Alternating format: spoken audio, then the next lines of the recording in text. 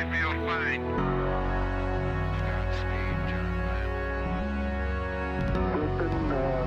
Tranquility Base here. The Eagle has landed. Rocket Tranquility, we copy you on the ground. New possibilities are opening up for scientific cooperation between countries. 1-0-0. Liftoff. Americans return to space as Discovery clears the tower. Discovery, go and throttle up. Discovery, roger. Go for deploy. And everybody in the shuttle program, the crew is go for launch. Roger. Nice to be in orbit. We have followed in their footsteps to get us where we are today.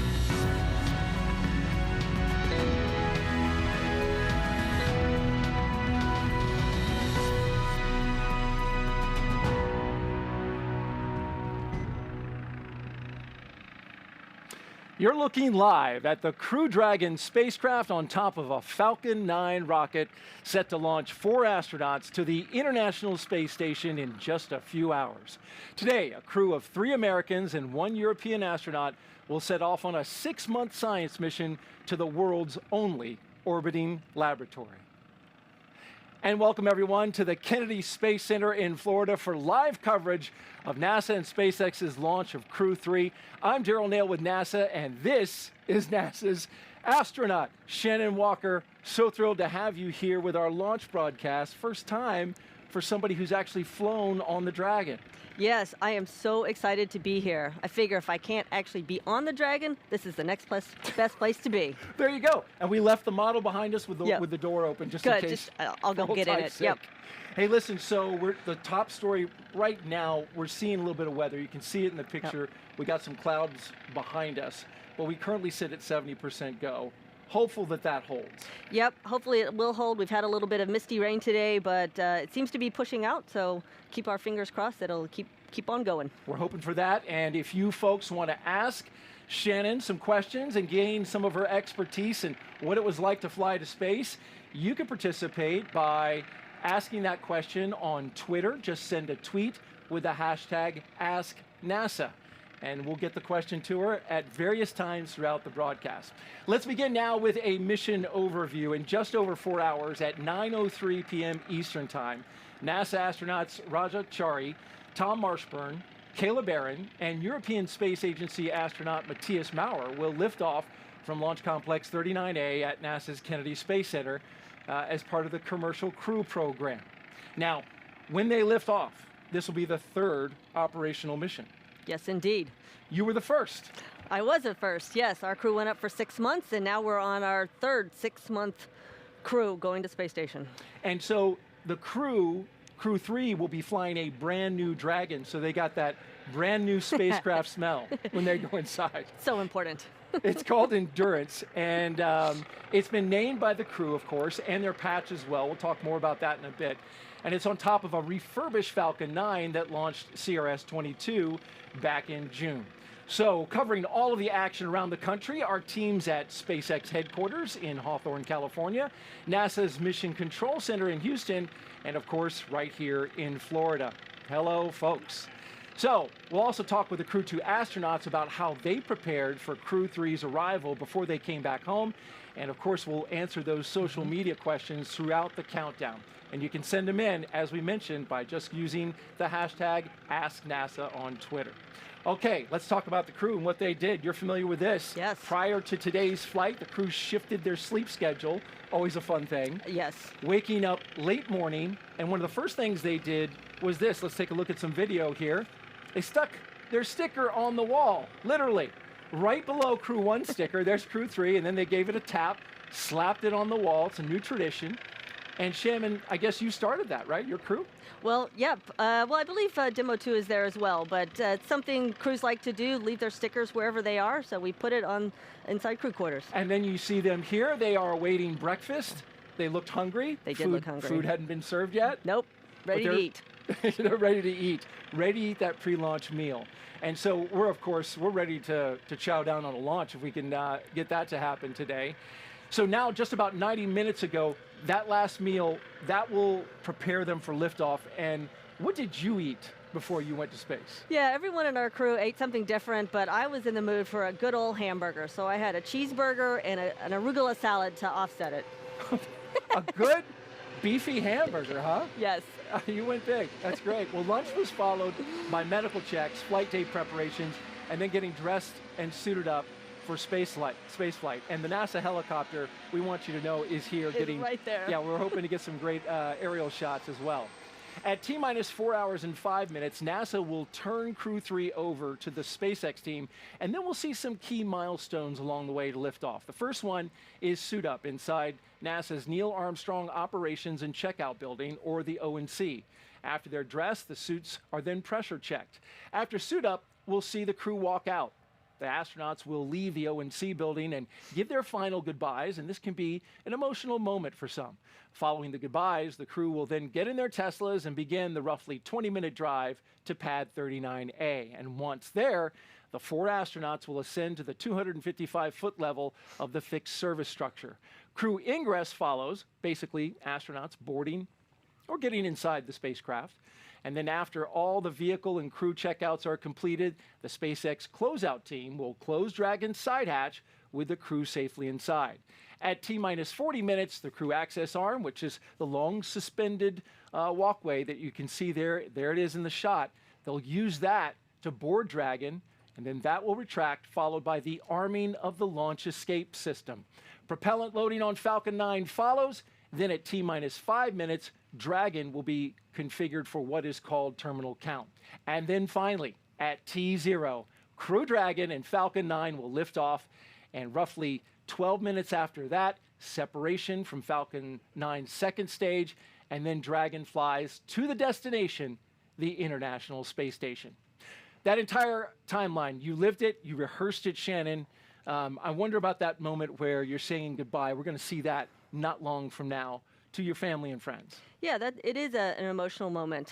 So everybody's here down wishing you well, but saying goodbye to your family, it's hard on both sides. All right. Well, we begin with crew suit up just a few minutes away, but we want to introduce our team at SpaceX headquarters in California to show us what's happening there. Courtney? Hello from SpaceX headquarters in Hawthorne, California. I'm NASA's Courtney Beasley, and thank you for joining us live for the 4th flight of astronauts on Crew Dragon to the International Space Station.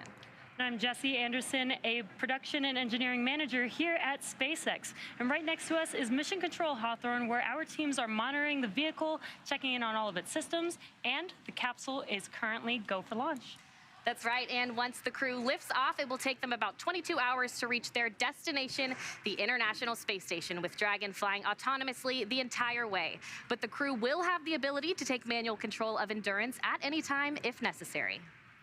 To help make sure the crew has a safe journey, our team in Mission Control will be monitoring their progress along the way.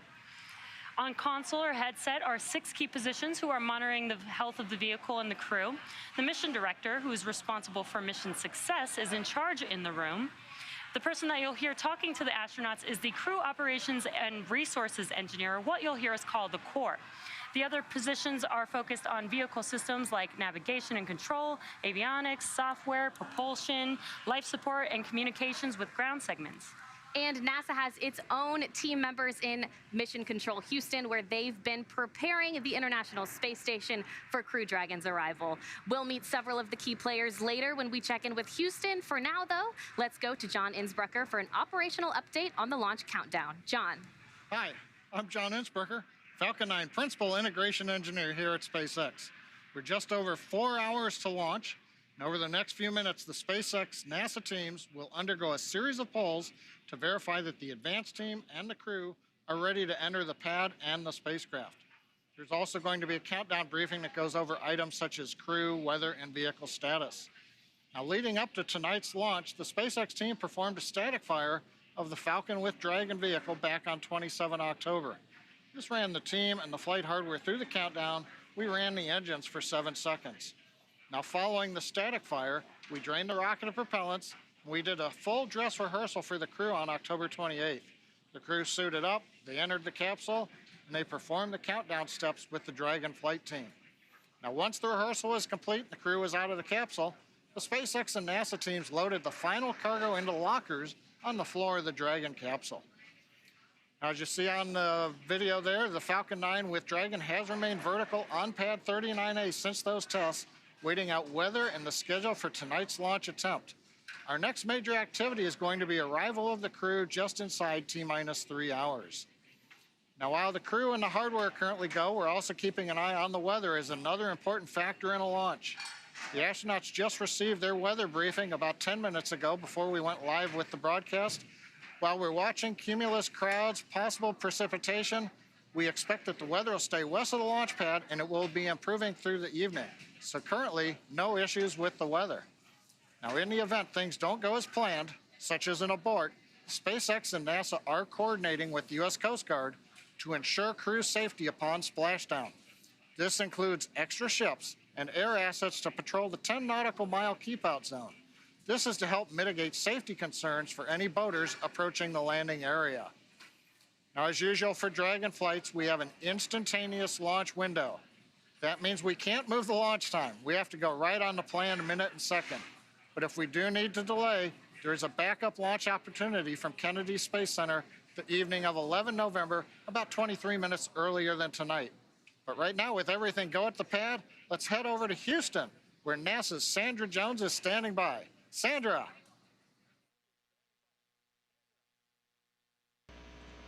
Thanks, John, and welcome to Mission Control Houston. You're inside the International Space Station Flight Control Room in Houston, Texas at NASA's Johnson Space Center. Mission Control Houston is the nerve center for operating the International Space Station, working in tandem with our partner agencies and providers around the globe. Together, we've ensured the station is ready to welcome Crew 3 as the 4 astronauts arrive and join the current Expedition 66 crew. Leading the team inside the room right now is Flight Director Rebecca Wingfield, as the crew on board station has just entered their sleep period to prepare to support approach monitoring tomorrow.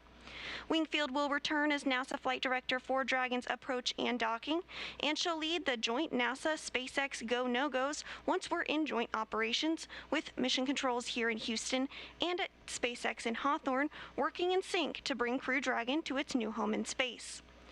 Earlier today, the International Space Station's Russian Progress 79 engines fired for 6 minutes 2 seconds at 2:15 p.m. Central Time in a planned maneuver to raise the altitude of station as a reboost, replacing a planned station maneuver next week designed to set up the correct phasing conditions for the launch of the Pre-Shal node module on November 24th and the launch of the Soyuz MS-20 spacecraft next month.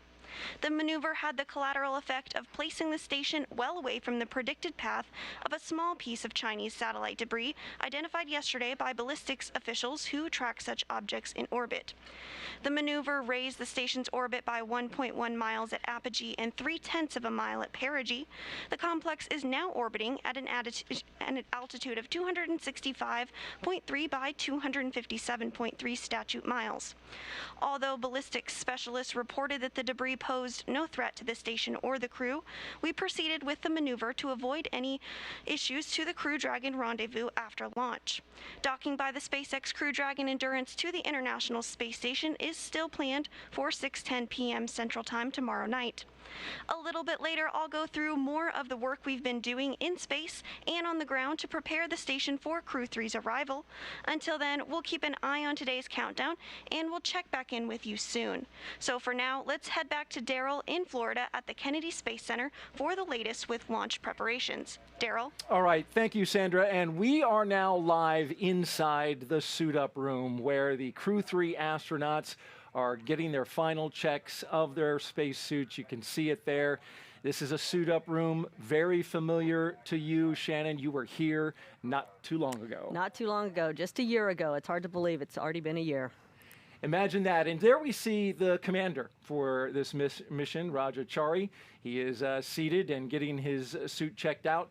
Tell me a little bit, Shannon, about this process. What all is going to happen as they sit there and the suit techs work on them? Yeah, so what they're doing is they're checking what we call the integrity of the suit. So it's 2 things they're looking for. They're looking for that the suit will hold pressure in case the astronauts need it in an emergency, and they're checking to make sure that the communication links inside the suit are working. And those suit techs, they all have numbers on their backs, and They are attending to the astronauts. Why are they all numbered? They're numbered so we can keep track of who is whom out there. Some of those suit techs will be going on to the launch pad to work with the technical teams at the launch pad, and so just so we can keep track of who is doing what where. And this is a very historic room, Shannon. Of course, astronauts have been suiting up here and getting checked out, since the Gemini program. Yes, indeed. It is historic. You can see some of the old equipment there in the background. We're not using it now, but we left it in there with SpaceX left it in there. So just to remind us of what our history is. It's a nice touch, along with the paintings on the wall and the pictures on the wall.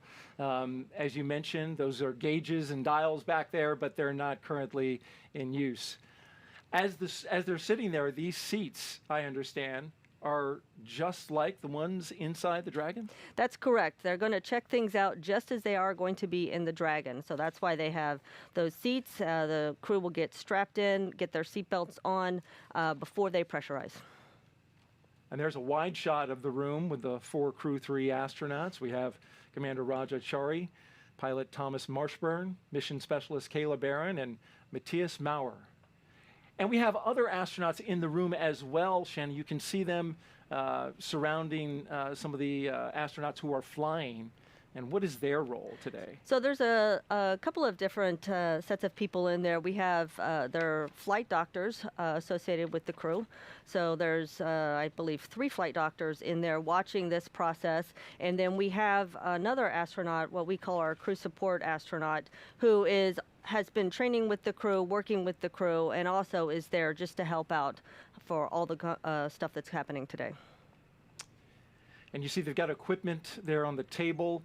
I imagine they're looking to check whether that suit pressurizes properly? Exactly. That equipment is exactly designed for that, to check the pressure and the communications. And it's not the only pressure check, right?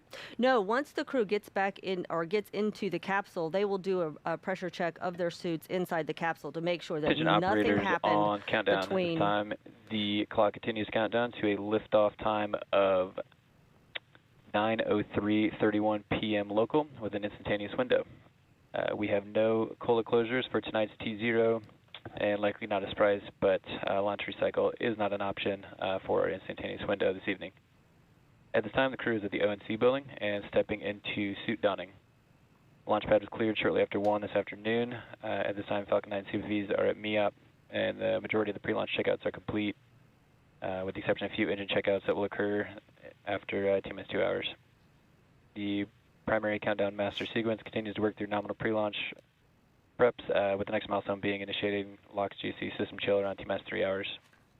One follow-up on the drone ship, which is watch item coming into today. The drone ship and the support boat Bob arrived on the landing zone with planning margin around T-minus 5 hours and 30 minutes, and are stepping into the final day of launch checkouts, and will be on station to support tonight's attempt.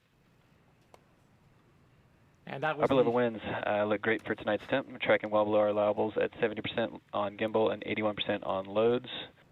And as briefed with the crew at T-minus 4 hours and 20 minutes, launch PV for this evening is at 30%, with primary watch items being cumulus cloud roll and flight through precip. Weather is forecast to improve throughout the evening, independent of what it looks like out the window at this time. There are no constraints to the performance of any sections of the Falcon or Dragon launch countdown procedures. And one note for all operators that 52.911 is open and to be utilized for any required crew contingency actions. For all operators in firing room 4 at KSC and those at MCCX main and support room, all 3 control rooms will go into a lockdown at T-minus 45 minutes, and all operators shall remain at their console monitoring their system and maintaining full focus while the launch escape system is armed. Please note, in the event of a scrub, that the launch escape system will remain armed until the completion of propellant offload. I will reiterate this note to the team around T-minus 1 hour. CE, can you please provide a status of Falcon 9 health? CE here. Falcon 9 is healthy, and we're tracking no issues that would preclude an on-time launch this evening. Thanks, sir.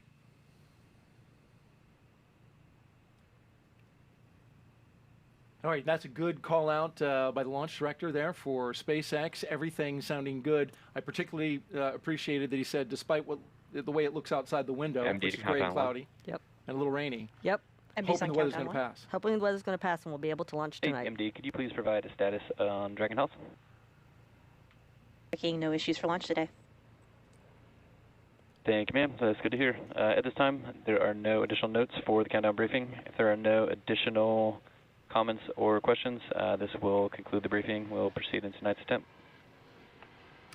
Really quick, want to note on the screen, number 23, that's astronaut Stephanie Wilson, who a veteran of LD out. Veteran of space shuttle flights. Yes, she's had 3 space shuttle flights, and she's been training as the backup to this crew. So she is the one that's there helping them out, being the astronaut most engaged with this particular crew. And she'll go all the way out to the pad, yes, right? Yes. It's a great shot of her there as she provides that support that's really important to the astronauts. It is important. It's really important to have somebody that knows what you're going through to lend a hand. This is the 3rd rotational crew to fly on a commercial spacecraft, and of course they bring a diverse set of experiences to today's flight. Let's break them all down. Crew Dragon Commander Rajachari, he's a colonel in the U.S. Air Force. He holds degrees in astronautical engineering and aeronautics. Chari is also a combat veteran, having flown the F-15E aircraft during CE, Operation MD on Rocky countdown Freedom. 1, comm check. CE, comm check. How do you read me? I got you 5x5. How many? You as well. And LD, MD on countdown 1, comm check. And LD, I have you 5x5. How many? Okay, great. Got you 5x5 as well. Thanks. Thank you. And we'll hear these communication checks throughout the launch broadcast, and we'll try to pause so that you can hear those. And oftentimes, they include some big milestones. We were talking about Rajachari. He actually deployed to the Korean Peninsula. As a test pilot, he has accumulated more than 2,500 hours of flight time in various military aircraft. Shannon, it's his first trip to space, and he's the commander. I know, that is actually quite unusual, but it's just a testament to all the experience he brought to the office and all the hard work he's been putting in getting trained up for this flight. Absolutely. Pilot Tom Marshburn is suiting up for his 3rd space flight. He's the veteran. He previously flew on the Space Shuttle Endeavour in STS-127 and on the Russian Soyuz in Expedition 3435 while helping assemble the International Space Station on STS-127. Marshburn performed 3 spacewalks totaling almost 19 hours. The North Carolina native holds degrees in physics and medicine, and Shannon, he's the Crew 3 pilot, and you were both in the same astronaut graduating class of 2004, I understand? We were, and it's really nice to be able to see some of my classmates going up into space. And he's got, he came from emergency medicine, so he's a good guy to have on board. He's a good guy to have on board, absolutely. Mission Specialist Kayla Barron is about to make her first trip to space. The Washington State native has degrees in nuclear engineering and systems engineering. As a submarine warfare officer, she was a member of the first class of women commissioned into the submarine community. And she deployed 3 times while serving aboard the USS Maine.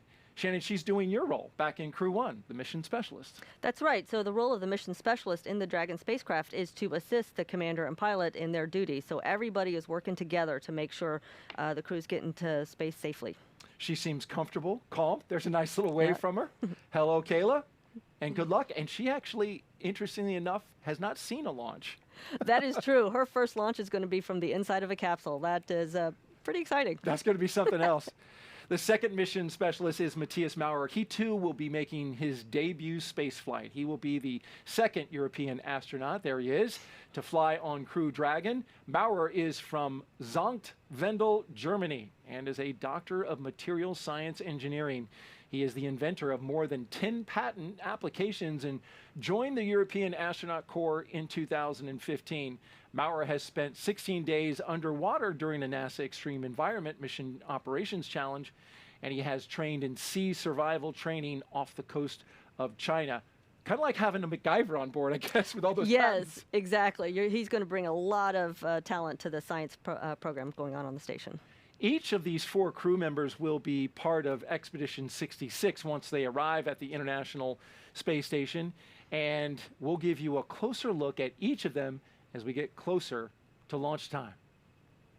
As the crews continue to work, when you're in this position and you're getting checked out, are you mainly focused on the task at hand, or do you allow yourself to kind of think about just what's about to happen in a few hours? I think all of it is going on. You're trying to enjoy the moment, but obviously you have a very serious job to do, so you think about that, so you sort of bounce back and forth and have all the emotions pretty much at the same time. I've heard that you know, sometimes, and in fact, Kayla Barron on a podcast recently said that she was in and out of these strong emotions, sometimes pinching herself, going, I can't believe that I'm going to do this. And then because you're training so much, you just kind of fall into that regimen of training, and it doesn't seem real. Exactly. That is what's so interesting about this, because you have trained so much, you've gone through all these procedures and processes, and then now is the actual one that's going to take you to orbit.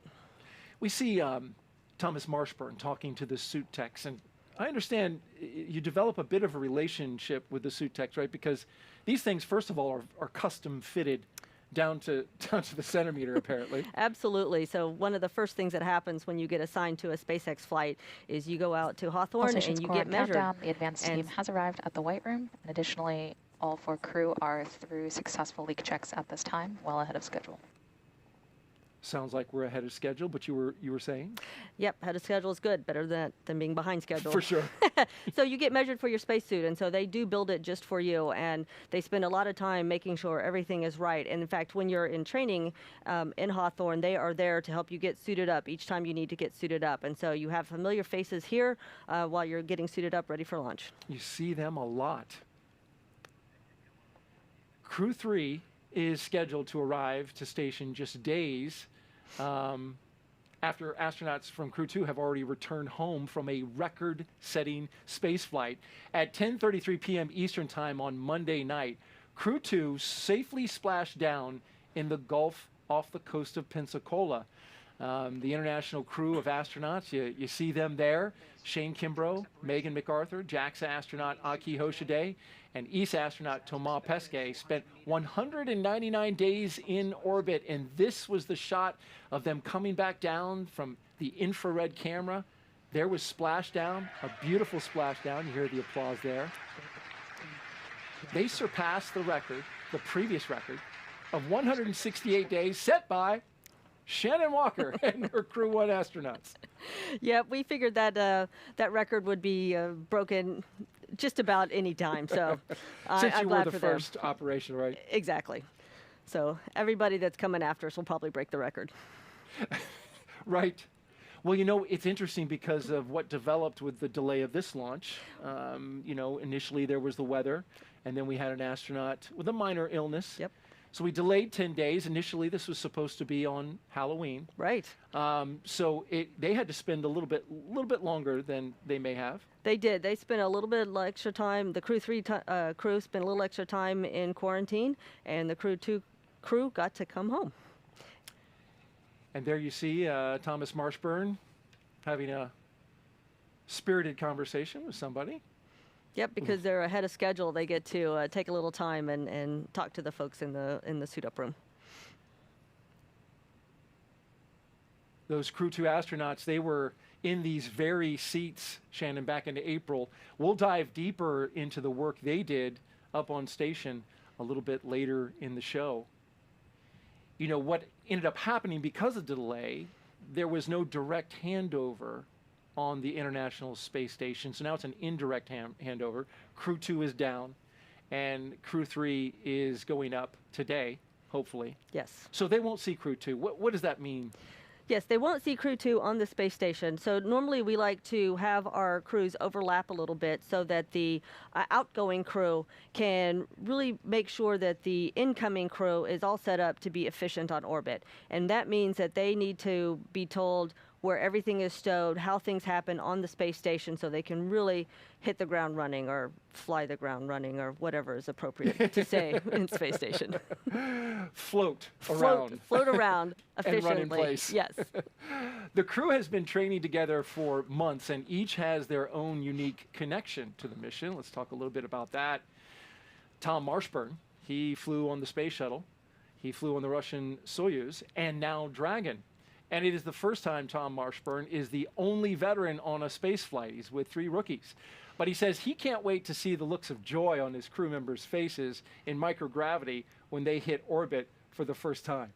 You got to see that. I got to see that. I was sitting next to Victor Glover, and it was his first ride into space, and so it was pretty exciting when he officially crossed the line and became a spacefaring astronaut. And who let him know that he crossed the line?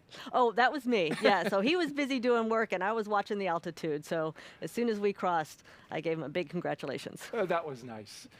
And so Rajachari, he's accumulated more than 2,000 hours of flight time, as we mentioned. He flew the F-35, F-15, F-16, the F-18.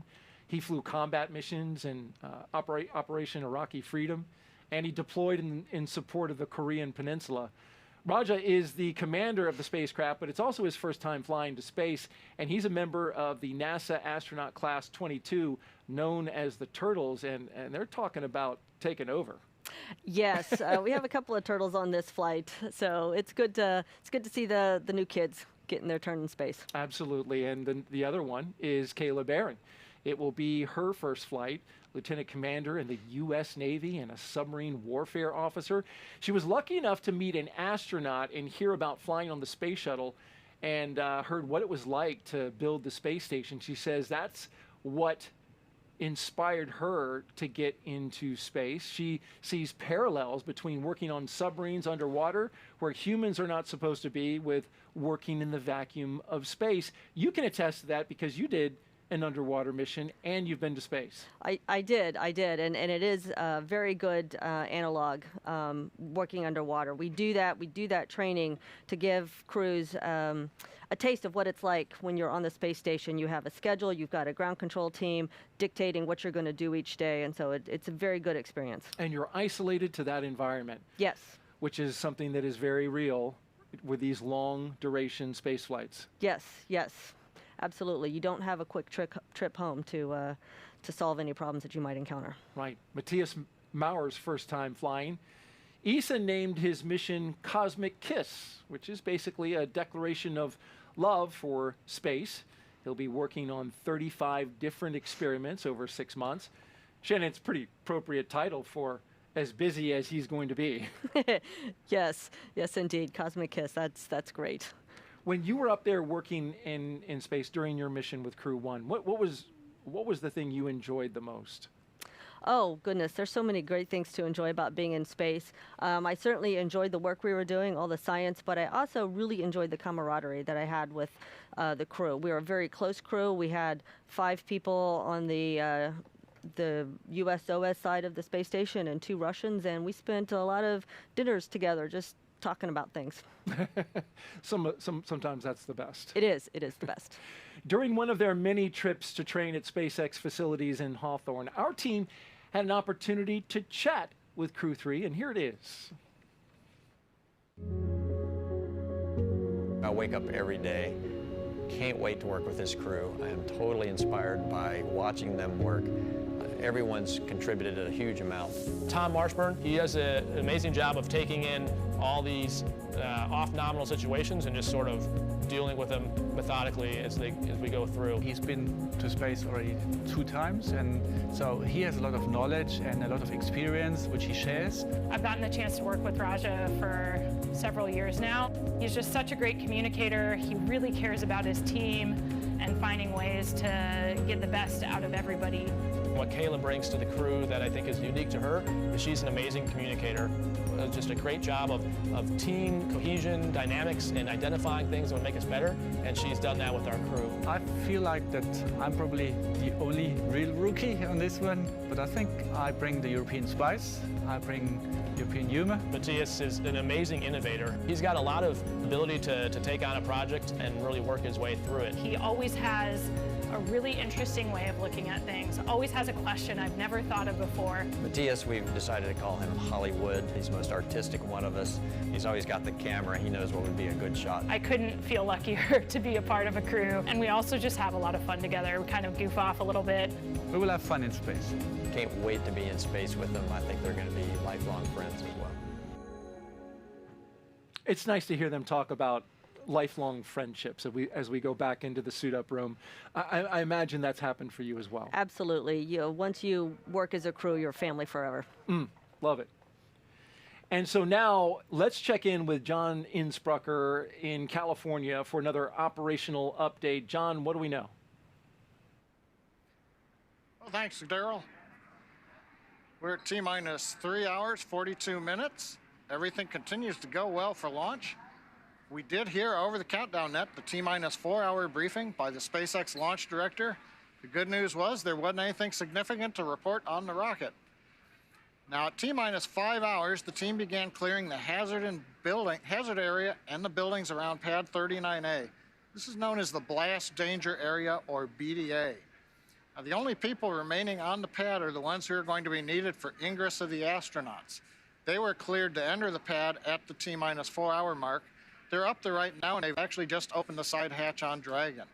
Now, crew arrival is expected to happen in about 40 minutes or so, just inside T-minus 3 hours.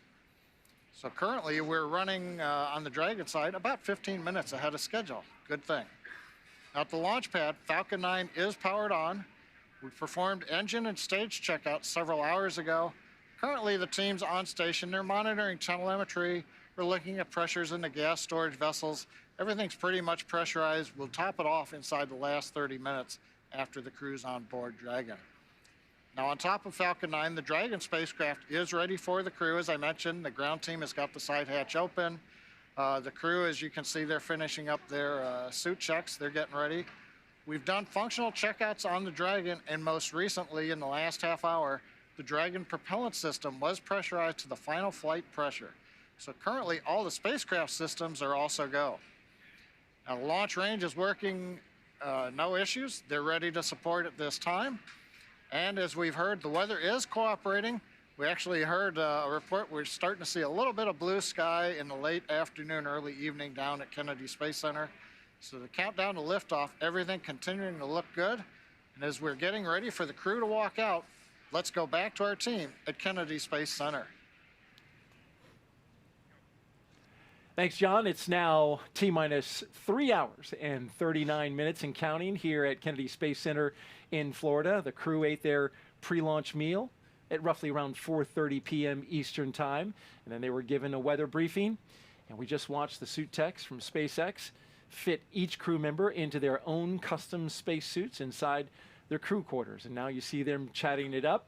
In a few minutes, at T-minus 3 hours and 25 minutes, the crew will be making their way out of this famed suit-up room, down the hall, into an elevator, down to the first floor, and then outside to be greeted by their families and a small group of well-wishers. And that will be before they head out to the pad. And the 3 Teslas are outside and ready to go. And that drive out, Shannon, what's that like? Oh, the drive out to the launch pad is pretty darn exciting because you know you are heading out to your rocket to go somewhere. To go somewhere is right. Yes. In space. In space. And so now All it looks stations like core on countdown. All 4 suit leak checks are complete with data collection successful. Okay, so the call out that the suit We've got checks good are suits. good. Yep. Yeah. Good okay. suits. That's a great sign. That's a good milestone. And you said you were noticing something about the tech on number 10 right there to the right of Rajachari. Yes, I was just noticing that he was actually on the ship with me for the crew to splashdown. So they are working hard getting everything done, getting a crew home and getting a crew into space. Wow, and that was just days ago. And you were on the boat too. I was on the boat too. You're working hard. We all work hard. We appreciate you being here after a long night. I know you were up well into the night and the morning on that. Now, there are 3 Teslas waiting to drive the crew out to Launch Complex 39A, and there they are under hazy skies. They'll be riding in the first car. Riding in the first car will be the suit techs and the spacecraft closeout lead. In the second Tesla, Commander Rajachari and pilot Tom Marshburn. They'll be sharing a ride with the NASA flight surgeon, a position Marshburn once held.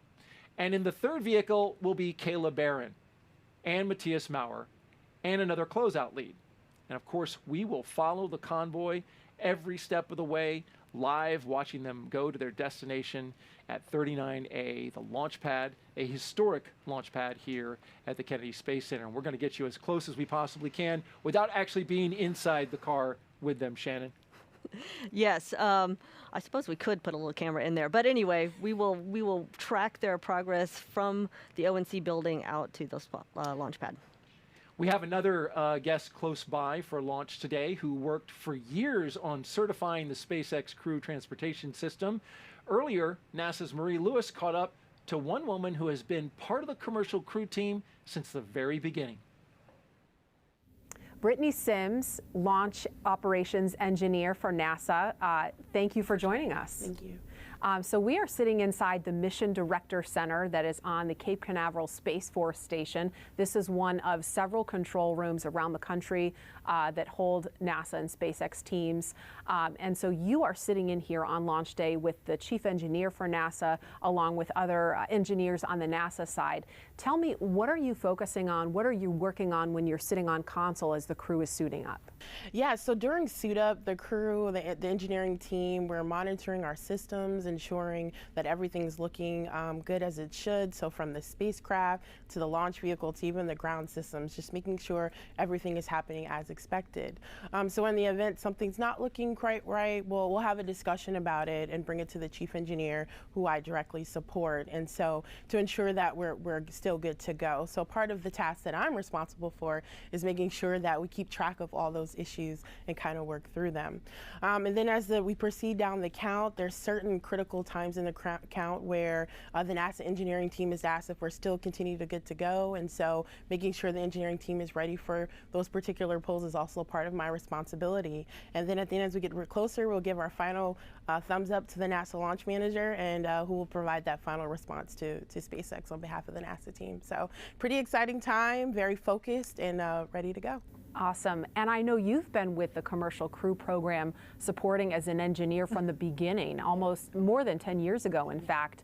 So, and you've had the opportunity to work here on console for every mission and watch every crew suit up. What is it like in here when you're working as part of that team and you're watching the crew suit up, when you've seen firsthand all of the work that's gone into certifying the SpaceX system? It's like a dream, you know. Sometimes I just want to pinch myself, because I remember when I first started very early in my NASA career supporting Commercial Crew Program, and it was really just a concept very early in development on paper, and now we're here sitting at another SpaceX launch as they're launching our astronauts to the International Space Station, and they're certified. So it's really exciting, you know, the fact that I was able to see it and see it where it was at in the very beginning, and now here still being a part of the team where it's operational. I just get even more excited to think about where are we going to go with these commercial partnerships in the future. Are there any superstitions or traditions that you have with the launch team in this room? I actually do. I wear a special pair of shoes since the very first mission, and I learned about this through the chief engineer, who wears a special jacket every time. And so, yeah, I have a special pair of shoes that I wear each mission, just to be a part of it, to make sure we're all successful, to add my part to it. Very nice. And I heard something about chili after launch. Yeah, this is a tradition all the way back from shuttle. I imagine they might have did it in Apollo 2, where after every successful launch, we'll have a cup of chili and a piece of cornbread when we walk out the door, celebrating our success for another mission. So yeah, it's pretty cool, pretty fantastic. Interesting. Well, yeah. I hope you get to enjoy that. And lastly, I want to ask you about, I know years ago you used to keep a photo of the first astronauts who were assigned to the Commercial Crew Program, the cadre they called them, the original 4. And 2 of them have since flown already on the SpaceX system, Doug Hurley and Bob Behnken. And you used to keep their photo in your cubicle at the operations and checkout building. Tell me why you kept that photo there. You know, there's 2 reasons. You know, looking at that photo first is just a reminder of the importance of what we're doing and who's on these vehicles, right? They're fathers, they're sons, they have families, and so they're entrusting us to get them there safely to their destination. And so it's a reminder to continue to always be vigilant in anything I do as I get to support this team. And so it was always important for me to have that photo there, because I've got an opportunity to interact with them prior to their flight. And then also the second part of it was also a reminder to the fact that that was my dream, to come to NASA and fly astronauts safely to wherever their destination is. And so it's a reminder that, you know, you honestly can accomplish anything you set your mind to, because I'm a living example, and I was able to do it, and I'm doing it here today. All right, Brittany Sims, launch engineer, best of luck to you and the team on this launch of the Crew 3 mission. Thank you so much. Thank you. All right, and there you see a live view as we head towards sunset here on the Florida coast, which is right about now. Right about now. It's getting dark. We don't see the sun, mind you. No. We see gray skies and clouds all around, but there's a look at it there with the iconic vehicle assembly building there. But these clouds, we're told, are hoping to clear a little bit. And I talked to our launch weather officer, Brian Sizik, with the 45th Space Wing. He says that these clouds are somewhat thin. The moisture is thin, and so there's some dry air in the mid-level area of the atmosphere that's kind of drying it out. So it doesn't look good, but in fact, very thin level of moisture up there with those clouds that you see on the screen right there. Yeah, having these types of clouds is the good kind of clouds we have. What we really want to avoid is lightning. We cannot launch when there's lightning around the launch Absolutely pad. right. And there are many criteria that govern exactly whether the spacecraft can launch through weather and the conditions of lightning, as Shannon mentioned. Those apparently, the only concerns we have in this are the cumulus cloud rule and flight through precipitation, right, which we hope will only be a 30% chance at the time of launch. Let's check in at the hallway and look at the beautiful art inside astronaut crew quarters. 23,000 square feet of crew quarters there, and they have dorm rooms that are very homey and comfortable. You've stayed there, Shannon, and you've seen that art. That's a nice touch that's just been added recently. It is a nice touch, and they have all different kinds of art that really cover the whole history of our space flight that we've done in this country. And so we've got various artists making their, donating stuff to us, which is really nice. And it's space-themed art, so it fits, the area. It certainly fits the location. And as you look there, you're looking at the backs of the Teslas that will drive out to the pad. You can see all three of them lined up and ready to go. And the folks to the right of the rope, family, friends, and some media as well. You can see they've got their umbrellas out, ready for a little mist, which continues to come down at the this LiO hour. seals have been removed, and installation of the LiO cartridge is complete. Ahead of T-minus 3 hours, 29 minutes. We are more than 15 minutes ahead of schedule. Again, ahead of schedule. That's a good thing. And I believe the license plate on that car in the back said "Send it," Send which it. is, I think, is how we all feel. Yes, indeed. Each time the Teslas seem to have a different license plate with another nice little message. They do. They do. I've seen quite a few, and they've all been great. Hey, how about we take a few questions on social that have come in? That'd be great. Kyle on Twitter asks, since 3 out of the 4 crew members are rookies, will NASA and SpaceX have the camera inside Crew Dragon turned on so we can see the astronauts' first reaction when they reach space and see Earth down below? I suspect that they will. We usually have the cameras on inside the capsule. The real question is, do we have the satellite link-ups to get that video feed back to the ground? A live video feed would be best, but I'm not sure we'll have that. But they do have cameras. And so the next question is from Mad Dog on Twitter, and she asks, I'm assuming that, why did SpaceX decide to reuse its booster but not its space capsule, which is brand new? Yeah, that's an interesting question. So as a general rule, SpaceX will reuse both boosters and capsules, and so a lot of it just has to do with the time that it takes to refurbish things versus getting new capsules built, so they will have more capsules in the future. Okay. Well, there's a beautiful shot outside with the clouds overhead. As light begins to dim, we've passed sunset here on the east coast of Florida, and a look out over the Atlantic where we still see a little bit of light.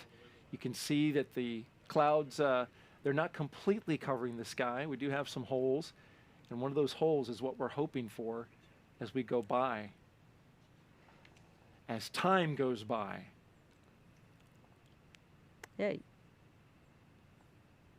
It'll be nice to see the astronauts when they walk through the walkway, the crew access arm that we see there, because by that time it will be completely dark And you Yes. can see them inside the Absolutely. walkway. You will have a good view of them going out to the launch pad, the crew access arm. Oh, love Let's that take view. another question. As we look out, the lights on the Crew Dragon and Falcon 9 rocket. The capsule named Endurance by the crew. And here's our question. Shannon, how can you compare the Gs when flying Soyuz versus Falcon 9 Dragon spacecraft? Oh, that's a very interesting question. For both spacecraft, the maximum amount of G load that you get is about 4.5 Gs. What's different between the two is the profile, when those G loads come on, when the Gs come on and when they go away. So on the Soyuz, you pretty much got up to a G peak of 4.5 and then it tailed off.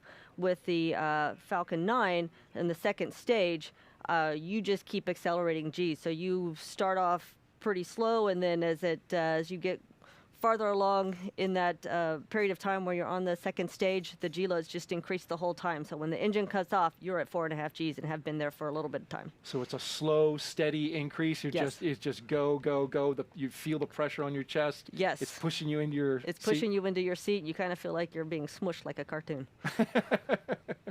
Like a cartoon. Well, but it's got to be an amazing experience when that engine cuts off. Absolutely. It is so fascinating when the engine cuts off, because all the vibrations and noise that you've been hearing goes away, and you know you are floating. Even though you're still strapped down into your seats, you know that you are floating. We have one more question we'll take from social media. And we appreciate, if you want to send your questions in, send them to #AskNASA on Twitter. And our next question, what do the astronauts do to keep morale boosted? Oh, well, I think in general, astronauts have pretty good morale because they know the end goal is a chance to go into space. But in times like this, when there's a lot of delays, it can kind of, your morale may lag a little bit, but you get to spend time with your families, you get to review the task ahead. So most of the time, they just stay focused. And it's interesting you mentioned that, the delay and what the crew did. We actually heard or got a note from the program manager of the commercial crew program who had received an email from Rajachari. And he expressed his appreciation for all the work that goes on behind the scenes for the commercial crew program to get ready for a launch like this. I know, Shannon, you can appreciate that. And he said that they've spent their time doing dry running the heck out of the EVAs that they're planning to do, and getting smarter about Dragon, so we hope that that will pay dividends in execution shortly.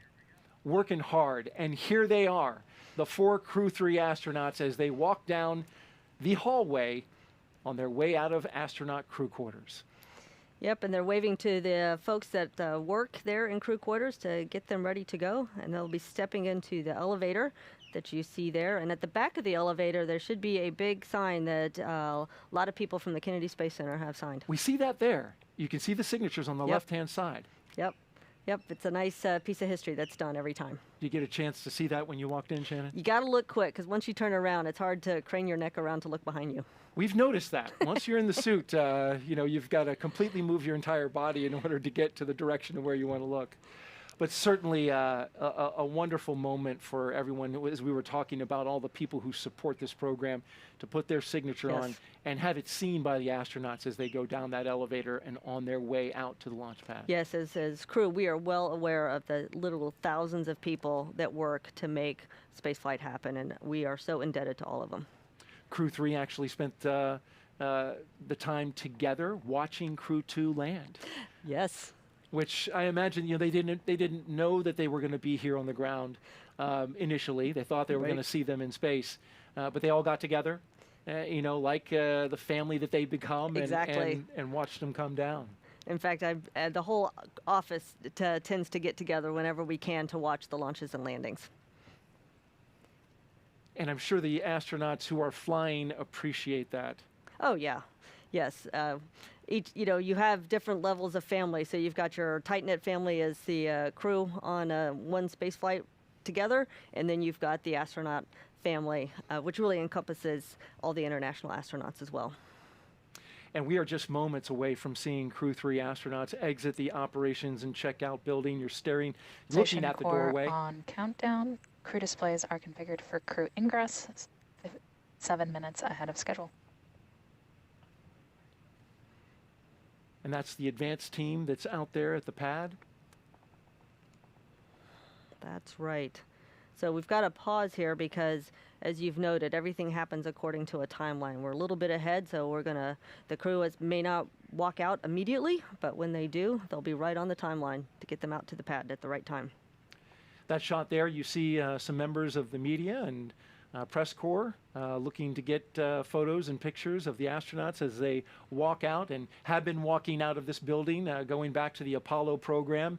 A sense of history, does that come over you as you are walking through, following the footsteps of some of the most amazing astronauts that have dared to go into space and accomplish these great achievements like going to the moon?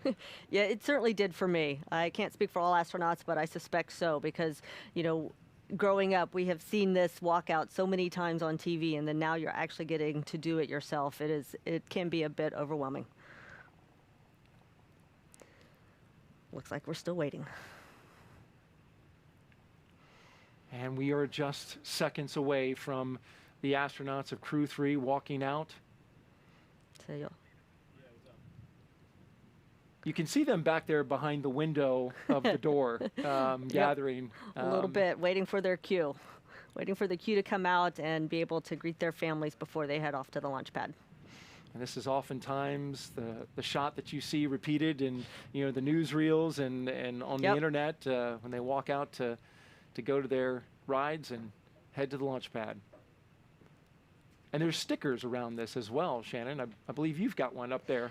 Yep, as mentioned before, crews like to put their stickers on just about anything they can. So just above the door, next to the NASA meatball there are stickers from each crew. I think yours is covering a little bit of the A on the end of NASA. Yeah, it's getting a little tight. It's getting a little crowded there, so we did the best we could. Here they come. And here they are, indeed. The Crew 3 astronauts taking their first steps outside before their journey to space. All stations, core on countdown, crew have walked out and are departing the O&C building.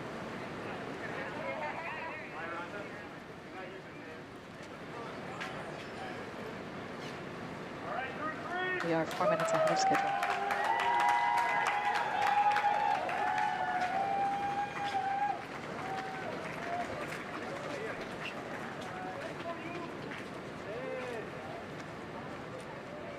So the suit techs had their umbrellas on hand and ready? Yep, you don't want to go to space with a wetsuit. Yeah.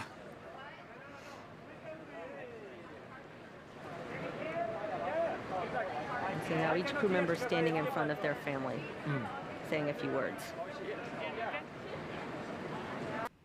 Keeping a safe distance? Yes.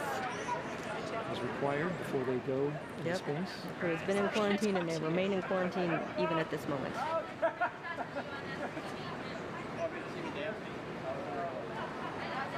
Some laughter and a lot of waving. I believe that's Matthias Maurer on the left-hand side. I think you're right.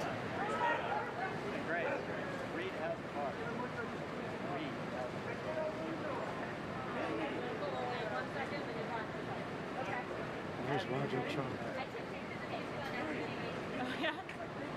Tapping his chest near his heart and blowing a kiss. Absolutely.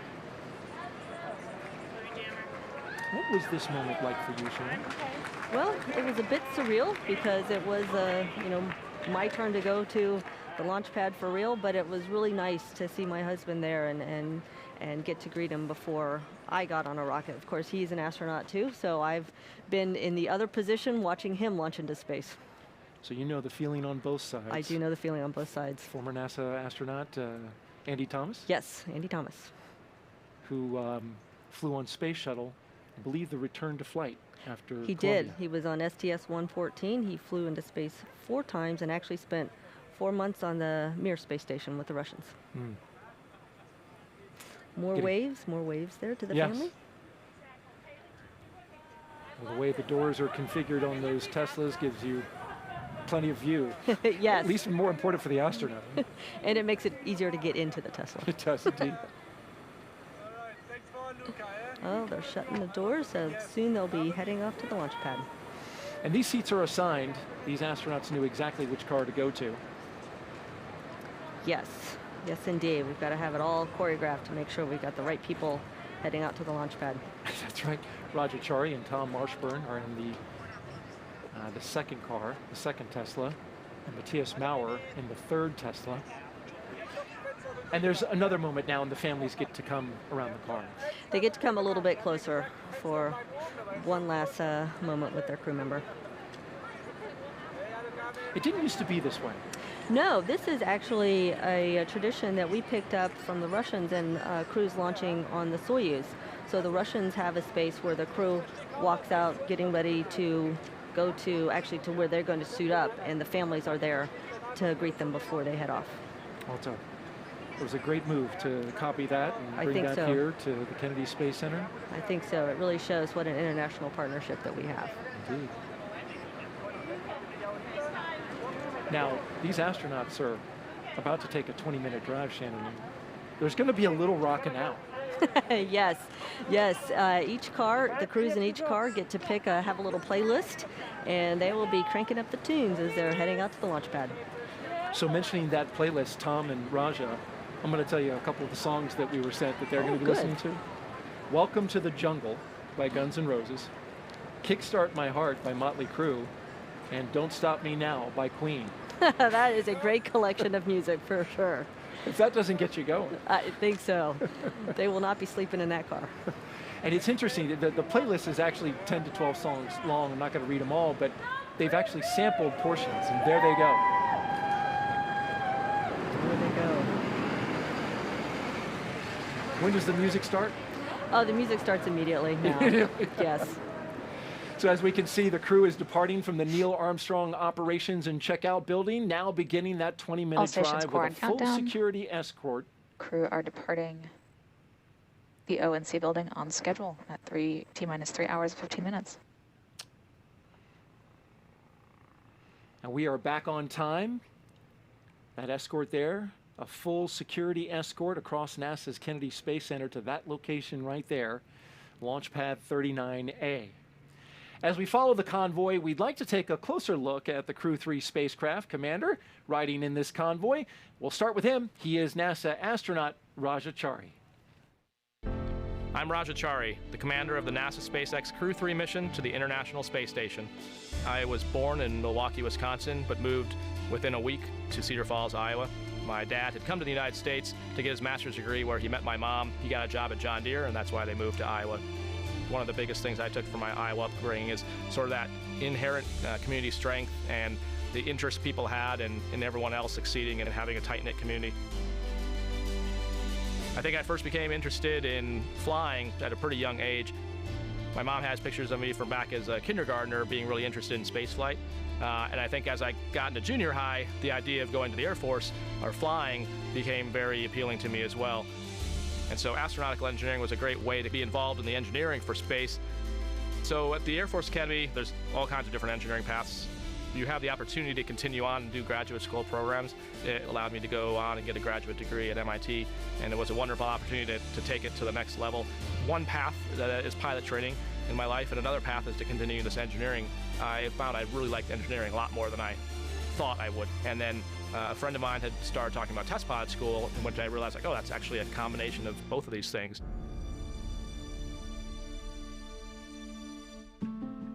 So for me, I think I first started thinking about the idea of being an astronaut was about the 2008 timeframe.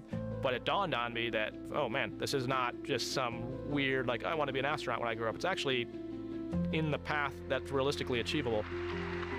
So what do you say? How about I introduce the 2017 astronaut candidates? Raja's a 39-year-old lieutenant colonel in the United States Air Force from Cedar Falls, Iowa. And so that was how I wound up on the path of applying. So on the SpaceX vehicle, my job as a commander is a fewfold.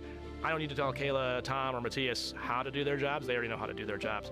It's really more a matter for that 1% of the time where something off nominal happened, what is the best split of resources of, what is the best interactions between those players to get the best result. And so managing those different pieces of the puzzle is really, I think, what the crew part of the commander job is. It's really mind-boggling when you think about how much effort it takes to put people in space and then to sustain them in space. I think what's cool and why I like NASA is none of those people are doing it for the money. They're doing it because they believe in the mission. They're doing it because they believe in solving humanity's problems and pushing exploration. That's the reason people are doing it. I think if anything, it's taught us that we as humans have this great ability to endure through just about anything. You just have to put your mind to it.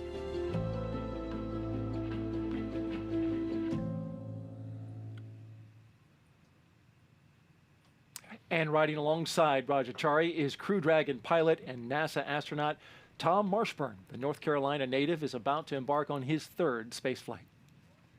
My name is Tom Marshburn. I'm the pilot of NASA's SpaceX Crew 3 mission to the International Space Station.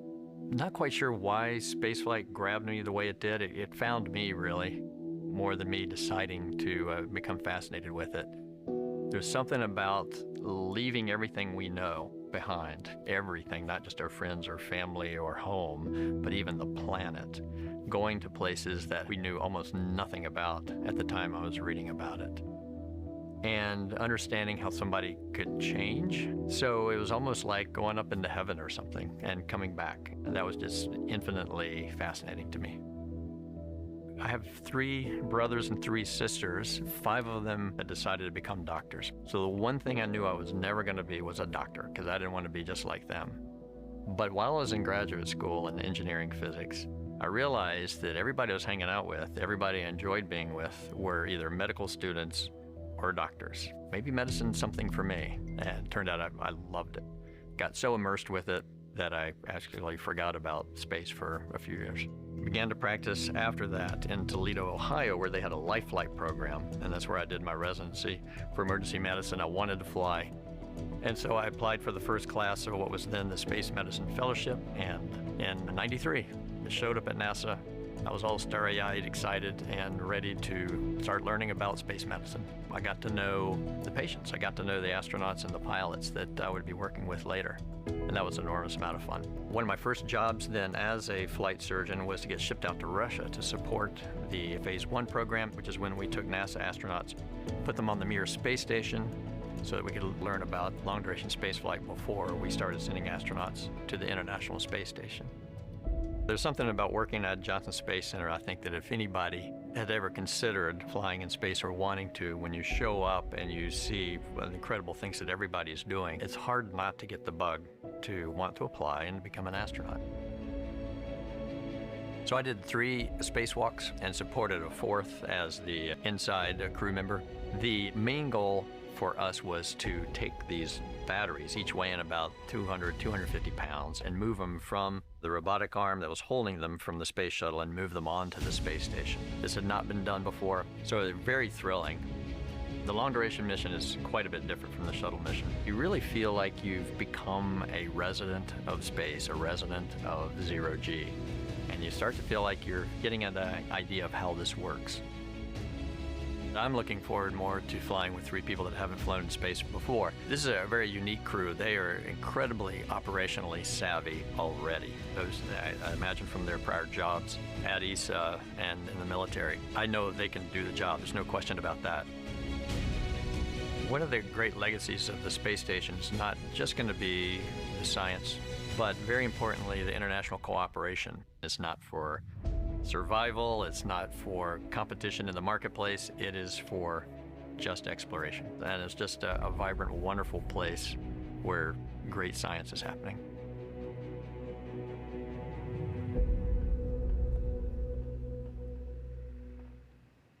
And there you see a live view of the Crew 3 astronauts making their way to the launch pad here at the Kennedy Space Center in Florida. You're watching coverage of the launch of Crew 3. Just 3 hours and 7 minutes away from lifting off. And Shannon, you drove out at night just like these astronauts. You don't see a whole lot. Well, we were still a little bit daylight while I drove daylight. out because we launched right after sunset. So I could see a few people on the side of the road waving us on and cheering for us. It was pretty special. I was just going to say, there are folks out lining the road now. We may not see them because of the darkness, but they're there to support. Yes, absolutely. It's a great feeling. One thing you didn't miss as it drove by was the vehicle assembly buildings. It's hard to miss. It's hard to miss that, even in the dim light that it's currently shining on it right now. But we are here in the middle of a wildlife refuge, and so you're not going to see a lot of city lights. You're not going to see a lot of infrastructure around that illuminates. But you can see the 3 Teslas being led by a Kennedy security vehicle out there out front. It's about a 20-minute drive. And they're getting ready to turn onto the road that goes right in front of the vehicle assembly building. We've got our helicopter up. We do, watching the action from above. That's good. Yeah. Watching the convoy as they go along. And as they drive by here, Shannon, 2 of our astronauts, Raja Chari and Kayla Barron, are part of the Artemis 18. As they drive by the VAB, they're well aware that there is a fully stacked Space Launch System rocket that is going to send an Orion spacecraft on a test flight to the moon. That's right. I know they're aware of it. They're probably not thinking about that right now, but they know it's there, and we are all looking forward to its launch early next year sometime. In fact, this camera angle is from on top of the VAB looking down 525 feet up. It's a huge building. It is one of the largest buildings in the world by volume. And there you can see it passing by the press site area. And yes, we can see them off to the right here. We can see them from our host desk position. Passing right by the VAB on the way to pad 39A. Now the crew convoy is approaching the pad and entering what is known as the blast danger area, or BDA. Before any pad technicians, engineers, or astronauts enter this area around the launch pad, the SpaceX and NASA teams have conducted internal go and no-go polls to make sure that the area is safe to enter. And on that ride is mission specialist Kayla Barron, riding along with Matthias Maurer. She has a unique background as a submarine warfare officer. She was a member of the first class of women commissioned into the submarine community, and this is her first trip to space. I'm Kayla Barron, a mission specialist for NASA's SpaceX Crew 3 mission to the International Space Station. I was born in Idaho. My family moved a lot when we were kids. We lived in Montana, Colorado, but for most of my middle school time and high school, lived in Washington State, in a town called Richland, which is in southeastern Washington. I'm the middle of 3 girls. My dad's an engineer, my mom's a math whiz and a runner. They always really raised us to be ourselves, which was really cool for me and my sisters to all kind of find our own paths. I knew that I would want to find ways to challenge myself and become a leader. That's how I first got interested in joining the military and ultimately got interested in attending the Naval Academy, where I studied control systems and robotics engineering. When I showed up at the Naval Academy, I thought I wanted to be a fighter pilot. And we have this really cool training between our sophomore and junior year. I kind of think of it at like the Navy's job fair. You go spend a week with every single major warfare community: surface ships, submarines, aviation. And when I got to go underway on a submarine, I just felt like this is where I belong. It's not for everyone. It's kind of a fascinating world. You develop your own little microcosm under the sea because you have to be able to provide everything you need to live and work safely and also accomplish a mission within your own crew. The time on my submarine was the most developmental period of my life for a lot of reasons, but especially because of the operational experience and operational teamwork I got to do while we were underway when we were deployed. I actually never even thought about becoming an astronaut until after serving on a submarine. For me, it was all those parallels that really inspired me to want to apply and to believe that I even could. All right, NASA family and friends, our first astronaut, Kayla Barron. I found out that I was officially on Crew 3 when I was on my way to the Neutral Buoyancy Lab for spacewalk training. And I got a text from the chief of the office, and he said, if you're awake, give me a call. So I gave him a call on my way into work, and he said, Kayla, you're on Crew 3. And I was just so excited. Crew 3 is just such an amazing group of people. It's a really special crew because I think everybody brings a really unique perspective and different background, and so there's always something to learn. And whenever we're faced with a problem or have a decision to make, it's really interesting to see the different perspectives and how together we make better decisions and come up with more interesting solutions. I just feel super lucky to be with people who all have such diverse perspectives and experiences, but have really learned how to mesh and work together as a team. I definitely would want to thank my family for supporting me on this journey. They've always been there for me and pushed me to chase my dreams and been super supportive every time I stumble or fall, helping me get back up and try again. Without them, to hold me accountable, to push me, I definitely wouldn't be standing here today.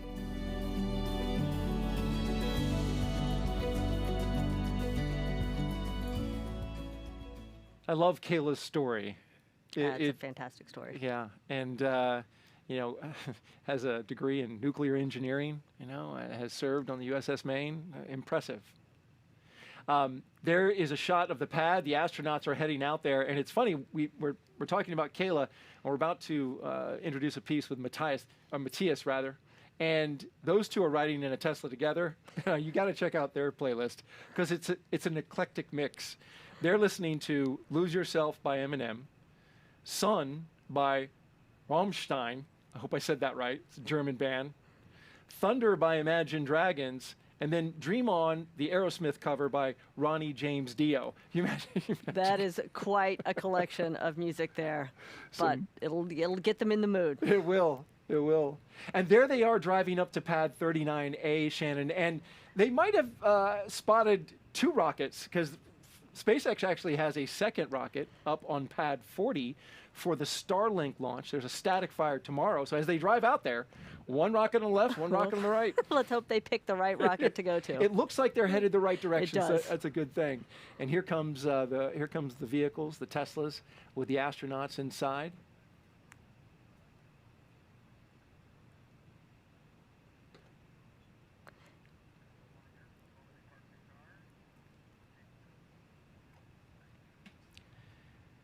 All stations core on countdown. Crew have arrived at the pad 5 minutes ahead of schedule. So they're going to pull the cars around and park right at the base of the launch structure there. Pull right up to the pad. Right up to the pad. Was it this close for shuttle and Apollo, would you know, in terms of the vehicle getting access there to the pad? I believe it was. Now, I did not fly on the shuttle, so I can't tell you for sure, but I believe they did bring the bus that was carrying the crew out there right up close to the launch pad as well.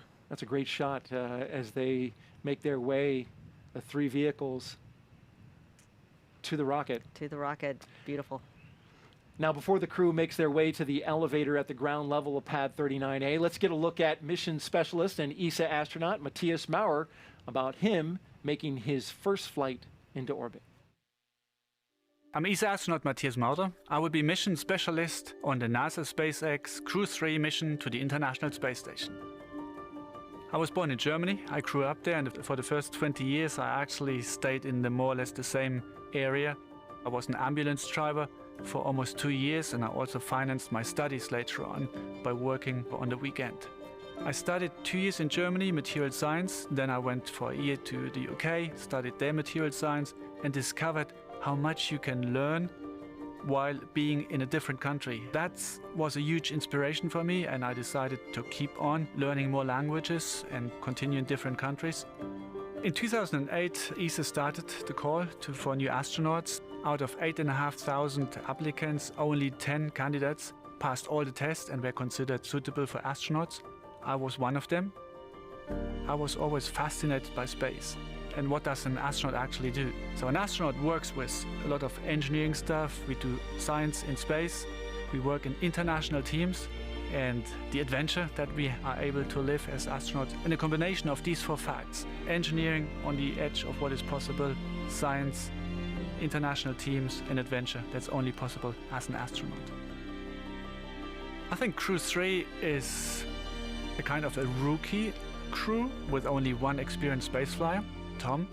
But on the other hand, I don't feel like that we are rookies at all. Raja has a huge background in flying. Kayla, she has a huge background in working in a very difficult and highly technical environment.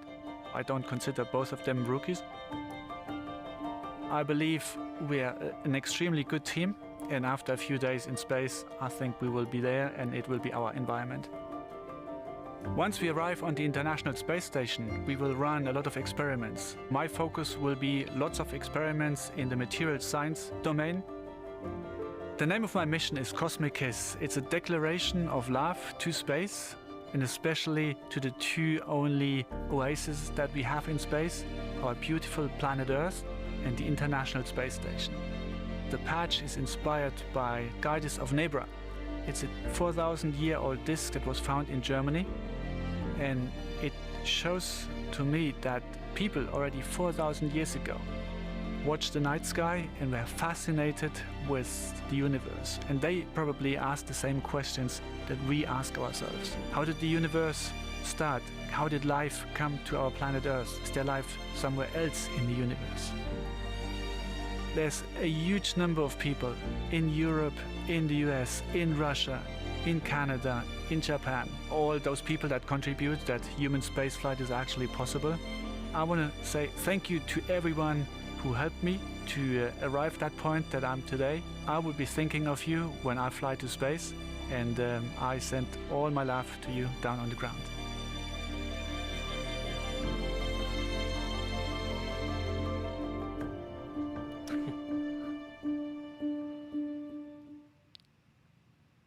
Great hearing from Matthias Maurer, especially is inspiring how he worked as a paramedic to pay for his schooling on the weekends. Such a diverse background, which is what we need as astronauts. We need people with all kinds of skills. So true.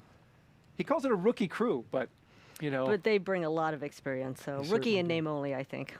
We're looking live now at the base of Launch Complex 39A, the base of the launch pad itself. Those elevators, the same elevators that took space shuttle astronauts up to the top of the launch tower. And we're expecting an announcement any moment now that the crew is on the pad. We'll see them walk up to those elevators, but oftentimes it's interrupted, maybe it's planned, by a little look up at the rocket.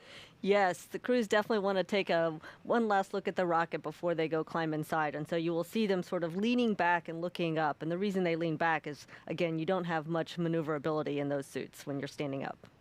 Not a lot of maneuverability, but a lot of protection should something happen in space. Absolutely.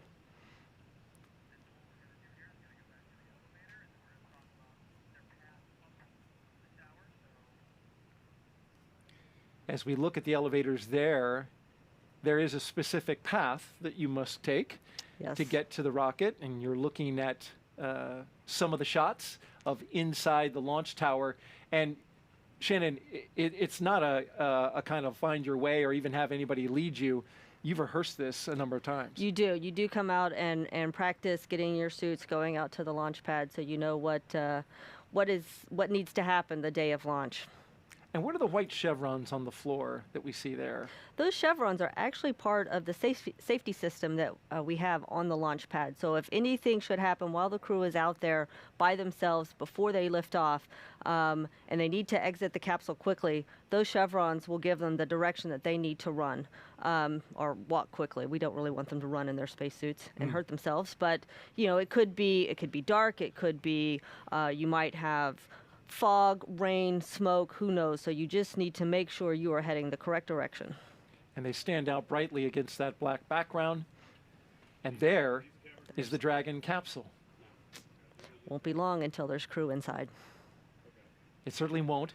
And you can see the The systems that are connected inside, those are temporary until they get them sealed up. That's right. So you've got that hose going in there is providing some air circulation to keep everything temperate for the crew. And once they're inside, then the crew will hook up to the systems of the Dragon, and they will get air flowing through their suits. Very good. They pre-chill the engines with fuel, and they also pre-chill, now I know, the capsule. They pre-chill the capsule, absolutely. It's called the White Room, that area right there, and there's a lot of history behind that room as well. Yes, that is the room that all the shuttle astronauts were in before they stepped into the shuttle for their flight, and so we have the same White Room in use for the Dragon flights. And once again, we're back at the base of the launch pad with the elevators, and we should see the astronauts walking in at any moment now. Yes, any moment. What's interesting about the trip up for the Dragon versus the shuttle is actually, the ingress was a little bit lower down than we have for the Dragon. So you'll see after they step out of the elevators, the crew actually has to go up a flight of stairs. Look, I see one of the crew members and right there now. Comes the first two astronauts. Looks like Commander they're gonna... Raja Chari and pilot Tom Marshburn. Yep, and it looks like they are going to take a look at the rocket. There they are, bending back, looking up. Having a little chat as they look.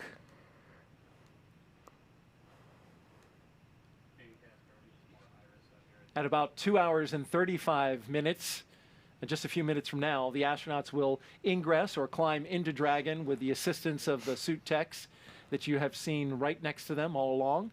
They'll help them get buckled in. Getting a nice good gaze, Yes, looking up. good look. So now they're heading to the elevators for their trip to the top. It is nightfall here at the Kennedy Space Center, and we had clouds earlier on. It's a little harder to see, but the misty rain that was coming down earlier, Shannon, and managed to blow in here on the host desk a little bit, that stopped, and that's a good sign. It is a good sign that the rain has stopped.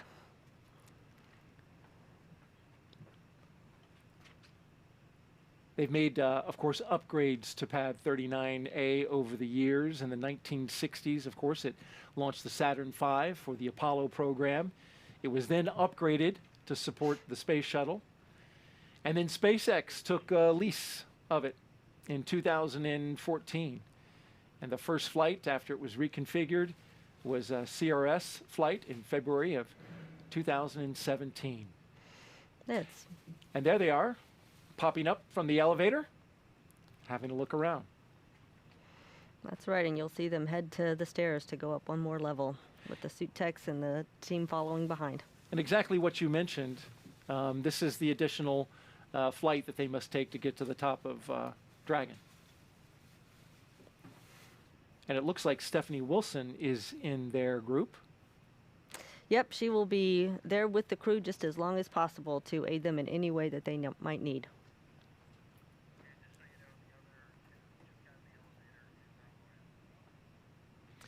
The mission specialists, I understand now, are also in the elevator and headed on their way up. And in this particular view, Shannon, we know that there's a telephone there to the right of the pathway. That's right. So when they're up at the top of the launch pad, the crew will actually get an opportunity to call their families. And so someone's got the phone numbers, they'll be dialing for the crew and hand the phone over to the crew member. And I have to say, it's a little bit hard to hear because you've got that helmet around you, so it's not like you can get the phone right up to your ear. And it's got big buttons. You showed me a picture on your phone. Yes. I appreciate, maybe it's if for those who have gloves on, still manage to punch them. Exactly. We want to make sure those phone calls happen. This is a split screen view that we just saw as you see the mission specialists, Caleb Barron and Matthias Maurer, making his way up the steps there, and they are all gathered now on that 255-foot level of 39A. Yes, and so they're waiting either for the phone calls or for their cue that it's actually time to ingress the capsule. And now that we're here at the launch pad and at the top, it's a good time to introduce you to the team that would lead a rescue operation in the case of an emergency. Let's take a look. Safety is critical. We're in the business of launching people into space, and it is a dangerous job, and we want to make sure that the people who are going on the rocket know that their lives are in good hands. My role is to make sure all ground operations run smoothly. We take human spaceflight safety very seriously, and we are ready to jump in at a moment's notice with a team of fire rescue, decontamination, triage, and medevac forces ready to respond at a moment's notice. We're there as a specially trained group of folks because these people are inside the blast danger area. And it's called that because they're operating next to a fully fueled rocket. NASA prides itself on putting safety first and foremost, and we've got a great record of that. The fulfillment that comes from seeing that rocket lift off the pad, there's no feeling like it.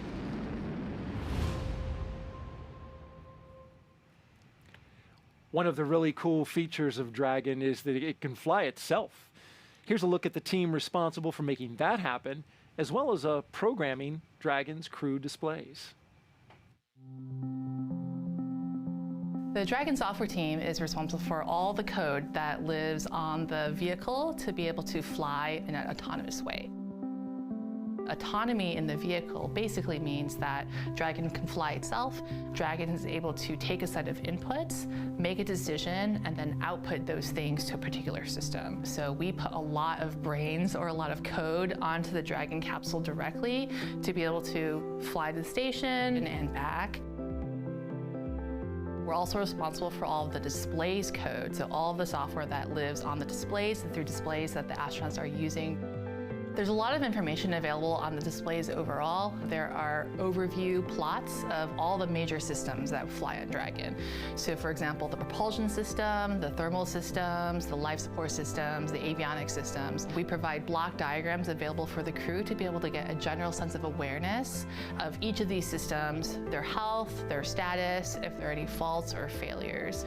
So we write all of the code, and then we also validate it and test it to make sure that it works in the ways that we expect before launch. It's fascinating the effort that goes into making that software. And there's a view inside the crew access arm, Raja Chari, Tom Marshburn, as they make their way looking out the windows towards their spacecraft. It's a great shot inside that. That is a great shot. That access arm. And there they are approaching the end. The capsule's Well, just white off to their room, left. Right? Yep. There's a white little room. tradition that happens inside there. Yes, we will sign the wall of the white room. Got to make our mark. And they're starting to do that there and getting a little guidance from one of the closeout techs. All stations If you're core just on joining countdown. us, Pilot and commander have arrived at the White Room. We are 10 minutes ahead of schedule. the announcement of arrival. If you're just joining us, you are watching live coverage of NASA's SpaceX mission known as Crew 3. Good evening and welcome to the Kennedy Space Center here in Florida. I'm Daryl Nail, along with a recent passenger aboard a SpaceX Crew Dragon, NASA astronaut Shannon Walker. Thank you for being here. Absolutely. I am so excited to be here tonight. You've given us some great insight. And not only that, I get to watch a launch with an astronaut, which is pretty cool. I get to watch a launch too, so it's all good. It's all working out. So we are watching the first two astronauts get ready to board, and there's been some mist out there, so we got to dry off the helmets. Yes, yes. As I said previously, you don't want to have a wetsuit when you get into the capsule. So the suit techs there will make sure that everything is just right before the crew gets inside. And it's a bit of a maneuver to get inside, Shannon, that you practice, and we're about to see that. Yeah, you'll see that the astronaut has to carefully bend down and step over the hatchway. They do this for a couple of reasons. One, obviously you don't want to hit your head on the capsule going inside. You don't want to hurt your helmet at all. And then two, you don't want to nick the seals on that hatchway because you need those seals to work properly to maintain pressure inside the capsule. And we just saw Raja step inside, and next up is Tom. And it's they're carefully placed inside. I saw one of the techs, hold him up, say, well, hold on. Right, right. We do this just so the choreography needs to be just right. So Raja's getting settled inside. He will be followed by Tom. And then after that, you'll probably see the suit techs go inside and start assisting with the strapping of the seat belts. And good evening, Raja. I have you loud and clear. Welcome to Endurance. All right, for now, let's... I got you loud and clear as well. had a communication check there, and we'll watch Tom ingress to the Dragon capsule carefully. Watch your head. Yep, watch your head, watch the seals. As he goes inside and takes a seat right next to the commander, Rajachari. And for now, let's check back in with Jesse and Courtney back at SpaceX headquarters in Hawthorne, California. Jesse? Thanks, Daryl. Right now, we're watching the crew ingressing Dragon, which is just a spaceflight term for climbing aboard. Ingress is what we use when crew members are getting into a spacecraft or airlock, while egress means the opposite, they're exiting. Before climbing into the capsule today, the crew completed a Foreign Objects Debris Check, or FOD check. That means they themselves have to be inspected for any substance or debris that isn't supposed to be on them or their suits, which could potentially cause damage to Dragon. To help protect against debris, the crew has covers on their boots as well as their umbilical port on their suits that need to be removed before they can ingress. As you can see on your screen, they are now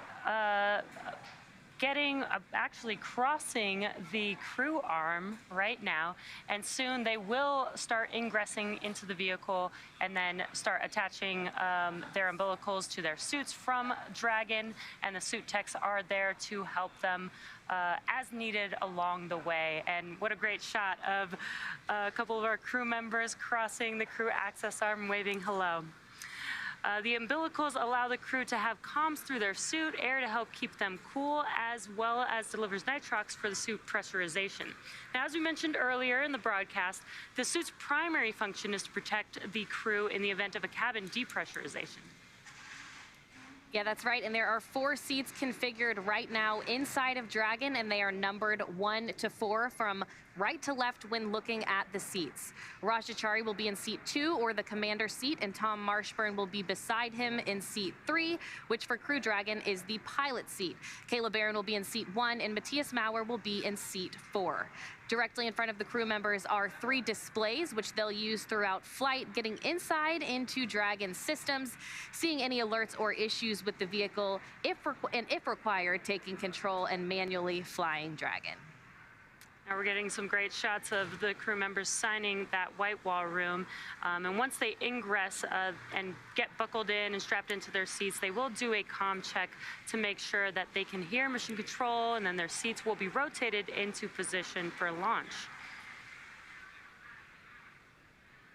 And the crew looks happy as ever as they're running through some of these final steps before climbing into Dragon. Again, this is really their last stop on Earth, right here in the White Room. Looks like they're trying to say hello to the camera there, saying hello to the world. Again, wiping off those helmets. There was a little bit of rain outside before they entered the building, so they just have to make sure that their suits are clean, their helmets are clean. They also have a protective layer on their boots that's taken off before they get inside of Dragon. You can almost think of it as if you just cleaned your floors and you have something on your shoes that you don't want to bring into your house, you would take those off at the back door. And that's basically some of those steps that they're running through right now. And as you mentioned, Courtney, you mentioned FOD, foreign object debris, even water. A foreign object debris is basically anything that is not supposed to be where we expect it to be, and that includes that water, that rain, any of the dirt while they were walking outside. So we want to make sure that we keep that outside of the Dragon capsule and keep that clean room environment inside of that SpaceX vehicle. Dragon, And getting a view now. C3 comm check.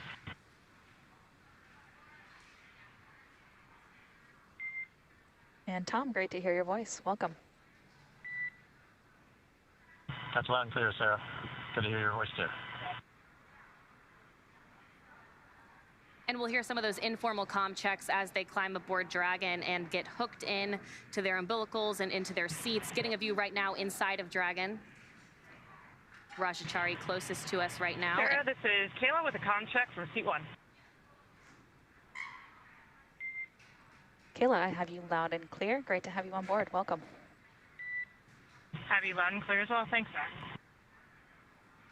And again, an informal comm check from Kayla Barron, mission specialist on this mission, and you just saw them already working on those displays, those gloves that they have touchscreen capabilities, so they're able to just get into their seats and get right to it. Yeah, it must be pretty exciting. As soon as they got into their seats, they started to check it out.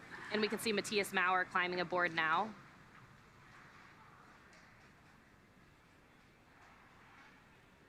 Again, Dragon is designed for up to 7 crew members, but today we only have 4 crew members, so it is configured for the 4 crew members on board Crew 3 today. But underneath their seats is where the extra 3 seats would be. Since we don't have them, we actually use that space underneath their seats for cargo. Yeah, and you'll actually get to see some of that cargo once those seats get rotated into launch position, which is one of those visual milestones that we'll run through. But right now we're standing by for some official comm checks from all of the crew. We've already heard some informal comm checks, the crew getting excited as they get into their seats, get hooked up to their umbilicals, those umbilicals, of course, providing air and comms through their suits. And these suits fit specifically to each astronaut, from the gloves to the top, the bottom, and the boots. Yeah, they are custom made, and we always say that it's basically an extension of the Dragon capsule because of how this is basically their own personal AC unit SpaceX Dragon, attached to seat them. 4, comm check is Matthias. Sarah, how do you read me?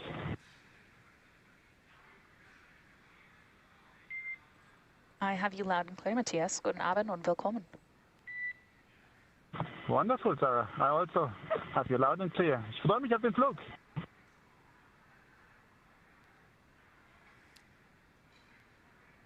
And another successful informal comm check from Matthias Maurer. Again, all 4 crew members of Crew 3 now inside Dragon. Yeah, and you can see the suit techs are there helping them get strapped in. This is a 5-point harness buckling them into their seats. Looks like Rajachari and Tom Marshburn are already buckled in as Matthias and Kayla finish up getting connected to their umbilicals and get their harnesses buckled up.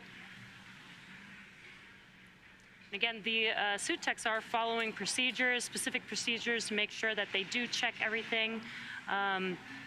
And once the crew members are all buckled in, they'll also check around the cabin and make sure that the cargo is packed away exactly how they planned, make sure that there are no loose objects inside of the cabin, and finishing out their closeout procedures before they close the hatch. One of the things we've mentioned several times are those umbilicals that they get hooked into once they're seated. Those umbilicals allow the crew to receive communications through their suit. They also provide air to help keep them cool and comfortable, as well as delivering nitrox for suit pressurization. Of course, these suits' primary function is to protect the crew in the unlikely event of a cabin depressurization.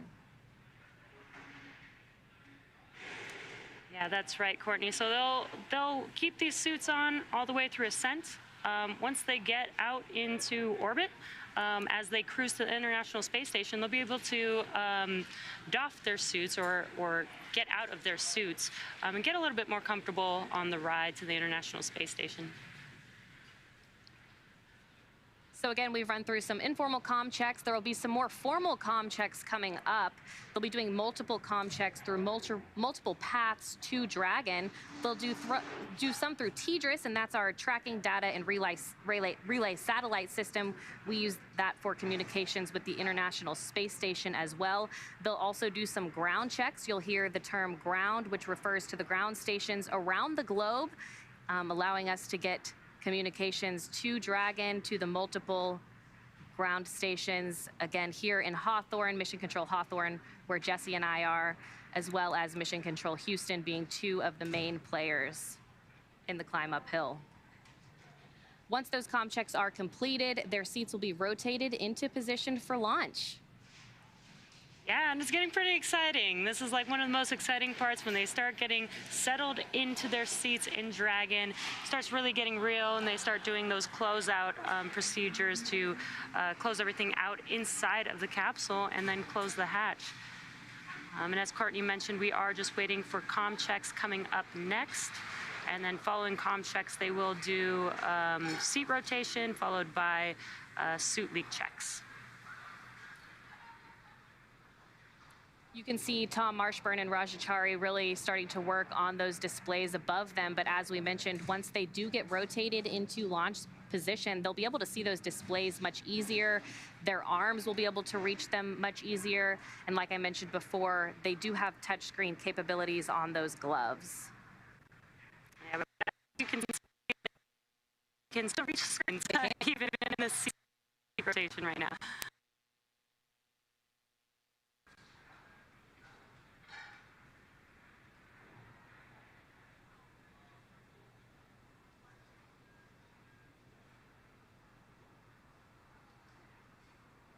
So if you're just joining us, the crew already arrived at pad 39A. They walked down the crew access arm to where they are now inside of Dragon. Of course, they made that stop in the White Room. They got to sign the wall before climbing in. They also did a FOD check, or foreign objects debris check, to make sure they weren't bringing anything that could potentially harm Dragon or them on their climb uphill to the International Space Station. Getting views now inside of Dragon. Commander Rajachari closest to us, Tom Marshburn to the right of him on your screen right now, giving a thumbs up.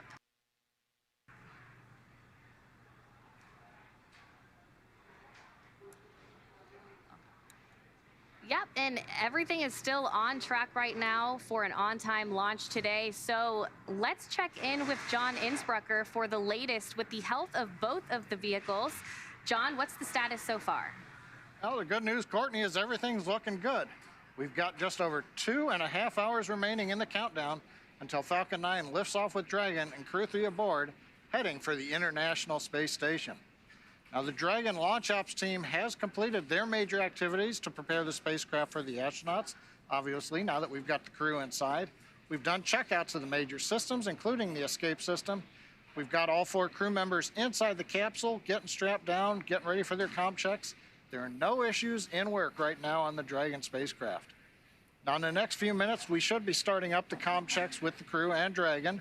We heard the informal ones as each member got hooked up, but there are 3 sets of comm checks that get done. As Courtney mentioned, the first one is the umbilical comm checks. That's essentially a hardline harness that's attached from the ground up through the launch tower into the Dragon capsule, right to the spacesuits. Then we'll do a check with the ground station. That's essentially where we bring up a SpaceX ground station here on Earth, and we talk to the crew through the radio frequency link. And then lastly, when we're on orbit, we will also use the NASA tracking and data relay satellites called TDRS.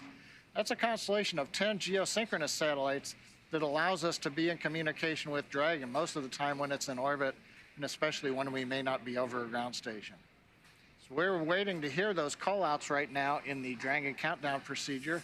And once they're complete, then we'll move on into the next steps, which is essentially getting the crew into launch configuration and backing the ground support team out of the capsule.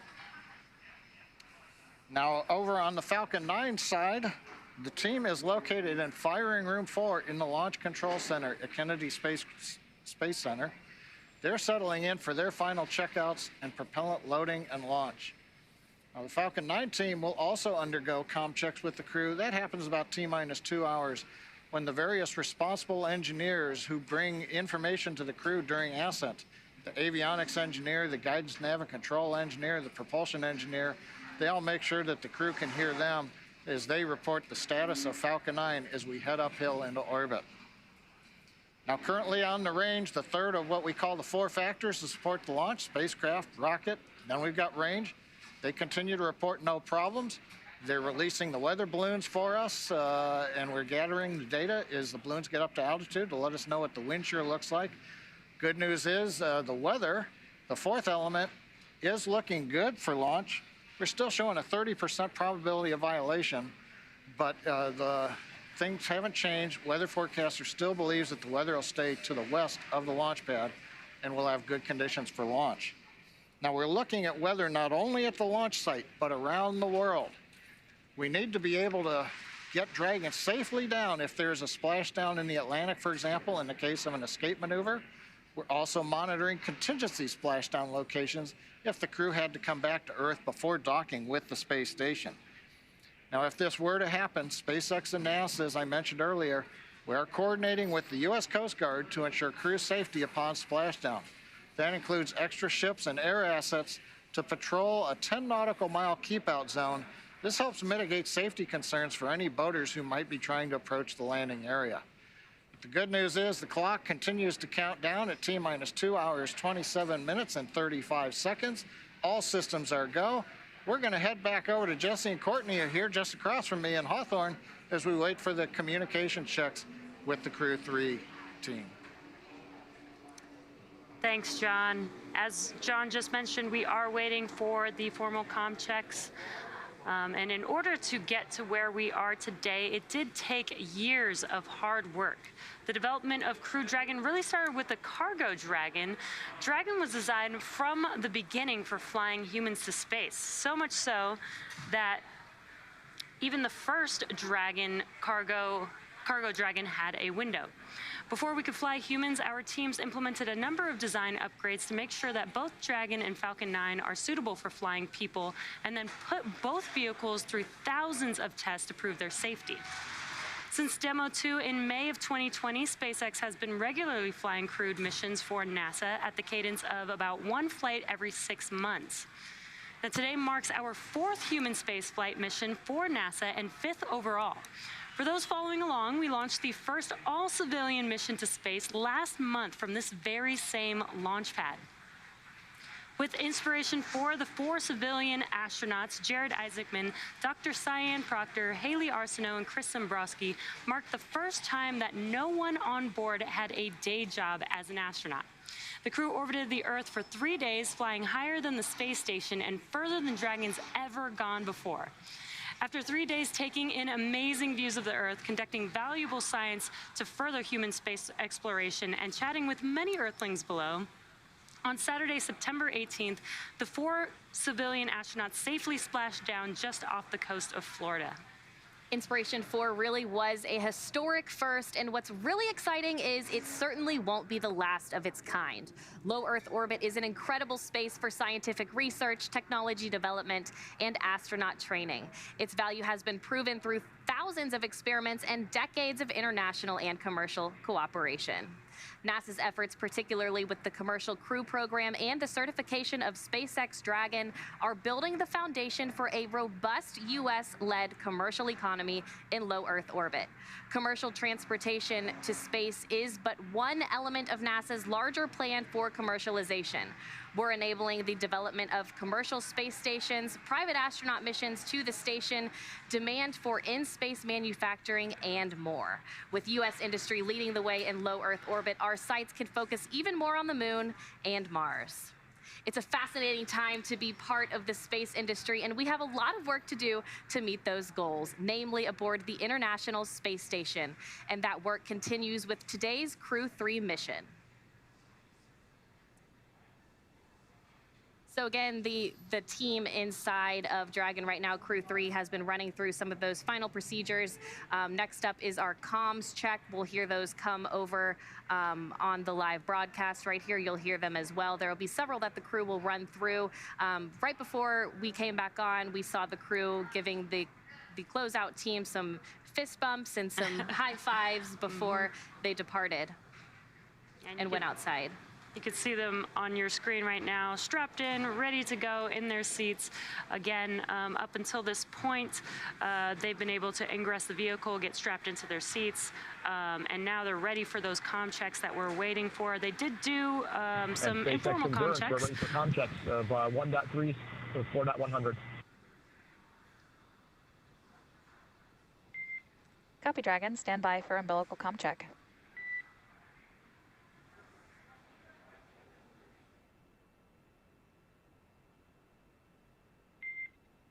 Seat 1, Seat 2, Seat 3, Seat 4, comm check. Seat 1 has you loud and clear. Seat 2 has you loud and clear. Seat 3 has you loud and clear. And Seat 4, alles gut, ich verstehe dich laut und deutlich. Super. And core loud and clear as well. Umbilical comm checks complete. Stand by for ground station comm check.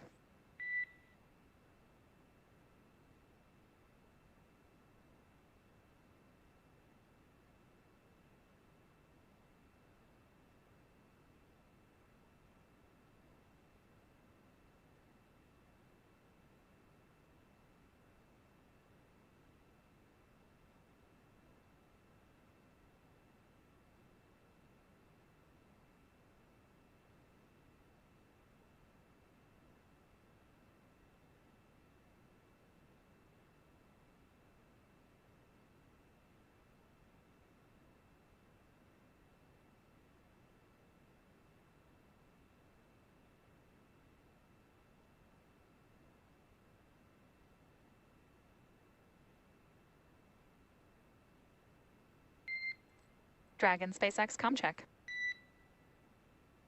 Endurance has you loud and clear. Core loud and clear. Ground station comm check complete. Stand by for TDRS comm check.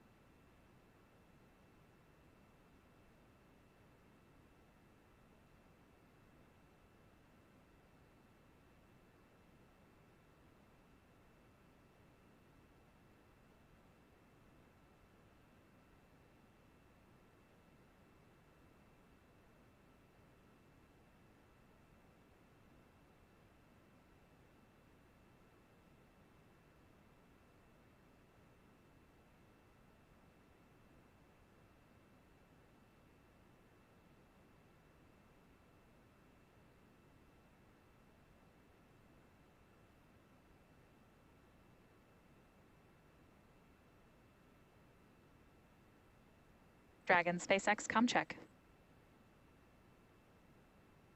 Endurance has you loud and clear. Core loud and clear. TDRS comm check complete. Stand by for comm checks with MD and LD in the launch configuration. Dragon, MD on countdown 1, comm check. And MD, Endurance has you loud and clear. MD, loud and clear. Stand by for comm checks on Dragon to ground.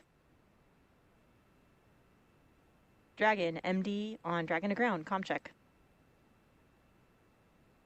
MD, Endurance loud and clear over Dragon ground.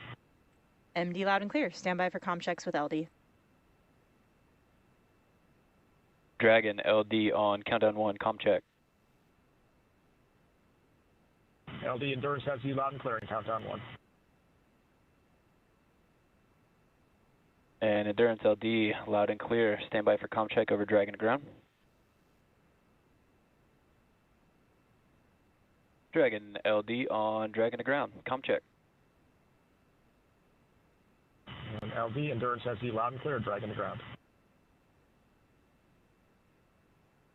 LD, loud and clear. Dragon SpaceX, launch configuration comm checks complete. Report when ready for seat rotation per section 2 of 4.100.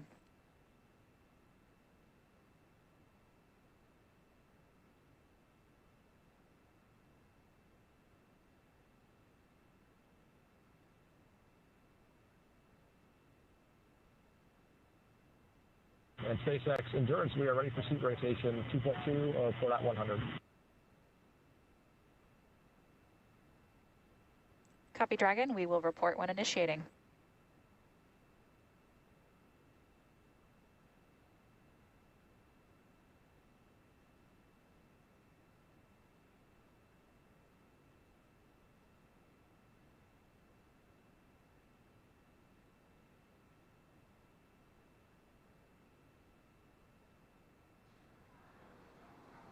And there we just had it. Official comm checks are now complete. Next up will be seat rotation.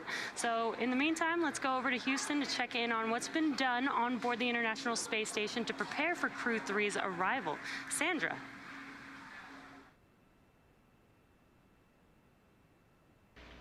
Thanks, Jesse. As we said earlier, the team here in Mission Control Houston is actively controlling and monitoring the space station as they await Dragon's arrival. The Expedition 66 crew is in their sleep period for the day. However, just a short time ago, we did hear confirmation Dragon that NASA SpaceX astronaut initiating Mark seat Vande Hei rotation worked shortly. with teams on the ground in order. Endurance copies. We're ready.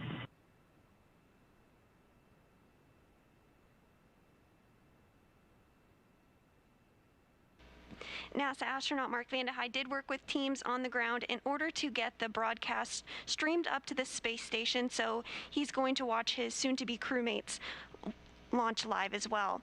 The crew on board have completed a number of other tasks as well to prepare the station for Crew 3's arrival. NASA astronaut Mark Vande Hei received some additional onboard training for monitoring Dragon during its final approach, which he'll do from the station's cupola. In addition, he will set up computers and control panels needed for approach monitoring and hatch operations, and pre-position emergency equipment. Back here in Houston, our rotating flight directors and their teams will be in constant communication with the SpaceX Dragon mission seats are director in the launch for position. the duration of the flight uphill. Endurance copies.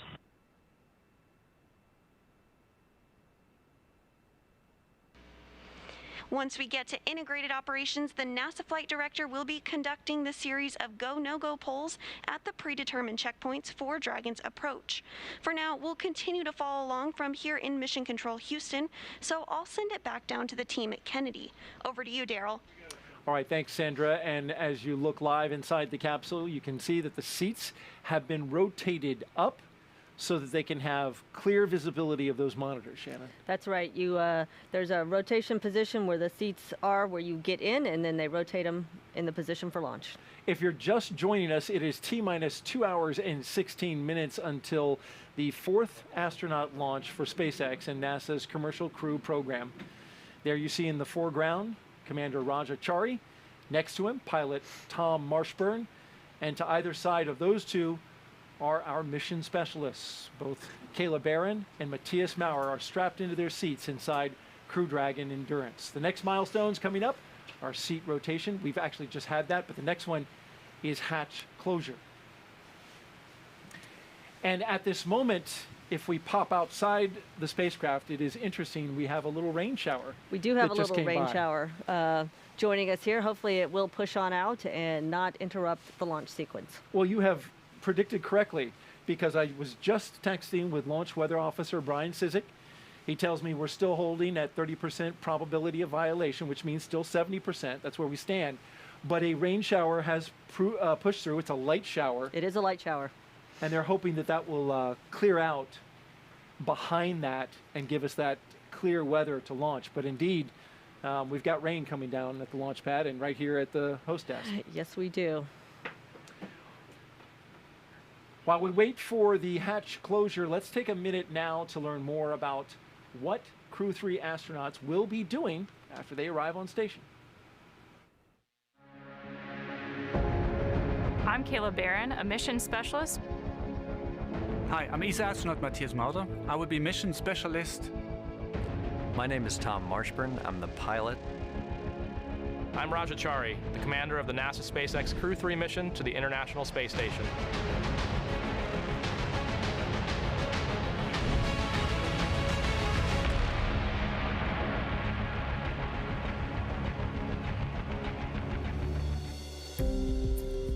So the Crew 3 mission is on the NASA SpaceX commercial space vehicle to the International Space Station. We will be working on the International Space Station for around 6 months, doing lots of experiments, lots of science. And Crew Dragon is one of our newest ways to get there. There have been Soyuzes that have flown to the International Space Station with crew. The Space Shuttle flew to the International Space Station, and now the Crew Dragon is taking human beings to the International Space Station. So we've partnered with SpaceX in the Commercial Crew Program. They design, build, and operate these vehicles that transport us to the International Space Station so that we can contribute to the amazing work that we're doing up there. Yeah, you know, it's exciting to fly on a new spaceship for sure, and a new design of a spaceship.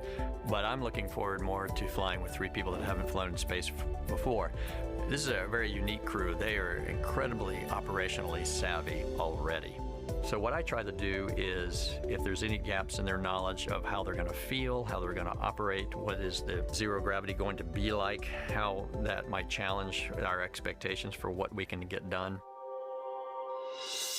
So you really feel like you've become a resident of space, a resident of zero-G. And you start to feel like you're getting an idea of how this works. Every day is a long series of problem solving. You got to figure out where to put your pencil, where to put your drink if you have it. So maybe 10,000 times a day you're solving little problems like this. And when that becomes fluid, then you really feel like you can be efficient and get a lot of work done. And there's a lot of work to get done on the space station right now. We spend a lot of our time training in Dragon because that's a really dynamic phase of the mission, but it's just such a tiny fraction. The whole point is going to the space station and doing some incredible work up there. So our time on the space station is spent, one, keeping the space station healthy. It's been up there for 20 years. There's a lot of systems that need maintenance and upgrades and operators there to keep them working well, but we also do some incredible science. The space station is a national laboratory orbiting around the Earth, and it's a really, really unique environment.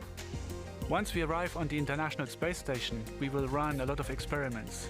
I'm a material science engineer, and so my focus will be lots of experiments in the material science domain, but also life sciences will be very important.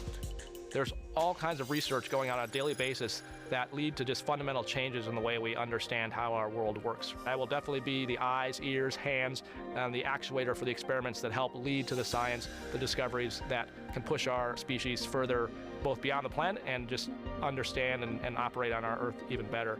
One of the great legacies of the space station is not just going to be the science, but very importantly, the international cooperation. This is one of the first, certainly today's perhaps most prominent, international cooperation for exploration. It's not for survival, it's not for competition in the marketplace, it is for just exploration. I think we're now about to enter a new era of human spaceflight. In the past, we astronauts flew to the International Space Station to do purely science. Now the station will become more and more commercial. There are commercial experiments on one side, but there are also commercial astronauts who come up to run maybe their own science programs, but also to enjoy just being up in space, to experience space, and to convey this message, the fascination of space, to all the people on the ground.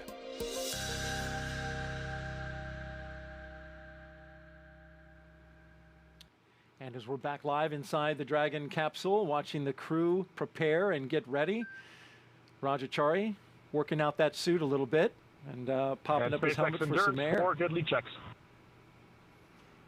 Not that they can't breathe when it's closed, but certainly you can have a little bit of outside Happy Dragon, air. we see the same. With the helmet open? Closeout Right, team will exactly. perform final closeout steps and then egress the capsule. Report when ready for hatch closure. And there you heard the call out for the upcoming Endurance is ready for hatch closure. Hatch closure. Yes, and we heard that call out that they had 4 good suit leak checks, and so that is a And very copy that, important Dragon. step that has to be done before they can close the hatch. Sounds like everything is on schedule. And that's great news. And so let's take another look at some of the crew members here. If you're just joining us, live coverage of Crew 3 from the Kennedy Space Center in Florida. Let's introduce you, if you have not met him yet, to Commander Rajachari. He is an astronaut and military test pilot. I'm Rajachari, the commander of the NASA SpaceX Crew 3 mission to the International Space Station. So on the SpaceX vehicle, my job as the commander is a fewfold. I don't need to tell Kayla, Tom, or Matthias how to do their jobs. They already know how to do their jobs. It's really more a matter for that 1% of the time where something off nominal happen, what is the best split of resources, of what is the best interactions between those players to get the best result. And so managing those different pieces of the puzzle is really, I think, what the crew part of the commander job is. It's really mind-boggling when you think about how much effort it takes to put people in space and then to sustain them in space. I think what's cool and why I like NASA is none of those people are doing it for the money. They're doing it because they believe in the mission. They're doing it because they believe in solving humanity's problems and pushing exploration. That's the reason people are doing it. I think, if anything, it's taught us that we as humans have this great ability to endure through just about anything. You just have to put your mind to it.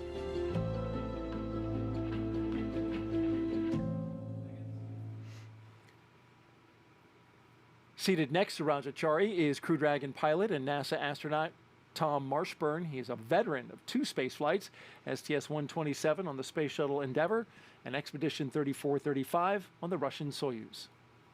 My name is Tom Marshburn. I'm the pilot of NASA's SpaceX Crew 3 mission to the International Space Station. Not quite sure why spaceflight grabbed me the way it did. It found me, really, more than me deciding to become fascinated with it. There's something about leaving everything we know behind, everything. It was almost like going up into heaven or something and coming back. And that was just infinitely fascinating to me. The long-duration mission is quite a bit different from the shuttle mission. You really feel like you've become a resident of space, a resident of zero-G. One of the great legacies of the space station is not just going to be science, but very importantly, the international cooperation. It's not for survival, it's not for competition in the marketplace, it is just exploration. And it's just a vibrant, wonderful place where great science is happening.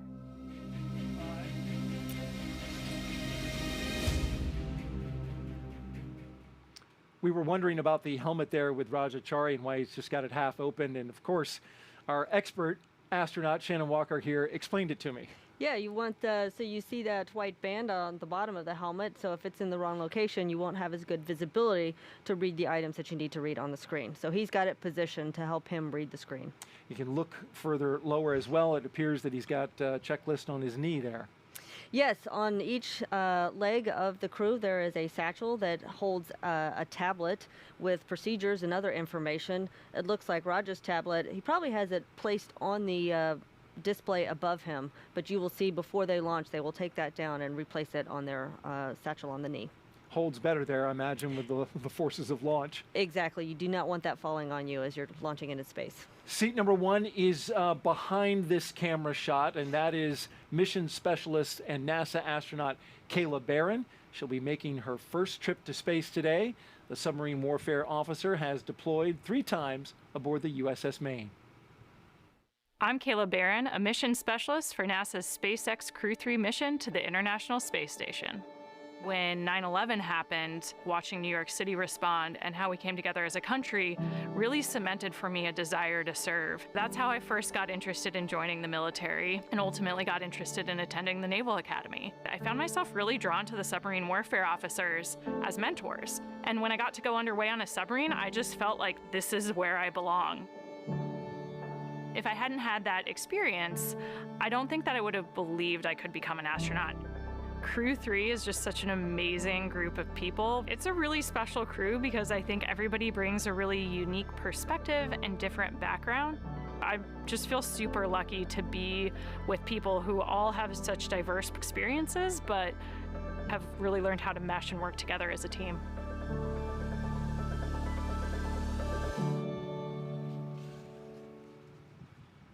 And finally, in seat number 4 is Crew 3 mission specialist and European Space Agency astronaut Matthias Maurer. Today will also mark his first spaceflight. I'm ESA astronaut Matthias Maurer. I will be mission specialist on the NASA SpaceX Crew 3 mission to the International Space Station. In 2008, ESA started the call for new astronauts. Out of 8,500 applicants, only 10 candidates passed all the tests. I was one of them. I was always fascinated by space and what does an astronaut actually do. So an astronaut works with a lot of engineering stuff. We do science in space.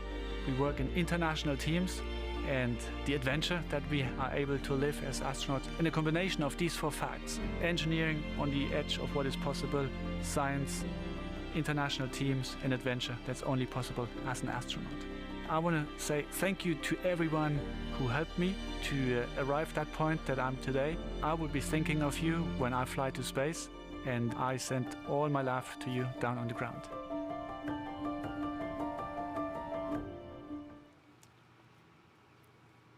Back live inside the Dragon capsule as the crew goes through their various communication checks and suit checks.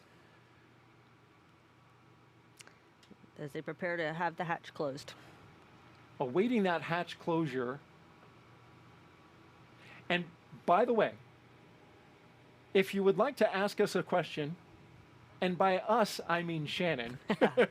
Just pop on over to Twitter and use the hashtag AskNASA. That will send us the question. We'd love to have them.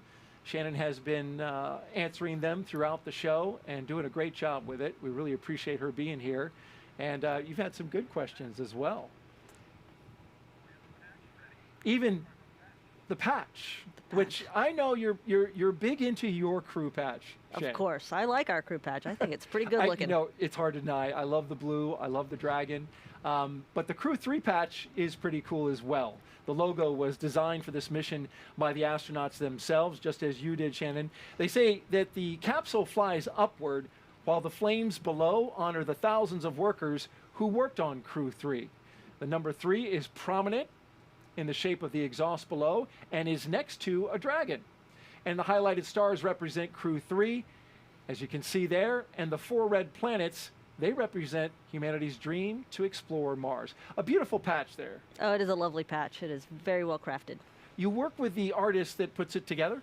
Yes, so each crew can either design it themselves or they have a choice to work with an artist. And so the crews are trying to take elements of what they feel really represents their flight and put it into a patch.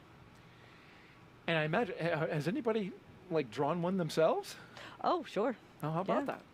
Especially the artist, you know, Nicole Stott, former shuttle astronaut. Yes. She's an artist. She's definitely an artist. I love her work. As you can see them preparing for the hatch closure, it looks like they are documenting the seal around the hatch. Yes, they will. They're looking very carefully to make sure that that seal is completely intact because that's what's going to hold the pressure inside the capsule. You don't want any foreign object debris, what we know here at NASA as FOD. As FOD, right. Which is anything that's not supposed to be there? Anything that's not supposed to be there. And it can be, they're looking for really tiny things. Something as small as a human hair will cause that seal to not operate properly.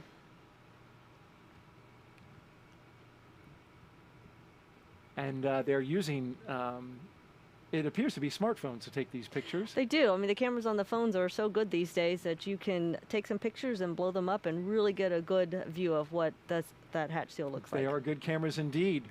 Flying just before the last flight of the Crew Dragon, I should say, was the crew from Inspiration 4. And our NASA social team was putting together our page for this launch from the Kennedy Space Center. And they, as you can see, the hatch being closed right there.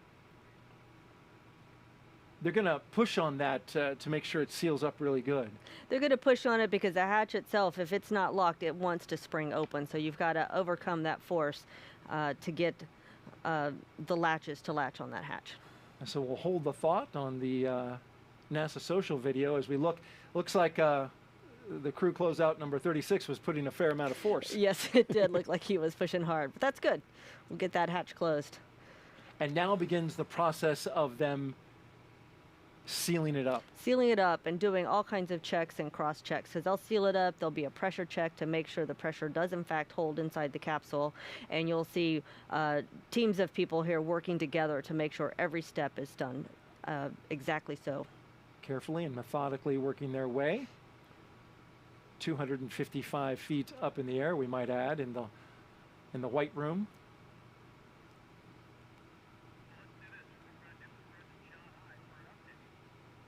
As they work on closing up that hatch, let's head out to California and catch up with John I for an update on the operations. John? Countdown is proceeding nominally at this point, and thanks, Daryl, for that handoff. We're coming up just inside T-minus 2 hours. Now, on board the brand new Dragon spacecraft Endurance, we've heard a lot of the communication between the crew and the ground. Comm checks were complete. We saw the astronaut seats rotated to the flight position. The suit leak checks were successfully completed, and we've been watching the closeout leads lean into that hatch, getting it secure, and we're getting ready now to begin what will be the hatch leak checks to make sure that all the seals are good, everything's bolted down tight, ready to go. Once we finish the final leak checks, the team will begin the steps to close out the White Room and get the access arm ready to retract. And then that closeout team that you see there will leave the pad by about T-minus 1 hour, and that'll leave just the 4 astronauts on the pad. Now for Falcon 9, their team for countdown is on console. Here you can see firing room 4. They're preparing for communication checks with the astronauts coming up in just a few minutes. Currently on Falcon 9, the engineers have pressurized launch vehicle gas storage bottles. That was done before we cleared the pad. These are composite overwrapped pressure vessels. They hold gases that are used to fill the propellant tanks with hot helium as that propellant is pulled out of the first and second stages by the Merlin turbopumps. As we get into the last half hour of the countdown, we'll do a final top off of those pressure vessels, make sure that we're at flight load. We also use these pressurized gases to spin the Merlin engine turbopump when we have to start an engine in space. So the second stage MVAC engine has to start up after the first stage separates. And the first stage engines, we've got 3 of them need to restart to begin the entry, and then 1 engine for the final landing sequence. So all of those engines need the helium gas to be able to spin and start the engines. The gases are also used for attitude control systems. Not so much on the way up, but it helps orient the vehicle after the first stage separates and comes back down for the landing on the drone ship. And we also use the gas to deploy the grid fins and to kick the landing legs out just before we land on the drone ship. We're continuing to monitor weather at the launch site and around the world at contingency abort and landing zones. Concerns we're looking at continue to be the same too since we started the webcast, cumulus clouds and flight through precipitation. Now, a moment ago, the range did report that currently right now we are no-go on weather for flying through precipitation, but they also expect that to clear up and for us to be go when we get to launch. So this is just a temporary, they have to tell us when we're not meeting all of the weather rules, but right now it doesn't look like a concern. So the good news is weather's looking good. Dragon's right on time. Falcon 9 is quiet, getting ready for its big events coming up here in another hour or so. And so with that, we're going to hand it back to the team at Kennedy. All right, thank you, John. And yes, indeed, we can confirm there was some weather that came through here. Yes, there was. It was a little bit of rain, a light storm, our launch weather officer tells us, Ryan Sizik, informing us that it was a light one. It was passing through, but in fact, when it's here, it does cause that to go red. Exactly. If it's raining here, we would probably not launch into it. Thankfully, there is no lightning, which is another criteria that we use to determine whether or not we are go for launch. We're back inside the capsule now. We're awaiting a couple of things. They're going to do some comm checks. They're going to do some suit leak checks. And in fact, I think you were able to eye when that happens. The suit leak check, do they? Oh, the suit leak checks. Yeah, you can tell when they are doing a leak checks. I believe they've already occurred, but one of the things that happens is you have your visors closed, all your zippers zipped up, and they will pressurize the suit. So you'll get extra air volume inside your suit, so the suits will kind of puff up. You can see that when the leak check happens. And now the half-down visor look is it's very fashionable. The look of the day. In this moment, as they wait, what is that like? Because, I mean, they're waiting to go to space, launching on a rocket. Yes, they know they've got just under 2 hours to wait. So a couple of things are going on. Of course, each crew member there is thinking about their role during the launch. They're probably chit-chatting a little bit amongst themselves, trying to stay comfortable in those suits, and probably just trying to enjoy the experience of actually being in their spacecraft. SpaceX, we will be commencing health checks for the launch escape system. Expect momentary flight computer state change, followed by a transition back to pad hatch closed. Endurance copies. That's a call out to check the health of the emergency escape system. Yes, this is what's primarily happening in those last hours before launch. Is the SpaceX team is checking all the systems on the spacecraft to make sure everything is working properly. And of course, the launch escape system is one of the main systems that we need to work properly during a launch. Especially with that hatch closed. Yes, exactly. So we've got about an hour now until the pad team wraps up the final checks and clears the white room, and that's when the action will pick up with the crew access arm retracting. We'll have the arming of the launch escape system, as we just mentioned, and then prop loading will follow. So we'll keep a live view of the crew here as they're sitting tight for the next hour or so and provide you with some more context about this mission. But for now, let's head over to Houston for a closer look at what the crew will be doing when they reach their destination. Sandra.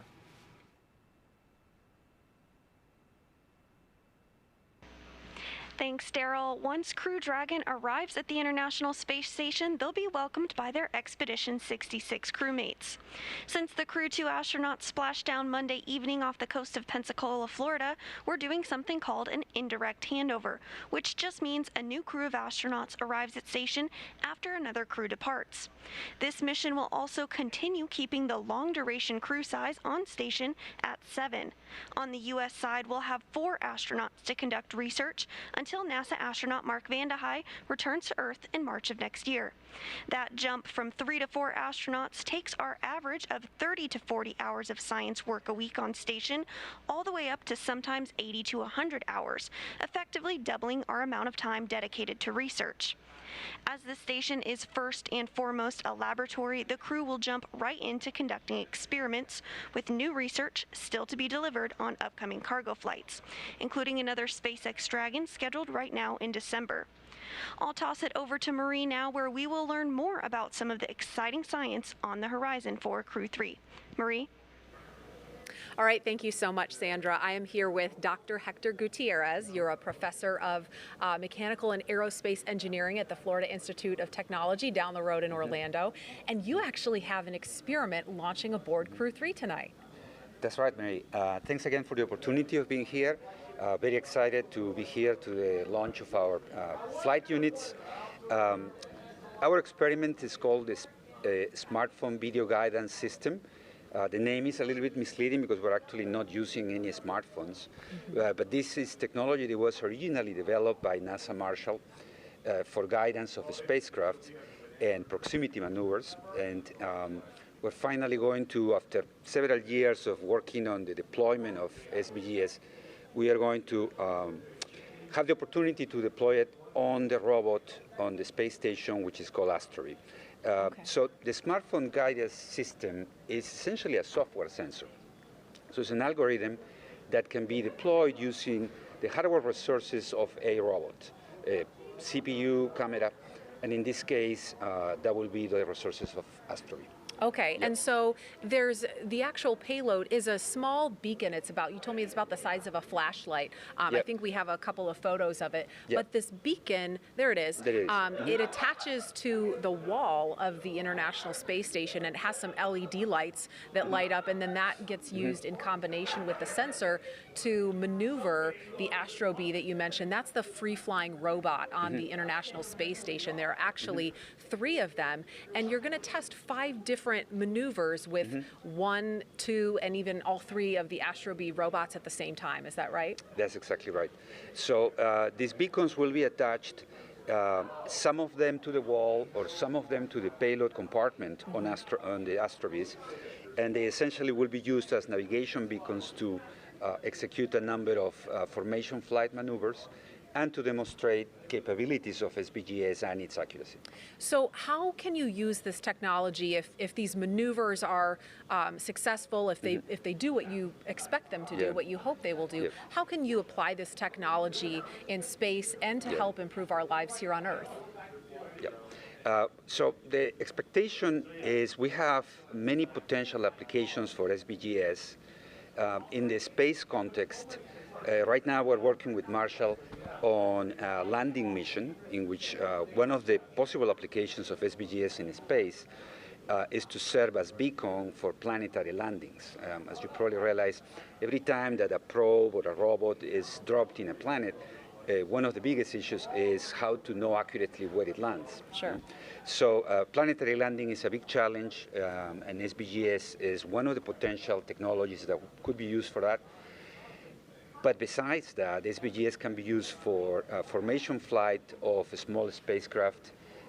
One of the trends in the future of space exploration also includes that instead of launching large spacecraft, it is much more cost-effective and robust to launch a cluster of items that then need to be oriented relative to each other at a relatively short distance. So SBGS is a strong candidate to fulfill that role.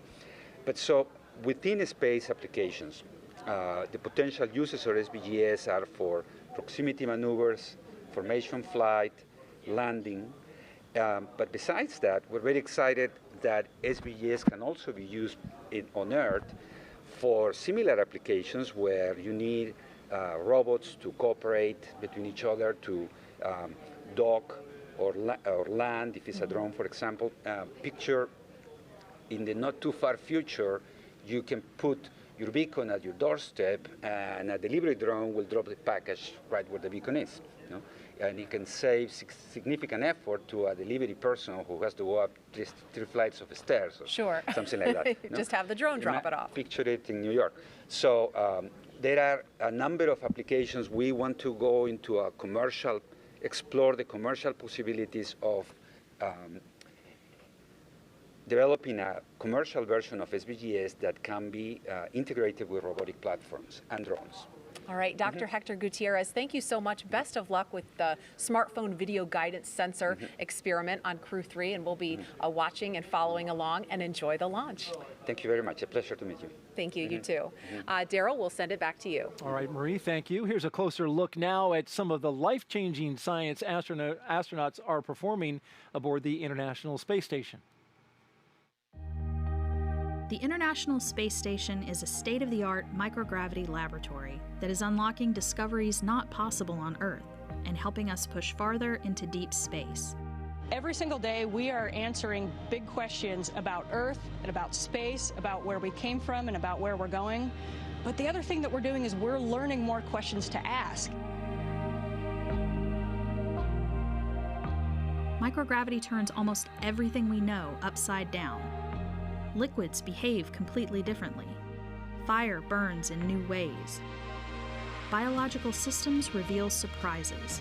There's a few things that have made me gasp out loud up on board Space Station. Watching heart cells actually beat has been a pretty big one.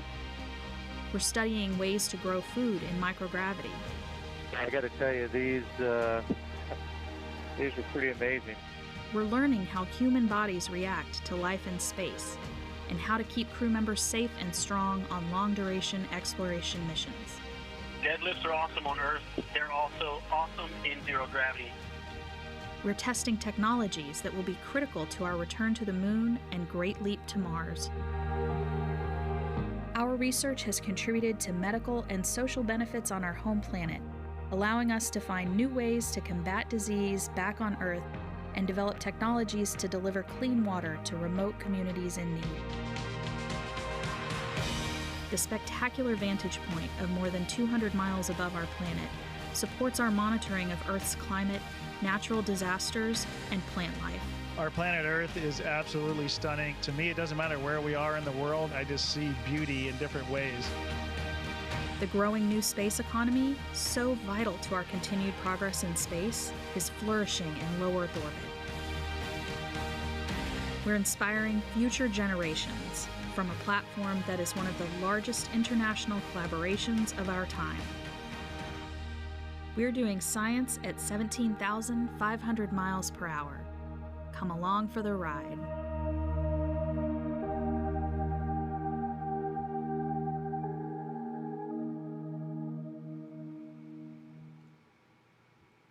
And Shannon, you were a part of that ride, doing that science at 17,500 miles an hour. Yes, I was.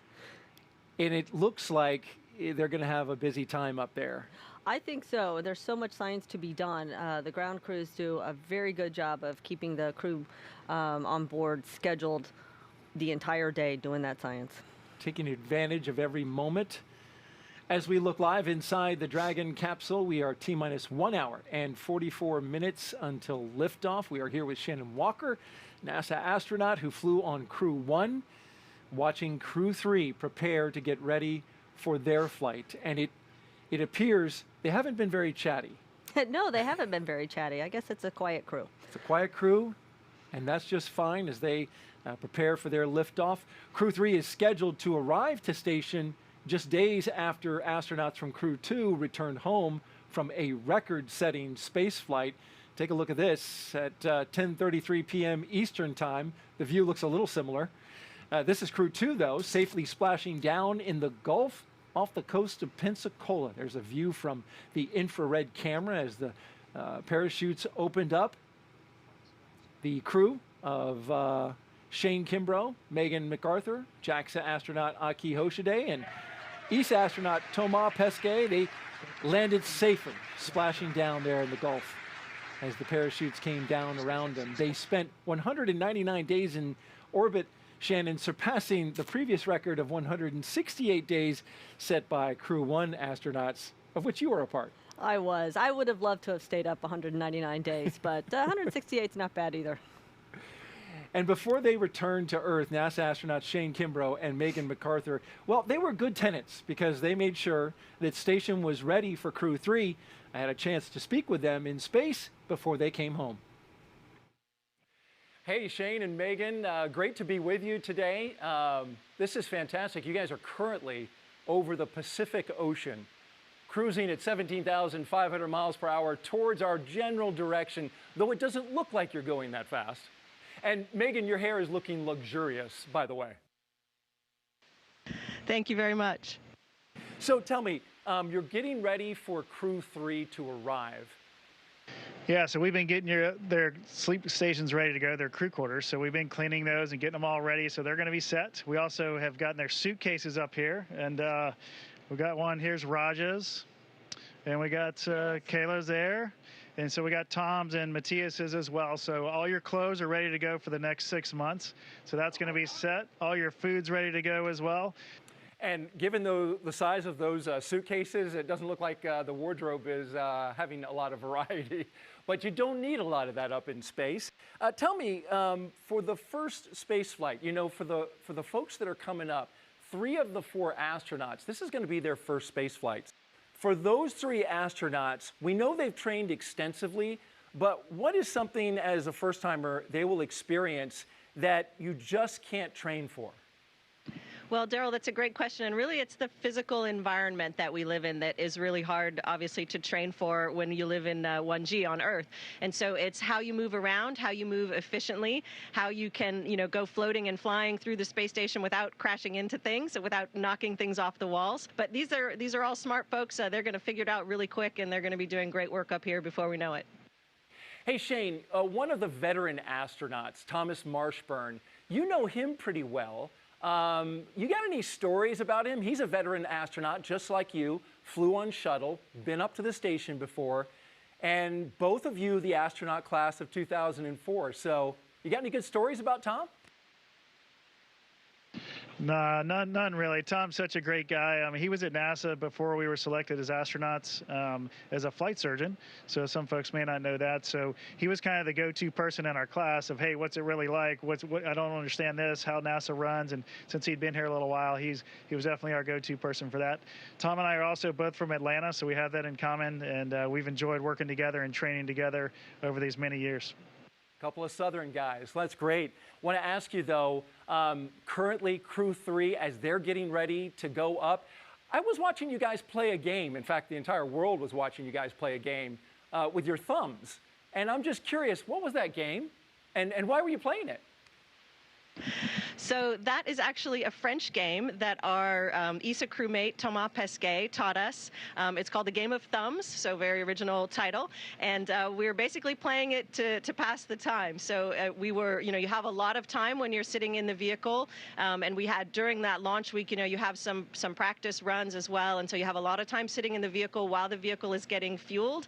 And of course, you know, we talked to each other about what, you know, to be prepared for any emergency scenario that might happen. We talked through all of our nominal tasks and monitoring that we're going to do, and then we still have some extra time. And so Thomas had this game at the ready for us to play, and that kept us entertained for the time between the activities that we had to do. Shane Kimbrough and Megan MacArthur aboard the International Space Station, thank you so much. And by the way, fun fact, during this interview, you just traveled 3,000 miles. Incredible. Thanks, Daryl. Really great talking to you, and get Crew 3 up here safely. We're looking forward to having them on board. Will do. Take care. And there's the floating flip. You can't talk to astronauts without having a flip. Always got to do it. Shane and Megan, they were great, and you know it was great to find out about that game. They enjoyed games. This crew apparently is enjoying some solitude. I think so. They're all, but they are doing what Megan just said. They are going through the nominal procedures. They're talking through the emergency procedures to make sure that they are prepared when launch actually happens. Shane and Megan back on the ground. Shannon, you were out there when they came down, and you were one of the first people they saw? I was. It's hard to believe it was just Monday night when they splashed down, but it was pretty special for me to be out on the ship that gathered up the capsule, and I got to see the crew, and it was extra special because I was on station when they came on board, and then I got to be there when they splashed down. How about that? That must have brought a smile to their faces even after, coming back from space. Yes, they all told me that it was great to see my friendly face. Great story, Shannon. Thank you so much. And now let's check back in on launch operations in Hawthorne. John I, what has the team at SpaceX been working on? Thanks, Daryl. We're coming up on just under 1 hour and 38 minutes before launch. Now, the crew of 4 are in the capsule, hatches closed, and we have heard a successful completion of the hatch leak check. So pretty much everything is finished with the capsule. The ground team will be securing the white room, the access arm, and they'll be off of the pad in just about a little more than 30 minutes. Now, the launch engineers for Falcon 9 are in their firing room 4 in the NASA Launch Control Center. That's just outside the Vehicle Assembly Building at Kennedy Space Center. You can see the view they're going to have through those large windows of Pad 39A. It's 5 kilometers just east of them. We get liftoff, it's going to light up the sky, and I think everybody's going to be looking out those windows. Now, the Falcon 9 team has loaded the helium and nitrogen gas into the storage bottles on the launch vehicle. We've done some RF checkouts a little bit earlier this evening, and we're doing a final review of vehicle tests that were performed earlier today. Now, the SpaceX chief engineer will be checking with the team at T-minus 80 minutes to verify that we are good to continue the countdown. Now, the next major activity is flowing a small amount of fuel into the first stage to prime the Merlin 1D engines for ignition. Now, the team's also monitoring fuel and liquid oxygen loading preparations. We're ensuring that the propellants that are in the ground storage tanks are correctly chilled before we load those into the Falcon 9, beginning at T-minus 35 minutes. Now, for the range and the weather, the range continues to be go. We are continuing to release balloons. We have been getting balloon data back from the upper altitudes. Everything looks good. And more importantly, the weather has gone green again. They said it would be just a short period. We were red for precipitation. That has cleared up, and weather says that we should be clear the rest of the way through the countdown. So with that, everything is a go. We'll turn it over to Courtney here at Hawthorne. Thanks, John. The Draco spacecraft you see on your screen is capable of carrying up to 7 passengers to and from Earth's orbit and beyond. And what we have sitting right here in front of us is a Draco engine, which helps get Dragon from one place to the next. And we're really excited to share some details about this engine. But first, let's take a closer look at the overall Dragon vehicle. Yeah, Courtney, just to get an idea for size, this is our Dragon vehicle, and from the bottom to the top of the vehicle, it's about 8 meters or about 27 feet tall and about 4 meters in diameter or 13 feet in diameter. The bottom portion of it is called the trunk, and this is the unpressurized portion of the vehicle, whereas the top portion here is the Dragon capsule, and this is the pressurized section. This black portion on the trunk here is actually a bunch of solar panels, and that helps power the vehicle while it's on the pad and while it's in flight, as well as while it's attached to the International Space Station. And we also have 16 Draco thrusters on the vehicle that help maneuver it around, and 8 Super Draco thrusters to help in case of emergency for a launch escape system. It is the only spacecraft currently flying that is capable of returning significant amounts of cargo to Earth from the International Space Station, and it's the first private spacecraft to take humans to the space station. In order to make this journey, Dragon is equipped with 16 Draco thrusters, which are used to maneuver the spacecraft during the mission. And today, we actually have some flight-proven thrusters to show viewers. Each were flown on the first version of our Dragon vehicle, and we have one right here. Yeah, Courtney, I think this is so cool that we have this in front of us. This specific Draco engine has actually flown twice, and that's been on CRS-9 in 2016 and CRS-15 back in 2018 on the first version of our Dragon vehicle. And reusability is so important to us, so it's really great to see a vehicle or a thruster right in front of us that has proven that it can refly in this design. Each thruster is capable of generating 90 pounds of force in the vacuum of space. And the earlier cargo version of Dragon fired its thrusters more than 450,000 times, and that's between missions and testing. An interesting fact about the Draco engines is that they can serve different functions based on their positions on the spacecraft. So if you can see on the vehicle, you know, depending on what orientation we need to maneuver the vehicle, there are thrusters that are oriented differently so that we can make those maneuvers. Yeah, well, thank you for your demonstration. That was great. And I just want to be sure everyone knows not to be confused with the Super Draco thrusters. We're coming up on the Launch Escape System health checks. The Launch Escape System is the automated system in place that can fire the 8 Super Draco thrusters on Dragon to quickly separate the crew from the rocket, either on the pad or during the ride uphill. While we wait on those Launch Escape System health checks, let's check back in with our team at Kennedy Space Center. Daryl. All right, thank you, Courtney, and a great show and tell there with I enjoyed that. I thought that was kind of neat. Yeah. We're currently T-minus 1 hour and 32 minutes and counting until liftoff, and until Crew Dragon flies its next 4-person crew to the International Space Station. They'll of course have the astronauts inside the spacecraft. You're looking live down the crew access arm at the capsule on top of that Falcon 9 rocket there. Inside the spacecraft, Commander Rajachari, pilot Tom Marshburn, and mission specialist Kayla Barron and Matthias Maurer. We've had some progress since we had John's update. Some of that progress we've seen so far. Shannon, why don't you outline some of that for us? Well, so what we've done, you can see there that the closeout crew is still working on closing out the hatch. That does take a while, longer than one might expect. But again, you know, I want to make sure that everything is done just so that hatch will hold its pressure. Before the hatch closure, we had the suit leak check, so we want those space suits to work properly should we need them in an emergency. And they've done some other systems checks to get ready for the all-important arming of the launch escape system. Absolutely. We saw a shot there of the crew, or the closeout crew. They were tethered, as you can see there. Both the crew member on the left and the right, you can see those tethers because they're literally 255 feet up in the air. They are, and there's a little space there that we do not want them to fall through. So absolutely, that's why we keep them tethered. And it looks like a step ladder there, in case they need to get up a little higher. Boost up, right? Exactly. It's good to have the right tools on hand. Here in just a few seconds, around an hour and 30 minutes before liftoff in our launch timeline, we should have that launch escape system and communication checks conducted by the Falcon launch team. These checkouts, as Shannon mentioned, they're standard part of the launch countdown. Of course, it's critical to make sure everything is working in order before arming this launch escape system.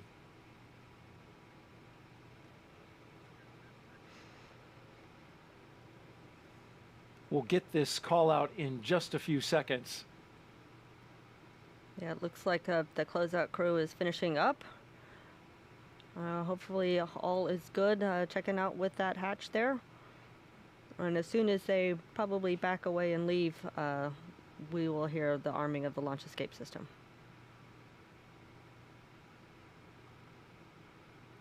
But I tell you, if there's still work to do, they will sit there and keep working until that hatch is adequately closed and we know that it will hold pressure.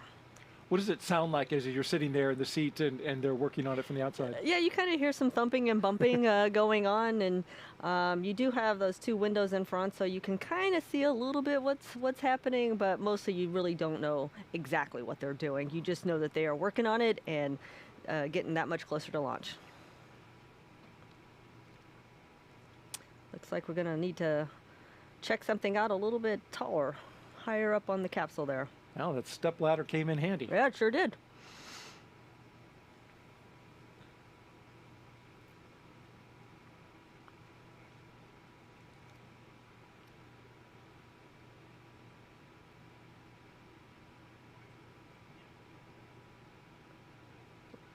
Not sure what that was. I am not sure what that was either, but it looked like it was a duct to flow air or something to the spacecraft. Clearly it did not need to be there for the launch, and so they spent the time needed to remove it. It did look like some ducting. Yes. As they continue to work here.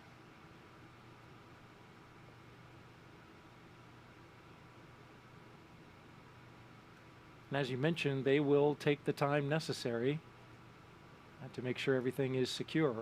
Absolutely right. And everybody knows what the timeline milestones are, so they have a very good idea of when they need to finish up this activity. They're not going to rush through it by any stretch of the imagination. They're going to do it very methodically, very carefully, but we do have a timeline because, as was mentioned previously, it is an instantaneous launch window. We need to launch exactly on time. That instantaneous window needed to rendezvous with the International Space Station on time. Exactly. But in this schedule, they're aware, as you said, of where they have some flexibility. Right. So nothing is timelined so tightly that we don't have a little bit of padding to take care of problems. Now, I don't know if they've got a problem they're addressing or if they're just doing the normal work, because I was not a member of the closeout team, so I don't know all of what they are doing, but they do have a good sense of when that work needs to be finished. You were on the other side, inside the capsule for Crew 1. It does appear that the closeout crew member is now documenting with the camera phone. Right, again. All of the area around that capsule. Yep. You can see some of the closeout crew making their way out of the white room and down the crew access arm. Oh, that's a very good sign. So looks like they are definitely finishing up their work. And soon, hopefully, we will hear that the launch escape system is armed. We're expecting that in just a few seconds. Really any moment now. But he's got the light and the camera, still working that. Yep, they're taking one last look to make sure that there is nothing trapped in that hatchway and that would inhibit the seals from working properly.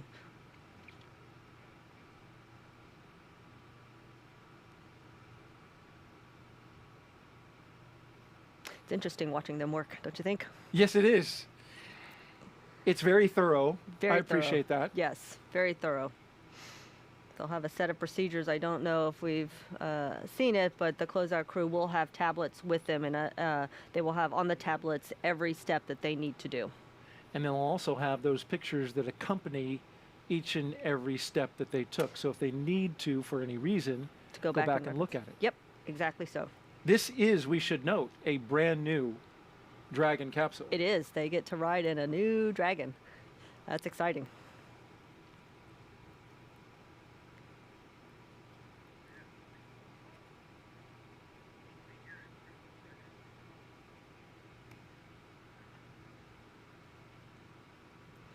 The booster. The booster is a refurbished one, so it is not making its first flight. Flew on CRS-22, landed back, was refurbished and ready for use. Ready for use, yeah. And there you see a nice shot on the pad against a dark sky. And hopefully no more rain clouds in the way. Sounds like we have a go with the weather, so that is very good news. That's what we heard. Our launch weather officer here at the Kennedy Space Center, Brian Cizik, telling us that that has cleared out. John I reporting earlier that the range went from red when we had the little shower. Yes, we got rained on. Yeah, even a few drops on the lens you can see have, still hanging around.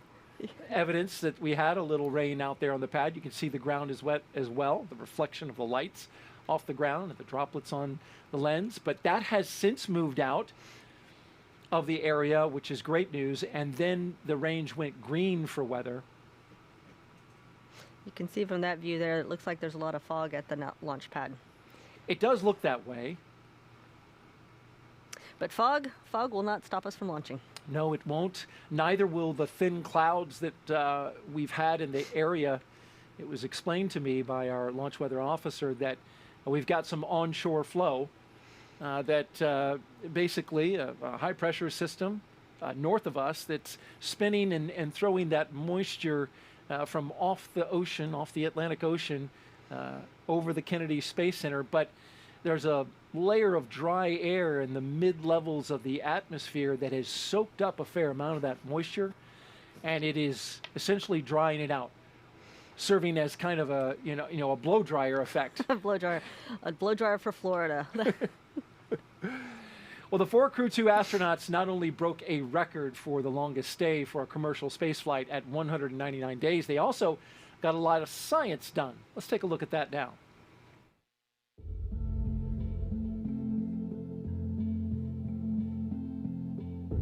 Everything we're doing up in space is to benefit humanity or benefit human exploration. We are natural explorers. We want to explore our environment. Whatever small area we start in, we always want to push the boundaries. The great thing about space travel is the perspective that it gives you. I feel a sense of pride getting up there, but at the same time, I want a lot of people to experience the same experience.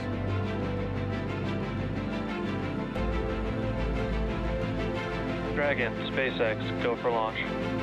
3, 2, 1, 0. Ignition.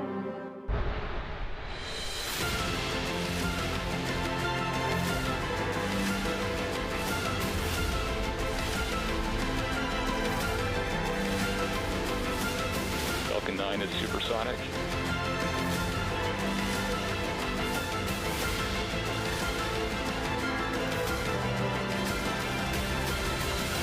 Dragon separation confirmed. Dragon, SpaceX, trajectory nominal.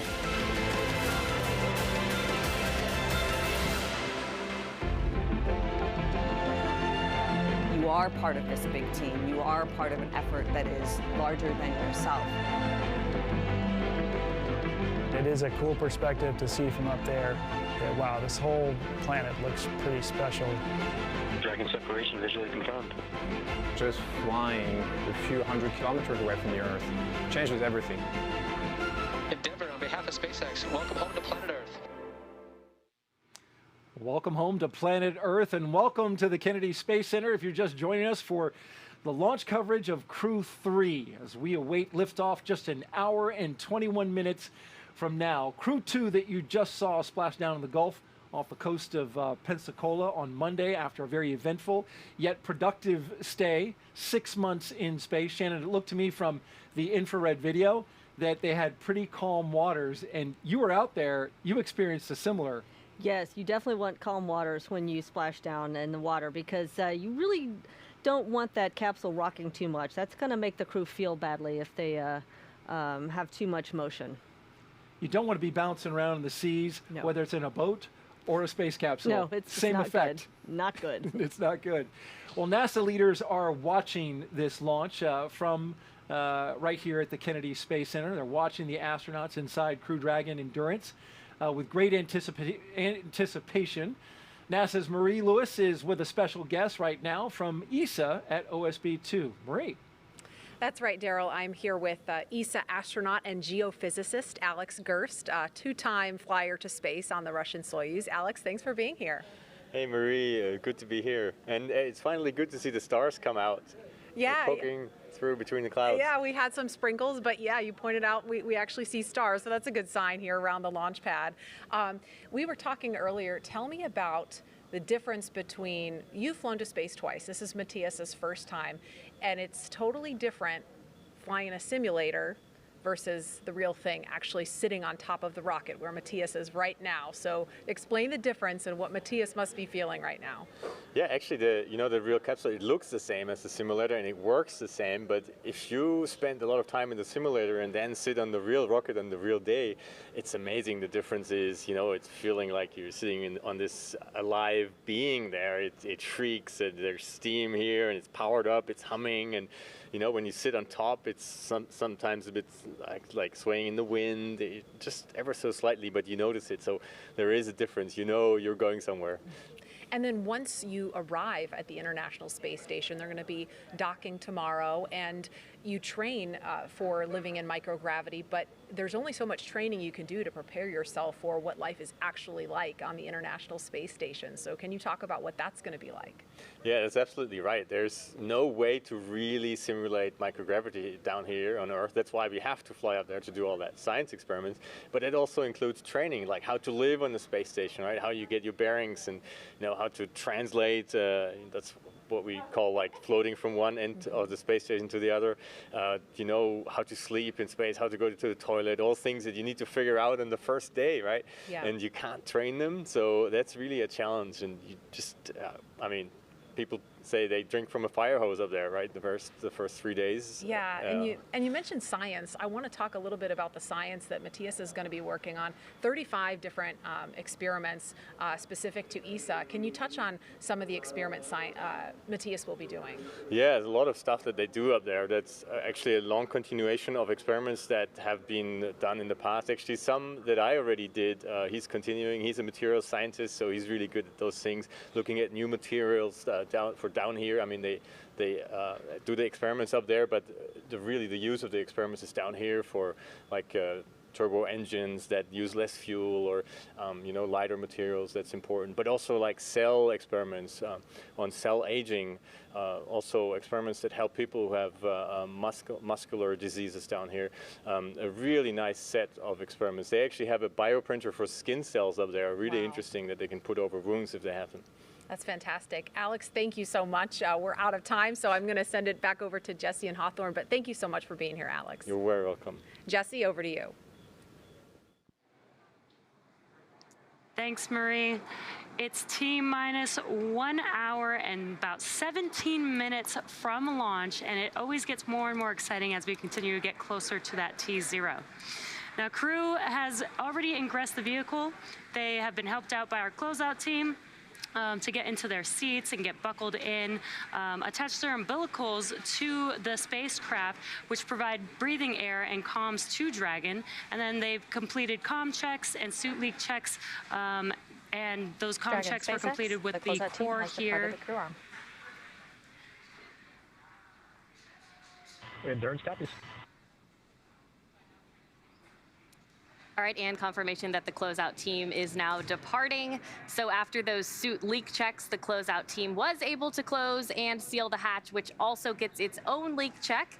As we just heard, the closeout team has departed, and those final weather checks are coming up, which will be necessary before that final go, no-go is given for launch.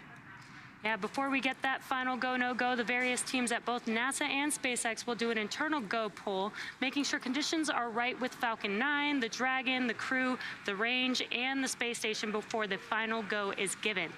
Now let's check back in on Houston for a status on the team supporting the space station on their readiness for launch. Sandra, how's it going?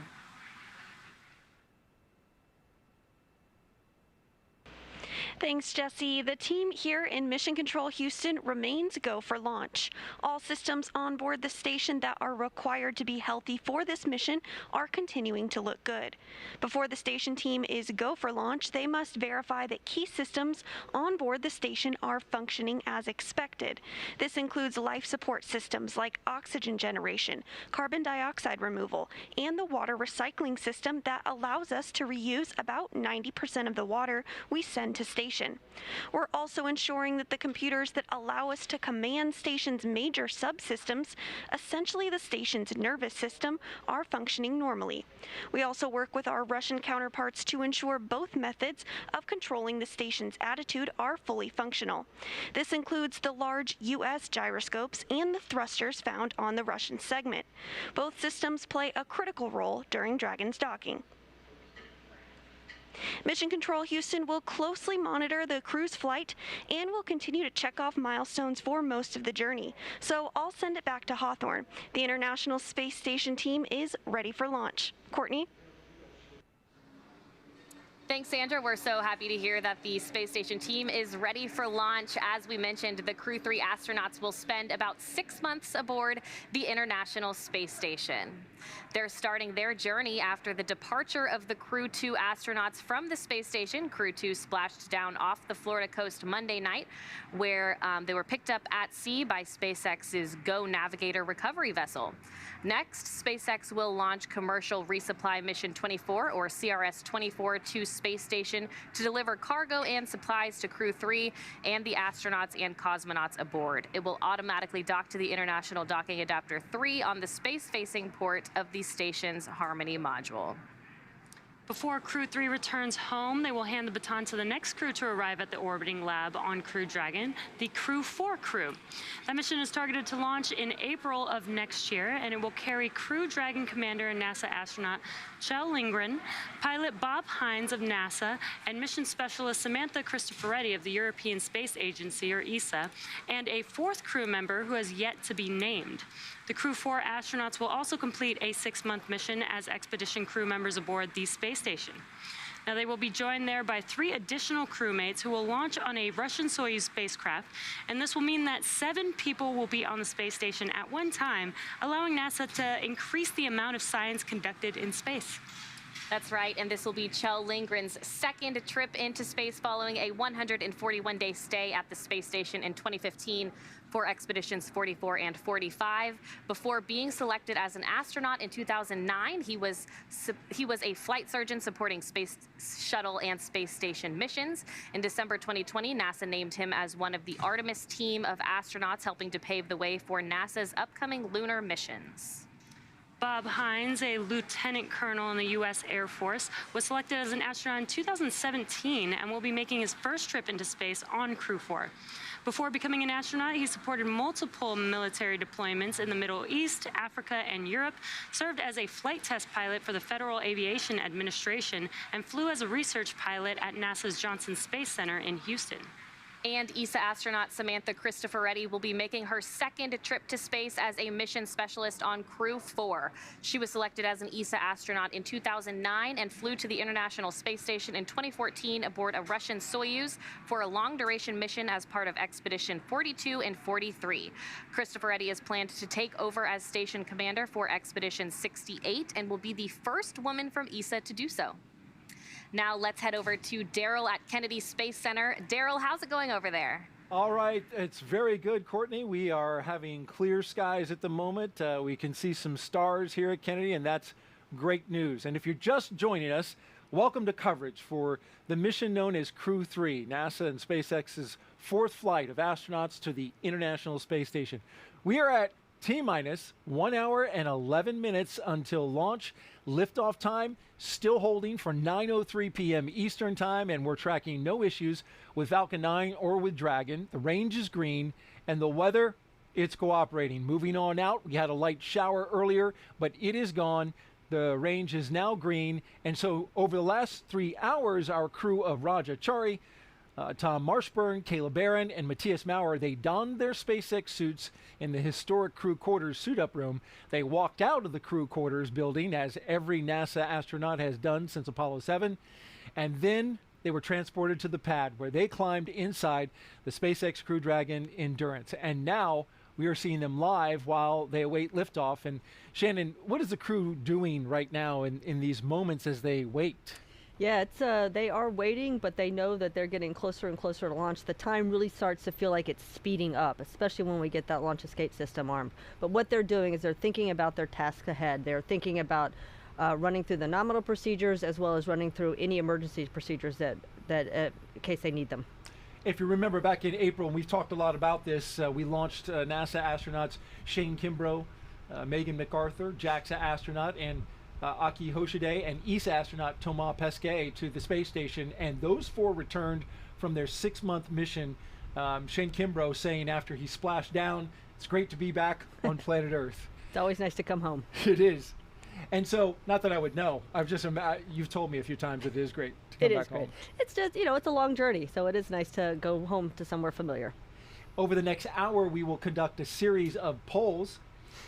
The pad crew has departed, and we watch them leave the area as we zoom out. We get ready for launch through these series of polls. The crew will also arm the launch escape system, and fueling of the Falcon 9 will then begin. Launch, of course, set for 9:03 p.m. Eastern, and this will include a 12-minute flight to orbit, and then a roughly 22-hour flight to dock with the International Space Station at 7:10 p.m. Eastern on Thursday, November 11th, which is Veterans Day, and it's not lost on us that we have 2 active military members on this flight. And so it seems fitting, a day that we remember all veterans who have served. Right, yes, it's important to recognize our veterans, and NASA definitely has a long history of working with the military service. We are a civilian organization, but they do provide some expertise to us. And as you pointed out, we've got 2 active duty military on that flight. Many test pilots from the military ranks have come through NASA, of course. That was certainly true in the early days of the space program, and it's still true today. It's still true today, but we also have non-military people such as myself, so we take a lot of scientists and engineers that are not affiliated with the military. As we look outside at the launch pad at 39A, for those who don't know, this is a very vast place. Kennedy Space Center shares land with the 140,000 acre Merritt Island Wildlife Refuge, so that's why when you're looking there, it's just so dark in so much of the picture. Even when we're a far distance from the launch pad, it's an area that has been preserved for a very long time, for decades going back. And since it is Native American Heritage Month here in the month of November, we should mention that this was land once occupied by indigenous tribes, including the Ais and the Timucua. A quick history of NASA's Commercial Crew program. It all began with the first successful and historic test flight with NASA astronauts called Demo 2. After that, NASA certified SpaceX to fly astronauts regularly to and from the International Space Station. And the first rotational mission was, of course, drumroll please, Crew 1. Shannon, that was a big deal because it was the first time in more than a decade since Space Shuttle retired for longer duration space flights. This was the first one. You were on it, and you flew up there and spent almost 6 months in space. That's right. We did spend almost 6 months in space, and we make a big deal about this being the first capsule because even though it has made it to space, there's still things that we need to see how it ages during its time on orbit. So we're constantly looking at its systems and making sure that everything is working properly so we can keep crew up there as long as we need them. And a lot of what you experienced then flowed back into improvements that were made for this brand new spacecraft. Absolutely. Each time a crew comes back, just as we did, we give comments and what we call lessons learned and maybe some suggestions on how to make things a little bit better.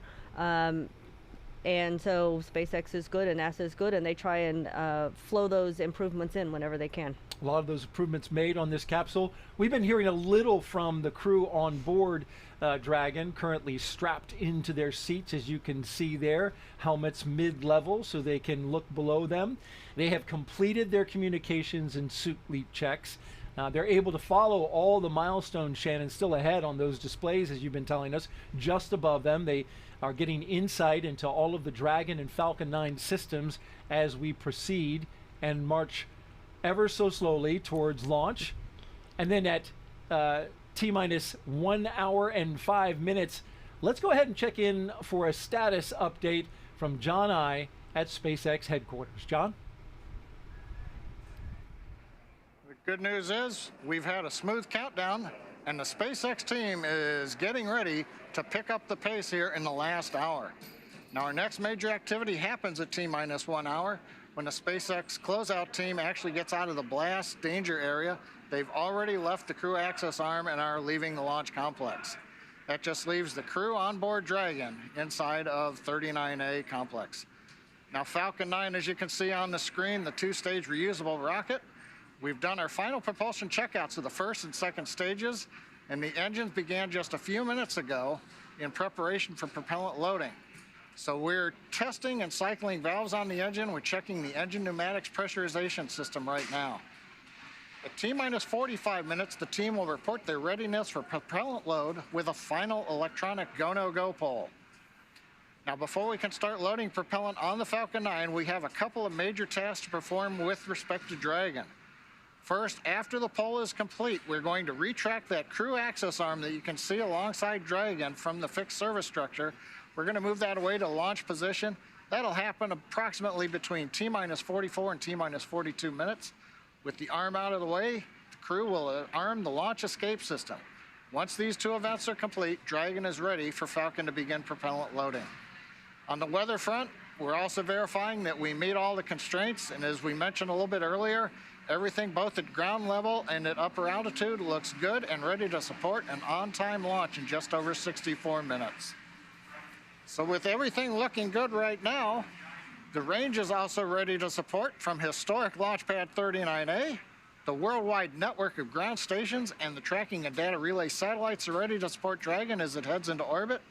Everything is looking good for that instantaneous launch window at 9:03:31 p.m. Eastern Standard Time, which is 2 hours, 3 minutes, 31 seconds Universal Time.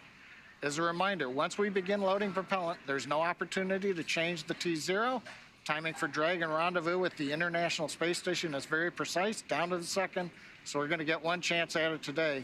But the good news coming up just over 63 minutes and counting, we are go for launch, Jesse. Great. Thank you, John I. It's always great to hear that we have everything go for our T0. We will be cycling orbit tank isolation valves to equalize low flow pressure at this time. Additionally, you are go for section 6. When ready, report go for launch. Endurance copies. We'll be cycling some pressurization valves, and we are go for section 6.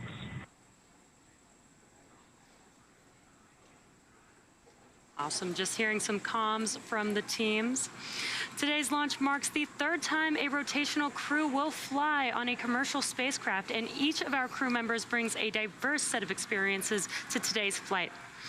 Roger Chari is the commander of the Crew Dragon spacecraft and the Crew 3 mission. Chari is responsible for all phases of flight, from launch to re-entry. Once on board station, he'll serve as an Expedition 66 flight engineer. He was born in Milwaukee, but considers Cedar Falls, Iowa, his hometown. He is a colonel in the U.S. Air Force and joins the mission with extensive experience as a test pilot.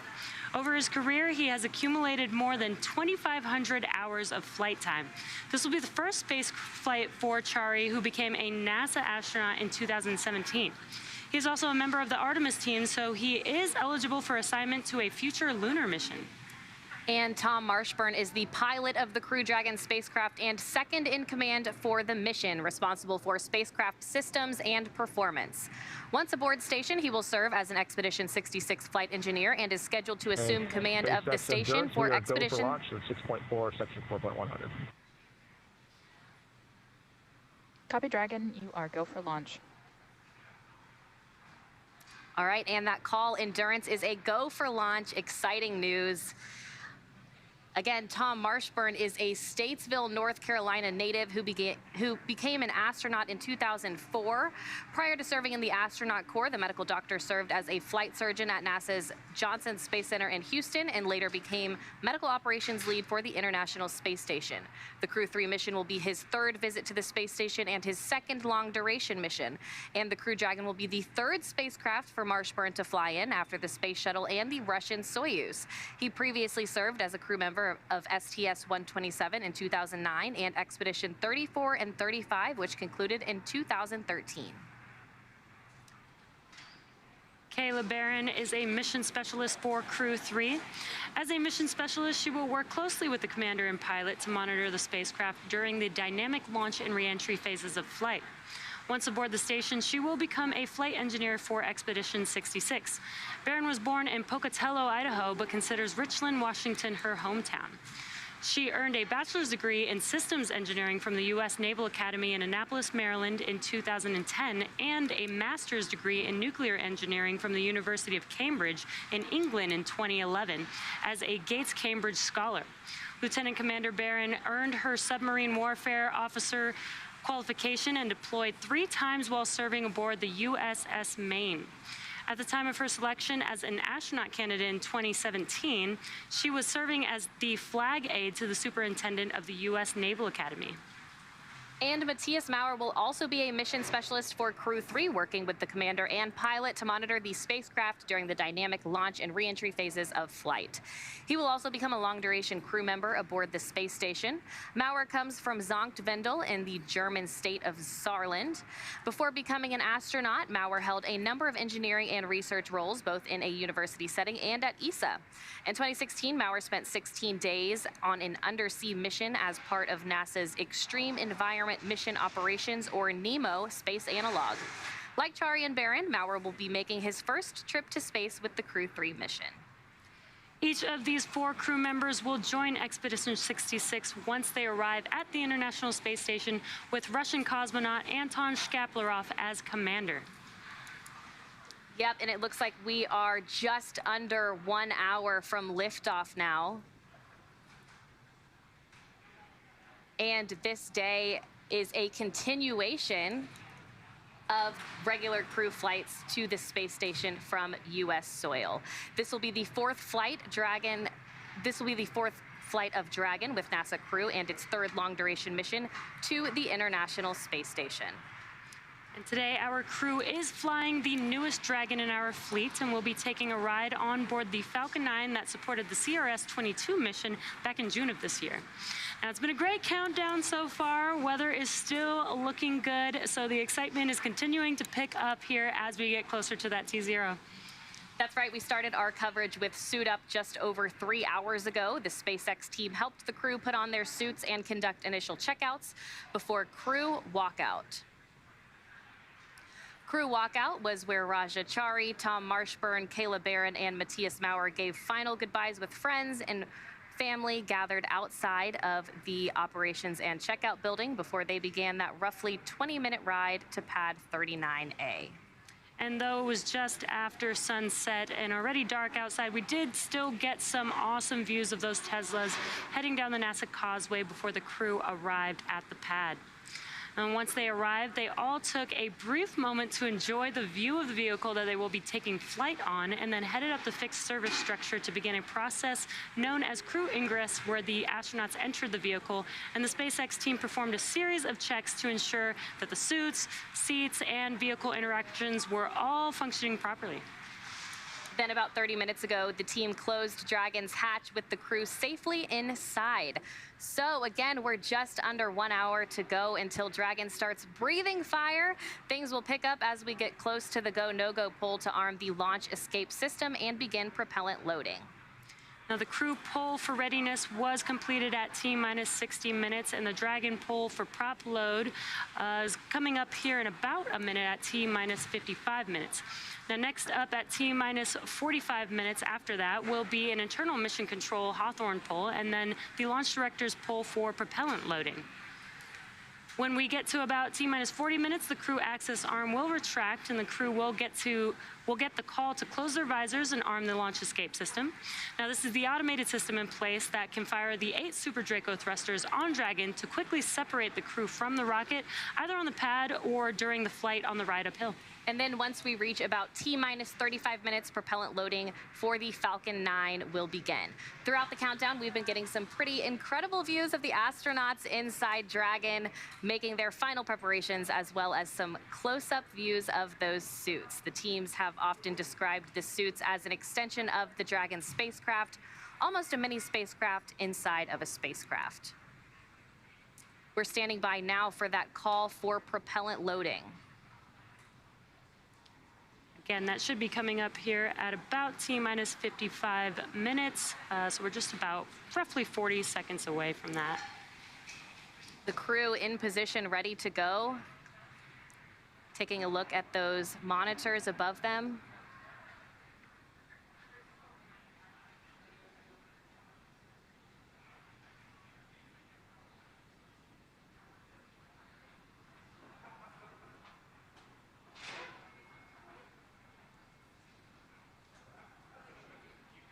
And from the view that you can see on your screen, we have Raja Chari, the commander of Crew 3, closest to the screen, with Tom Marshburn in the pilot seat next to him.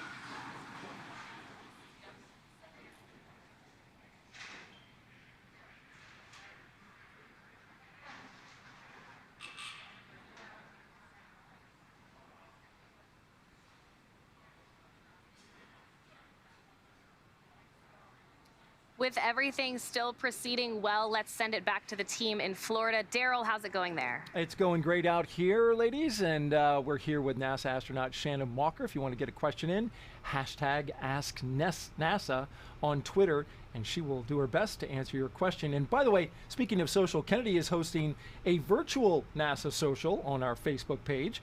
People who have joined are posting messages, pictures, and videos with their fellow space fans. And we want to share now 4 video messages that came into our virtual social for Crew 3 that were posted by the last 4 crew members to fly on Dragon. That is the crew of Inspiration 4. I want to wish the astronauts of Crew 3 all the best on their journey to the space station. It's going to be one heck of a ride. Falcon 9 and Dragon, as you guys know, is an incredible vehicle. Hi everyone at Virtual NASA Social. I'm Dr. Cyan Proctor. I am the mission pilot from Inspiration 4, and I just want to wish Crew 3 an awesome liftoff as they head to the International Space Station. Hi Raja, Tom, Matthias, Kayla. Hank's here just to wish you well on your mission into space. I couldn't be more excited for you for the journey you're about to go through. Getting into that Falcon rocket with your suits on that have your name on it is a feeling like no other. Crew 3, I just want to say I'm so excited for all of you. I know that rush of emotion that you're going to feel with your spacesuit on, strapped into the capsule, and you're about to have the best ride of your life. Just laugh the whole way up there like we did. Just want to wish you all the best, and look forward to exchanging some stories a little bit down the road. Take care. Godspeed, Crew 3. I love Haley Arsenault saying that she laughed the whole way up. I can definitely relate to that. Can you really? Yes. Well, what was so funny? It's an exciting ride. You're just happy. You're You just gotta so laugh. thrilled. Yeah. That's fantastic. And whenever she says anything, it always brings a smile to my face. She has such great energy. Well, throughout the program, we've been answering your Ask NASA questions from social media. We have time now for a few more before Falcon 9 fueling begins, and so we'll pop it up on the screen. And Shannon, you've been answering them all show long. We appreciate that. So the question we have up now is, what are your tips for me to go to space? I'm a high school freshman from Poland, dreaming of going to space. Yeah, so the first thing, the most important thing is to do well in school. We need people who are very accomplished and have lots of different skills, and it all starts with a good education. Now, being from Poland, you're going to have to apply to the European Space Agency to be part of their astronaut program, and hopefully they will have another selection one of these days. But really, do well in school and then go pursue a field of work that really interests you. What you want to do is do something you're very passionate about, and that really, when you're passionate about something, you're going to do well at it, and it's going to stand out, and people are going to take notice. And so, yeah. It doesn't necessarily have to be a specific, STEM is good, right? Right. But there have been people who have not gone into STEM and become astronauts.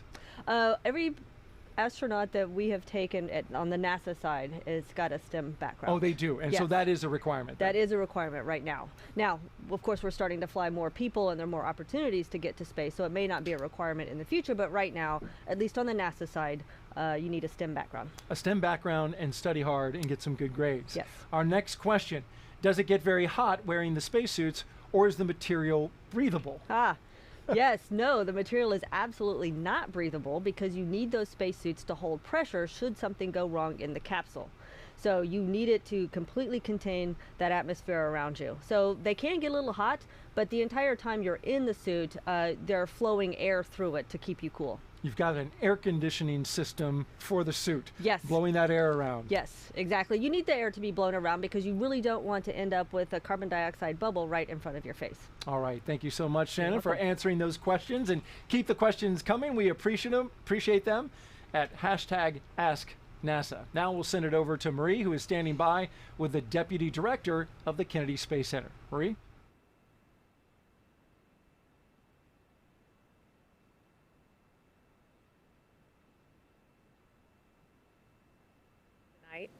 Oh, it's a pleasure to be here with you, Marie. And I wanted to ask you about a special connection that you have to Kayla and Raja, part of the Turtle class of astronauts in 2017. You were actually on their selection board. Tell me about that. Oh, I sure was. In the class of 2017, we had the most applicants ever in the history of NASA, 18,353. And when it was all said and done, we picked 12. course, Raja and Kayla were part of that class. So to see them when they first walked in for their very first NASA interview and to know now they're on board the Dragon on top of the Falcon 9 rocket, it's just amazing. I'm very excited. And so much has happened in such a short period of time. You became the deputy director just earlier this year in the middle of a very busy launch campaign. We've seen private citizens launch from here at Kennedy this year. More of that is coming. We've got a regular cadence of these commercial crew missions to station. And we're coming up on the 60th anniversary of Kennedy. So, you know, so much has happened, like we said, in such a short period of time. What do you see ahead for the next 60 years of Kennedy Space Center? Well, I see it's just getting started now. So this started with a vision. 10 years ago, we flew out the space shuttle, and we had a vision to create the world's premier multi-user spaceport for both commercial and government users. And now you're seeing it coming to fruition. So it's just going to be, we have 24 launches now, more launches than any place else in the world. When we finish this year, we should have close to 50 launches, and it's just going to increase more and more. I want to also ask you about what is in the building right behind us. Of course, the Goliath vehicle assembly building, the Artemis rocket, the SLS Space Launch System rocket is fully stacked. We want to show you a peek inside. Our gigantic moon rocket, there it is. That is the Space Launch System and the Orion capsule being stacked on top. This is video from late October inside the vehicle assembly building. And now that the rocket and capsule are fully stacked, it stands at 322 feet tall, and that is taller, in fact, than the Statue of Liberty. Quite a sight in there, Kelvin. I don't know if you've had a chance to actually go inside since that stack in October, but it's just astounding. And what do you have to say about that if you've seen it inside, and what do we have to get through before that first launch of Artemis 1? Okay, I saw it today, and I see it about every week, you know, and it is just humongous to see that rocket and to know that that rocket will carry our astronauts to the moon and beyond, hopefully to Mars. So right now we're undergoing something we call IVT, Interface Verification Test. We'll do that for a couple more days, and then we're getting prepared to roll it out for a wet dress rehearsal. So hopefully that'll happen at the end of this year, early next year. We'll roll it out to the pad, fully fuel it, test all the interfaces, pad, vehicle, and roll it back for a launch, hopefully in February. Fantastic. Calvin Manning, thank you so much. And by the way, happy Veterans Day a little early. I know you served, so thank you for your service. Hey, thank you, Marie. All right, we're going to go over to John Innsbrucker now in Hawthorne as the action begins to pick up on the pad. John? We're just inside T-minus 47 minutes. We're listening right now to the countdown net, waiting for the SpaceX launch director to discuss the propellant load and launch poll results and give final instructions to the launch team. At this time, we have completed all checks on the Falcon 9 and the Dragon spacecraft. We're also checking with the Dragon mission director to make sure that they are ready to go. And right now we're waiting to listen for that launch director to come up. Now we have been checking, as I said, with the Dragon mission director, also NASA launch manager to make sure they're ready. Now you can see on the screen right now, Falcon 9 on the pad, crew access arm alongside the Dragon capsule. Earlier you saw the vehicle assembly building during that previous interview. The Falcon and Dragon launch team, as well as key members of NASA, are in the Launch Control Center, which is just adjacent to the vehicle assembly building. And as you saw earlier, if you were with us, they've got a view straight towards Pad 39A through the large windows of Firing Room 4. Now, going back to the current screen view, you can see the crew access arm. That arm, once we finish the readiness poll and instructions to the crew, or instructions to the launch attention team. On countdown net. And here it comes. The poll is complete, and teams have pulled go for propellant load and launch.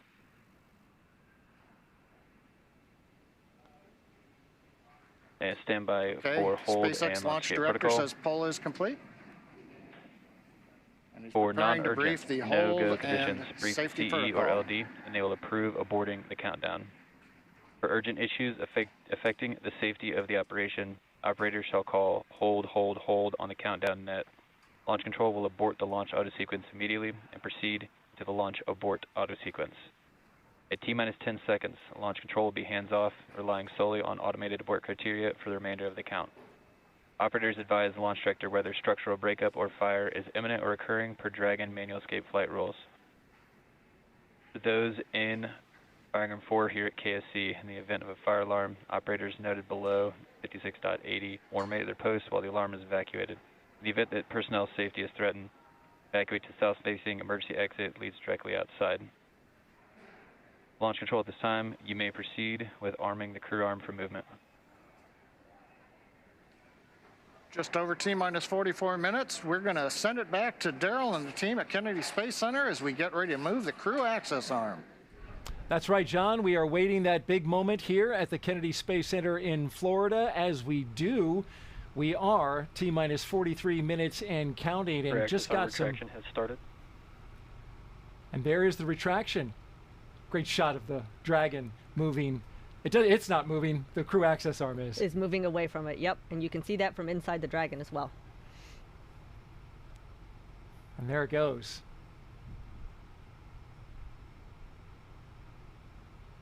When you're in the capsule, can you see that? You can. You have windows that are at pretty much your foot level, and you can see a little bit out. So you do see that moving away, and once it's gone, you know it's just you and the rocket. There's the camera pointed directly at Dragon. Great view there. You can see the strong back at the top. Oh, that is a fantastic view.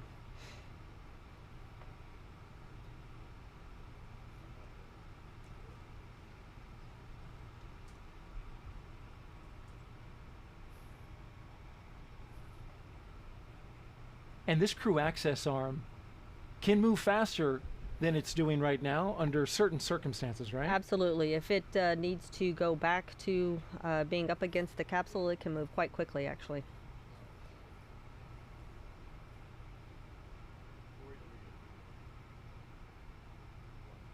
It was just not too long ago, about an hour ago, that we saw the astronauts walking down that very crew access arm. Now it is rotating away from the rocket. Just one more step closer to launch. An important milestone. Absolutely. I'm enjoying just watching the various parts of the launch pad go by yes. as we look out that. Yeah, you don't often arm. get that view, so No. it is, might as well soak it in while we've got it. There's nobody inside that arm. There's nobody on the pad. The only people who are there are the 4 astronauts inside that SpaceX Dragon capsule. You can see the water deluge system to the left, out the opening there to the white room. Crew access arm retraction complete. And we just heard the call out that the crew access arm has completed its retraction away from the rocket. And so up next, Dragon SpaceX, you are go for section 7 of 4.100. Close visors and arm the launch escape system. And Dirge copies, we're go and that's for what's section 7 up of next. 4.100. Arming the launch escape system. And while we await that, let's take a social question. Oh, that sounds like a great idea. Michelle Stone asks, as an astronaut, what moment does it become real that you are about to launch to space? You know, Michelle, it is right about now. So you know everything else has happened according to plan, and this is really the final bit before you launch into space. So anything had gone wrong previously, the access arm was there and you could just exit the capsule. Now it's just you and the rocket. Closed. We're arming the launch escape system. And arming the launch escape system, as we just heard that call, is a major milestone. Because, you know, if for some reason something were to happen, that's how you're getting off the top of that rocket. That is correct. If something happens, if it's detected on the ground or by the systems on the Dragon or that Falcon 9, it will engage that launch escape system and that crew will go shooting off that rocket. Let's take another question now. Shannon, been doing so well with these questions. I love answering questions. Well, excellent. Here's another one. Are there pre-launch rituals and activities that the crew go through before launch? You know, we do have some I would say traditions, and it's kind of interesting now that we're in the commercial Launch escape system is verified armed. Okay, the launch escape system is armed. Endurance copies, we see the same. So we have traditions that come from the Apollo days. We've got traditions that we actually experienced over in Russia when we were flying on Soyuzes, and so we sort of combined a few. A lot of them, as you've seen earlier, involves the crew sticking their stickers on various places. Yes, yes. Everywhere you can. Everywhere we can. We want people to know we were here. And one more question for you, Shannon, as we await the loading of propellant into the Falcon 9 rocket. Hey NASA, while watching the launch of Crew 3, I noticed the astronauts have a little mirror on their suits on their left arm. What are they for? Yes, good eye to notice that. Good eye. Good eye. Yes, that mirror is actually will let you inspect your spacesuit to make sure everything is fine. So once you're in the spacecraft by yourself, if you open your visor and you need to shut it, you want to make sure, in my case, that your hair is not crossing the boundary and would interrupt the seal that is necessary to keep that pressure on the inside. So they use that to make sure their spacesuit is in perfect condition. How about that? I hadn't even noticed it. It is wonderful when we get these questions from the viewers and the people who are watching, because they're looking so closely. They are looking closely, and it's great that people are picking up those details. Well, let's take another one then, since we've got some great questions coming in. Can you keep your spacesuit after the mission? Oh man, I wish I could keep my spacesuit. I don't know where I would put it, but no, unfortunately we are not allowed to keep our spacesuits. You couldn't stuff it and put it in the foyer? I suppose I could. That would be a bit pretentious, don't you think? But you know what's interesting is if you don't keep it, it is made exactly to your specifications, so... What do we do with it? So, yeah, actually, after a flight, the spacesuits go into rotation for training. And so, at this moment, Samantha Cristoforetti, who is about my size, is using my spacesuit for her training while her spacesuit is being built. Ah, okay. So they really are used again, but not for spaceflight. They go into a life of training. That's correct. Great questions, folks. We really appreciate these. These are some good ones. And Shannon, load in approximately 25 seconds. Expect loud venting. So we're getting a call out as we prepare for propellant loading. And you see the crew there, Crew 3. And they have their visors closed, so they are ready. They have them closed before the launch escape system is activated in case it needs to be put into action. They will be safe in their suits. Another safety measure. As we are here at the Kennedy Space Center taking another question from social media. Shannon, what was it like to feel the weightlessness of space for the first time? Oh, that is such an interesting feeling when that happens. Of course, I felt it for the first time on the Soyuz spacecraft. When we got into space and the engines cut off, to me it felt like we were sort of tipping forward. I felt like I was floating forward in my harness that was holding me down. Huh. Don't know why. I don't think we were, but that's what it felt like. Yeah. And not too long after you get up into space, don't you get ready to sleep in anticipation for getting to the space station? It really depends on your profile. So what the Crew Dragon will do is what we did on our flight up, also had a 22-hour-ish rendezvous. They will go through systems checks, make sure everything is working on the Dragon, and then they will have a sleep period before they do the final rendezvous. And I want to ask a follow-up on this question. Okay. What's it like to sleep in space? Like, what happens? Does your head what does your head do, and how do you get comfortable with not being against anything? It is interesting to sleep in space. It is actually pretty comfortable to sleep in space, but it does take a little bit getting used to. I will tell you, the first time I was up there, for about the first month, I would wake up in the middle of the night and feel like I needed to turn over. But of course, that's not going to do you any good in space. So that's just part of adjusting to learning how to sleep in space. There's certainly no pressure points, are there? There are no pressure points. You're just tucked into your sleeping bag. Are you restrained? You have a sleeping bag on the space station. You have a sleeping bag that's inside your crew quarters, and that sleeping bag is attached to the wall. So you sort of float inside your sleeping bag, which is attached to a wall. All right. Great job, Shannon. Thank you for all the answers to the questions there. And thank you, folks, for sending them in. They were wonderful. We enjoyed them. And Shannon did a great job of answering them. Just a few seconds away from prop load. Propellant load has started. And there we heard the call out. Yes. This rocket is being loaded with propellant. Yes, obviously another major milestone, and that is something that is very obvious to the crew. They can feel it loading into the tanks. It starts low down at the bottom of the rocket, but as the propellant gets, the tanks get more full, it gets more vibrations and louder as it gets closer to the crew. Yeah, you can hear that inside the capsule, right? Definitely hear it. You know something big's getting ready to happen. Absolutely. Well, we are T-minus 34 minutes and counting away from the launch of Crew Dragon's third flight with astronauts and the second for 2021. Today begins the next 6-month rotation mission to the International Space Station. The launch escape system is armed, as we just heard, which happens just before we have started loading propellant onto Falcon 9. That propellant is now flowing into Dragon. The Dragon capsule was loaded with its propellants about a week and a half ago, just a few miles down the road at what we call Dragonland. And in order to fly, Dragon needs a fuel and an oxidizer. So for the fuel, we use monomethyl hydrazine, or MMH, and nitrogen tetroxide, or NTO, for the oxidizer. Together, these propellants feed the Draco engines that must maneuver Dragon on orbit, as well as the 8 Super Draco engines that would power the launch escape system in an abort scenario. And again, that fueling, it is flowing. And that means the 8 Super Draco engines inside Crew Dragon are ready. If needed, they can launch the capsule away from the Falcon 9 rocket in an instant, should there be any kind of emergency associated with the rocket or the pad. And the NASA and SpaceX teams have trained extensively for exactly that type of contingency. So we'll send it over for now to SpaceX headquarters in Hawthorne for an operations update with John I.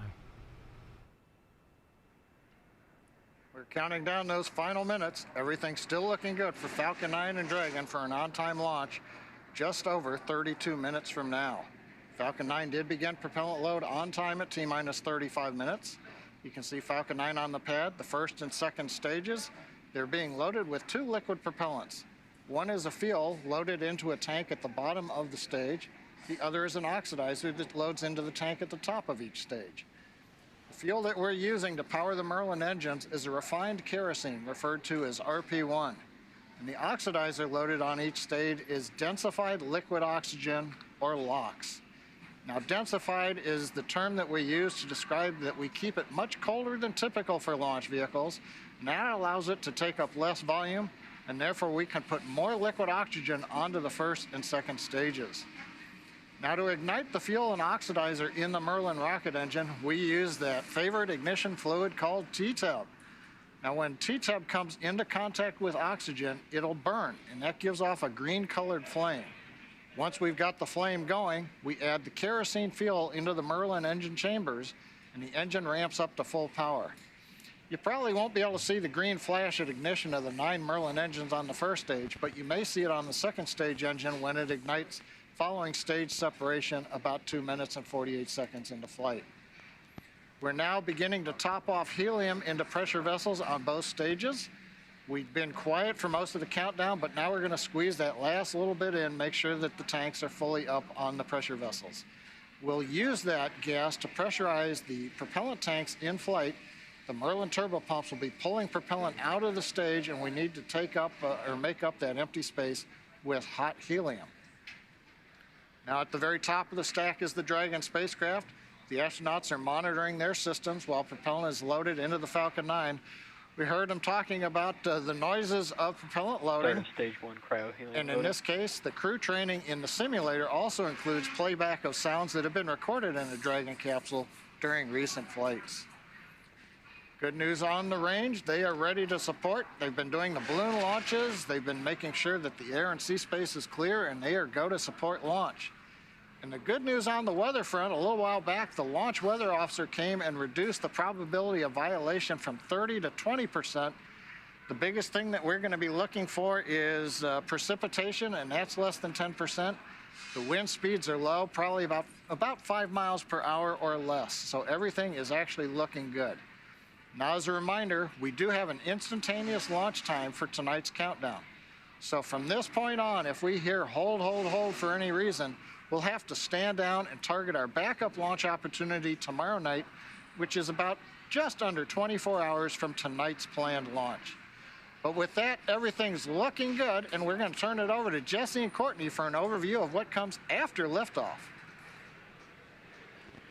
Great, thank you, John. We love good news. For Crew 3, the astronauts' flight to station will take about 22 hours. As we await T-0 in just about 28 minutes, the ground operations teams are doing a series of systems checks to make sure both Dragon and Falcon 9 are ready for launch. You're looking at a live view of our teams at the Cape as they prepare for liftoff. As we wait for the launch clock to hit 0, we wanted to give you an overview of what the ascent portion of the mission will look like. Once we hit T0 and a successful launch occurs, we will watch Falcon 9 and Dragon lift off from the historic launch pad 39A and make their ascent. At about 50 seconds into flight, Falcon 9's engines will throttle down to help pass through the period of maximum dynamic pressure on the rocket, or what we typically refer to as max Q. It's worth noting that once we hit max Q, the vehicle will be going supersonic. Now, once we are through the period of maximum dynamic pressure, we can throttle up our 9 Merlin engines again. Now, from there, at about 2.5 minutes into flight, we have a series of 3 events that will happen in rapid succession.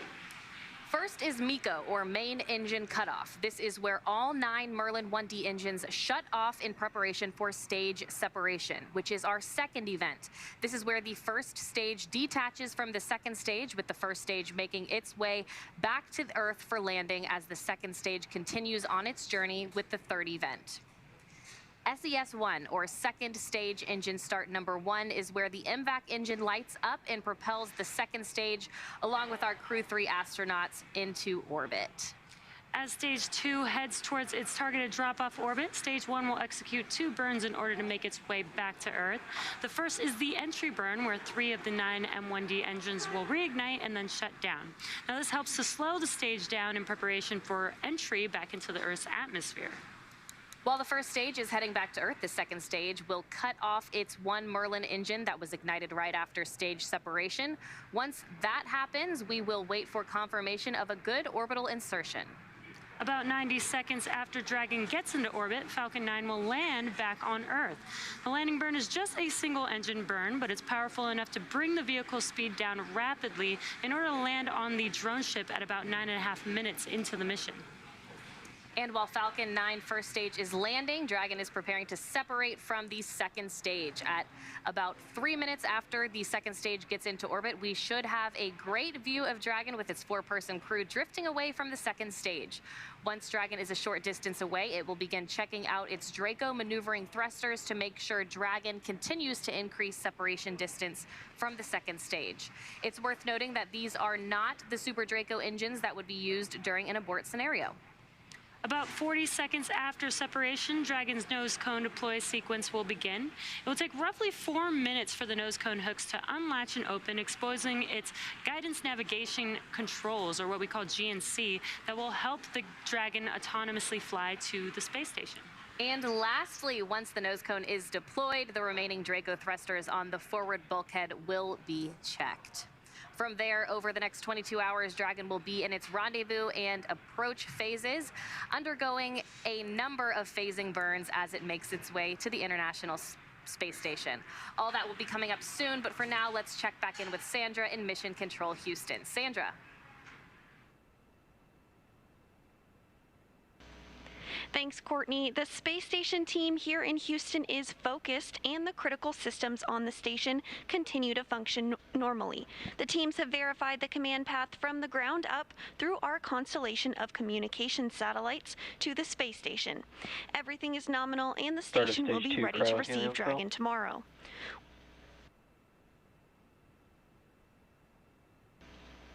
Once the crew arrives at station, they'll join Expedition 66. While on board, their official designation will be flight engineers for most of their expedition.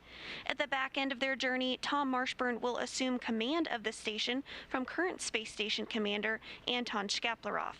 Flight Director Rebecca Wingfield is on console now, leading flight controllers in Houston for launch, and will also lead teams for docking tomorrow.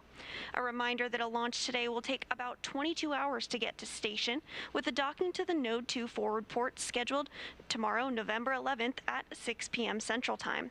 Once Dragon is fully docked to the station, the team here in Houston will assist the Dragon and space station astronauts with leak checks as they work to open hatches on both Dragon and inside the station's pressurized mating adapter. We expect hatch open to take place approximately 2 hours after docking. That's it for us here in Mission Control Houston. I'll send it back over to the team in Florida. Daryl? All right, thanks, Sandra. We are back here at the Kennedy Space Center, circling about that mock Dragon behind us. Yes, pretty. It's a pretty capsule. This lady right here flew on one, Crew 1, not too long ago, and had an incredible experience, 6 months up on the International Space Station. Yes, 6 months. It's hard to believe that I've been home 6 months already, but here you are, here ready I am, to watch a launch. Watching the next one go. T-minus 23 minutes and counting, and if you're just joining us, we are ready for the third astronaut rotational flight and mission to the International Space Station under NASA's Commercial Crew Program. Commander Raja Chari, pilot Tom Marshburn, and mission specialist Kayla Barron. There you see them. They are strapped in along with Matthias Maurer, ready to fly inside Crew Dragon Endurance. We can see them live as well as outside the Falcon 9 rocket. Fueling operation is well underway. The launch escape system is armed, and that means Crew Dragon is prepared to launch itself away from the Falcon 9 rocket in the case of an emergency on the pad or after liftoff. So far, operations look and sound as expected, and we are just counting down to that liftoff at 9:03 p.m. Eastern Time. You can see the steam as it comes off, the condensation as it comes off the rocket. I've noted in past launches that as it fills with fuel, the entire first stage begins to let off, and it kind of gives you a marker of exactly where in the rocket they are. It's almost like a little fuel gauge. Exactly. Yep, because the fuel and oxidizer are cryogenic, they are extremely cold, and so you just see them condensing the air around it. And of course in Florida, we've got lots of moisture in our air to condense. We sure do. There's some onshore flow, a weather pattern that is bringing moist air off the Atlantic Ocean, and so with this lit up, we should see a lot of this condensation coming off this particular rocket.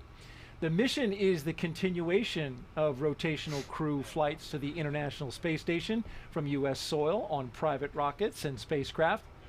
This would not be possible without the success of NASA SpaceX Demo 2 test flight last year and the safe delivery of Crew 1 astronauts, including my co-host Shannon Walker, to the space station last fall for a long-duration mission. Crew 1 is back home, of course, and we have one of the mission specialists with us right here today. As you're counting down, we're only 21 minutes out from launch, Shannon. What is going through your head in this moment? Boy, this is really, things get even more intense and more exciting. You can feel the rocket being fueled. You know you don't have too much longer, so you're really thinking about what you're going to need to do as soon as those engines light. T-minus 21 minutes and counting. The excitement levels rising for the crew inside. Crew Dragon Commander Raja Chari, he'll be making his first trip to space. And as commander, he is responsible for all phases of flight, from launch to re-entry.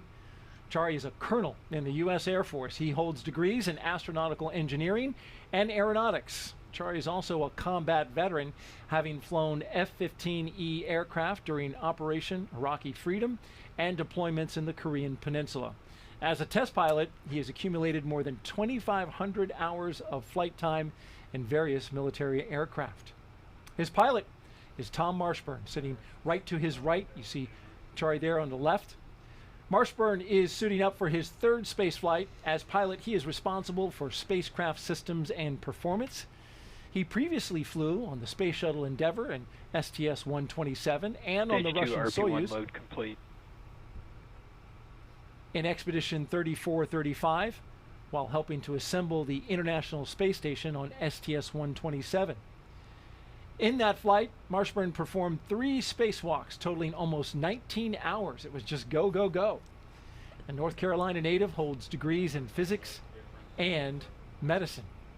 In fact, he was an emergency medicine doctor. Yes, he was. Mission specialist Kayla Barron, she's about to make her first trip to space. In this role, she will work closely with the commander and pilot to monitor the spacecraft during the dynamic phases of flight. The Washington State native has degrees in nuclear engineering and systems engineering. As a submarine warfare officer, she was a member of the first class of women commissioned into the submarine community, and she deployed 3 times while serving aboard the USS Maine. And lastly, on the end there in this shot is mission specialist Matthias Maurer. He will be making his debut spaceflight. He will be the 2nd European astronaut to fly on Crew Dragon. Maurer is from Sankt Wendel, Germany, and is a doctor of materials science and engineering. He is the inventor of more than 10 patent applications, and he joined the European Astronaut Corps in 2015. Maurer has spent 16 days in underwater training during a NASA Extreme Environment Mission Operations Challenge, and he's trained in sea survival training off the coast of China. And an interesting note about Maurer, he will become the 600th person in space. 600. Yes, even though all 4 crew members will be traveling to space at the same time, we have to assign numbers, and he is number 600. He's landed on that big milestone. Chari gets 599. Barron is 601. What was Shannon Walker? You know, I believe I was number 518, but don't quote me. I could be wrong, but it's in the early 500s. We'll take a look at the NASA history books and yes, we'll figure it out.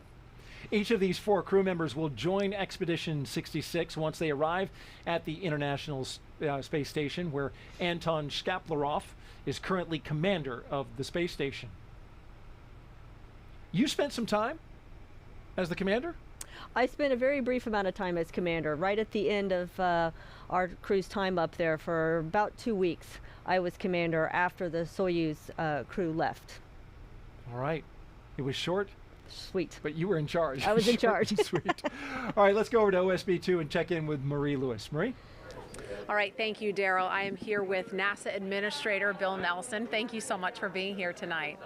What a pleasure. What a great evening. Looks like the rain has given us a break. Yeah, it's clearing up. We've got a great view of the pad, and this must bring back quite a few memories from you. You launched from Pad 39A some years ago, and this is your first crew launch here as the NASA Administrator. What has this experience been like for you so far?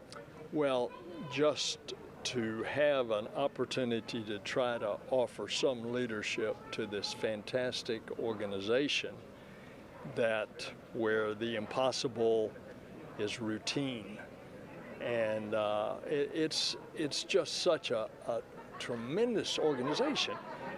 You know, it's been voted the best place to work in the federal government for the last 9 years straight. Stage 2 so launch load is has it begun. any wonder that everybody's excited all the time, and here's another reason what we're going to do tonight. Absolutely. And you launched on the Space Shuttle 61C years ago. How did that experience change you, and how do you think it's going to change the astronauts that are going to space for the first time tonight? It happens to every space flyer when you look back at Earth from the position of Earth orbit, and you see this beautiful creation, our home, the planet, suspended in the middle of nothing. It makes you want to be a better steward of our planet. It's extraordinary. As you orbit the Earth every 90 minutes, and then, of course, the properties of microgravity in space. We're learning how to make new materials, new drugs. All of these things are going to come in a commercial operation that we're taking off the surface of the Earth and we're taking to space, and Now we'll take it to the moon, and then who knows? We're going to take it on out into the cosmos. And speaking of the success of this program, years ago, over 10 years ago, this program started. You were a part of that. There were a lot of skeptics at the time in the aerospace industry about shifting this low Earth orbit to commercial industry and this partnership with SpaceX. And here we are now. What does the success of this say about what we can do when we do it together? And still, today, people have difficulty making that transition, but the proof's in the pudding. And the pudding is out there on Launch Pad 39A right now. A commercial operation with considerable NASA help and oversight, because when it comes to the safety of our astronauts, NASA's going to be all over it. There's the proof. A very successful commercial operation. NASA Administrator Bill Nelson, thank you so much for your time. Daryl, we'll send it back to you.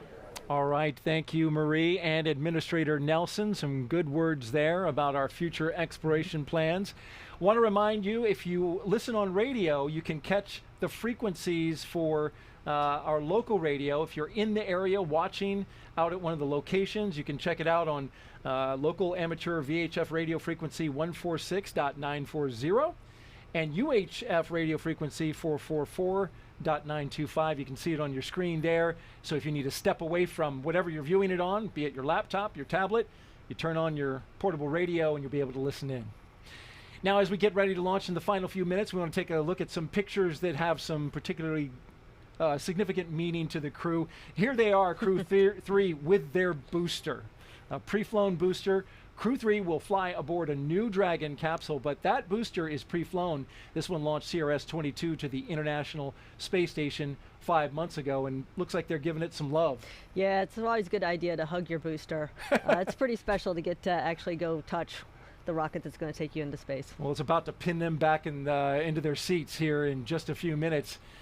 At the time of launch, 9:03 p.m. Eastern, the space station will be flying 258 miles over the North Atlantic, about east of Newfoundland. You can see here the track of the International Space Station, and then from that moment, it will be catching up to the International Space Station once it leaves the coast of Florida.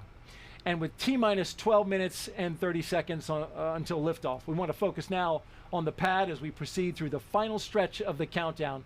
We'll turn it over to Hawthorne to take us through the launch and ascent. John? Thanks, Daryl. It's just over 12 minutes, and everything is still looking good for launch of Falcon 9 and Dragon. Falcon 9 did begin propellant loading on time at T-minus 35 minutes. The RP-1 fuel loading on the second stage, you can see up at the top, the white cylinder at the very top of the stack. Fuel loading on that stage is complete. Fuel loading is continuing on the first stage. We're about 80% of the way full, and it will finish up at T-minus 6 minutes. The densified liquid oxygen loading is also underway on the first stage. We're about 3/4 of the way full, and we began loading liquid oxygen on the second stage about 5 minutes ago. Now, liquid oxygen loading is the last thing to finish. We'll wrap up first stage at T-minus 3 minutes, second stage at T-minus 2 minutes. Coming up, we're going to do final checks of various engine systems. Our thrust vector controllers are going to be moved. We call them TVC wiggles, where we move the engines back and forth slightly. We'll also be moving throttle valves on the engines to make sure that they are responding to commands from the ground in preparation for flight. The Dragon mission director has reported their team is working no issues. We're going to hear from Dragon in about a minute here on the countdown. Their comm checks are complete. You can see the access arm is retracted. The launch escape system is armed. Crew is strapped in and they're ready to go. They'll get their final instructions at T-minus 10 minutes. They'll be told to configure their displays for launch, and that setup will give the crew insight into how the launch is proceeding and provide them constant updates on vehicle health. At T-minus 5 minutes, we'll be in terminal count, and Dragon will go to internal power, and we'll hear continued call-outs on the countdown net as we get closer to liftoff. And finally, easy to say, range is go, weather is go. So right now, Courtney, we're coming up on T-minus 10 minutes. One of the things that we'll hear on Dragon flights that we don't hear on other ones is the abort call-outs during the countdown. Can you enlighten us a little bit on what goes on with that? Yeah, John, great to hear that everything is going well. We're continuing to track that Dragon and Falcon 9 are ready for launch. But just in case anything were to happen, Dragon is fully prepared to initiate an abort. Upon liftoff, you'll be hearing number and letter combinations on Dragon's trip uphill, which will mark different abort zones throughout the flight, the numbers signifying the stage of flight and the letter as the abort Dragon zone. SpaceX, The first confirmed two, crew displays are configured for launch. Copy. Endurance displays are completed for launch. And copy that. Crew 3, we are honored to have you at the controls today as the first crew to fly aboard Dragon Endurance. We wish you a great mission, field look, Godspeed, and enjoy the ride. Thanks, Sarah. And sometimes when you try to fly on Halloween, you get a trick instead of a treat. But how honored and appropriate to get to fly Endurance on Veterans Day. We're proud and honored to represent the SpaceX and NASA teams as we head to the ISS to live and work on groundbreaking science for the next 6 months. And there we have it, some final words from the crew aboard Dragon, and a good luck from the Corps here on the ground to the crew. John, with everything still looking good, that next milestone of engine chill is coming up next. That's right. The next major event that we have is T-minus 7 minutes. It's what we call the engine chill event. The big thing that happens there is we open the pre-valves that feed the Merlin 1D engines. So super chilled liquid oxygen will be trickling through the inlet to the Merlin turbo pumps, and that'll help chill those turbo pumps down before we hit them with the full flow of liquid oxygen during the ignition sequence in the last 3 seconds before T0. So what we'll hear as a call out says stage 1 engine chill has started. We'll be monitoring all 9 engines to make sure the aux fuel pre-valves are all open. We're also chilling down second stage engine as we get ready for launch. And you'll hear an additional chill down of the second stage called out once we get into flight, a little bit before 2 minutes into flight, when we'll do a final chill of the upper stage engine turbo pumps. And if you might be able to hear behind me here in Hawthorne, a lot of energy. Folks are gathered around Mission Control Center, watching on the big monitors as we get ready for launch in just over 7 minutes and 40 seconds. Now, in addition, as I mentioned before, as we get ready at 7 minutes to open the pre-valves and begin the engine chill sequence, we're also getting ready then to move into check-out reviews. The fuel trim valves are being cycled. Make sure that those are working. We use that to throttle the amount of propellant going through the first stage down to the engines as we go through flight. Coming up on T-minus 7 minutes, we'll listen into the countdown now.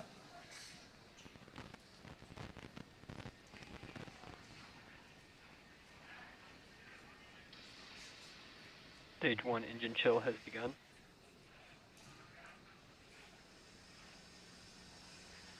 So you've heard it. We're through another milestone. Next one coming up here at 6 minutes. Yep, that's right, John. And that RP1 kerosene is filling that second stage. We're anticipating a little longer for that first stage to be completely filled with that RP1 refined kerosene. Liquid oxygen will continue to flow through the first and second stages up until the final few minutes before launch. That next call will be that the stage 1 RP load is complete, coming up now in about 15 seconds. Stage 1 We'll RP1 stand by load for that complete. call now. And confirmation, we have a complete fill of RP1 on the first stage. Now the first and second stage are completely filled with that RP1 kerosene. Now just under 6 minutes to launch until that instantaneous launch window today. The next milestone will be for Dragon to transition to configure for terminal count, and that's when Dragon's onboard computers will take control of the vehicle, and Dragon will be on internal power, no longer relying on those lines from the ground. From there, Falcon 9 tanks will pressurize for strong back retract. That'll be another visual milestone. The clamps just below Dragon's trunk will open, and the strong back will tilt back just 2 degrees, then right after liftoff, back to 45 degrees. Again, RP1 kerosene filled on both the first and second stages. Liquid oxygen continues to flow through on the first and second stages. Standing by now for that call that Dragon has transitioned into terminal count.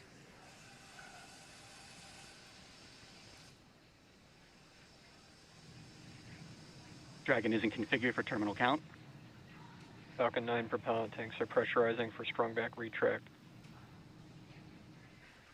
All right, John, some good calls. Dragon is now on internal power, and Falcon 9 propellant tanks are pressurizing for strong back retract. Yes, thanks, Courtney.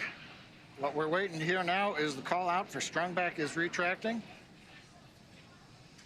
This will be a two-step process. First, we'll spend about half a minute opening up the arms that clamp around the second stage. And there's the call out that the sequence has begun. So we'll slowly open up the arms around the second stage. We might get a view if we've got a close-up of the camera. Then once the arms are open, the strong back alongside Falcon 9 will retract about 2 degrees away from the rocket.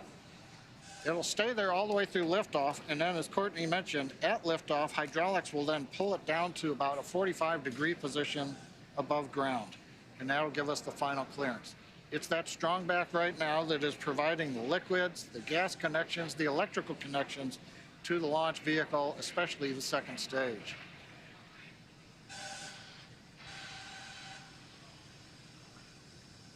We're hearing some of the venting of the vehicle as we are pressurizing and depressurizing at various steps.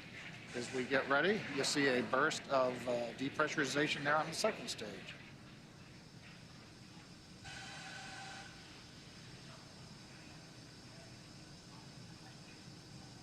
That's right, John. We're also anxiously awaiting the stage 1 liquid oxygen is complete on the first stage. You should hear that call coming up here shortly.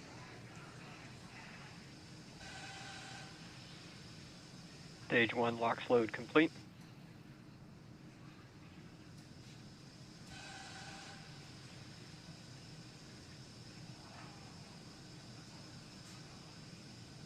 And confirmation that the stage 1 LOX load is complete.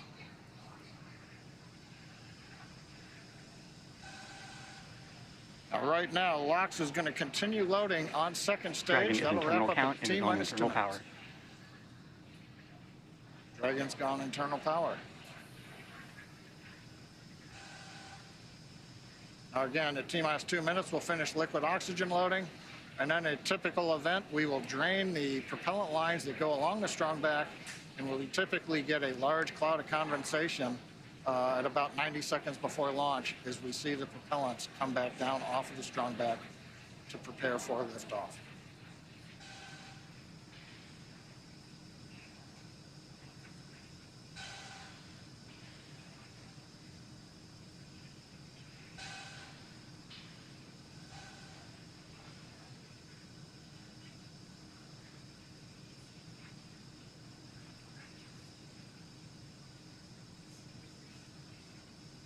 Stage 2 LOX load complete.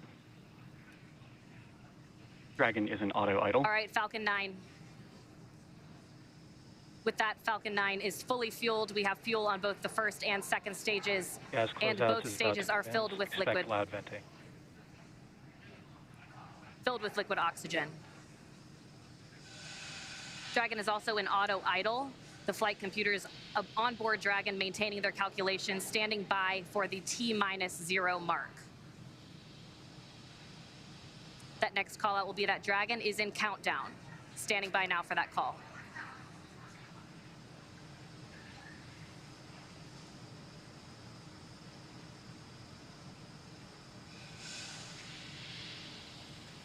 FTS is armed, Falcon 9 is in startup, and is now controlling. Dragon is in countdown. All right, the final minute before launch. Just 47 seconds to go. Everything is ready for an on-time launch today. Go for launch.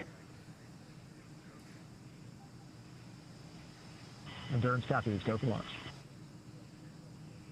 Ground teams are ready, and Crew 3 is ready for liftoff, heading for that instantaneous launch window.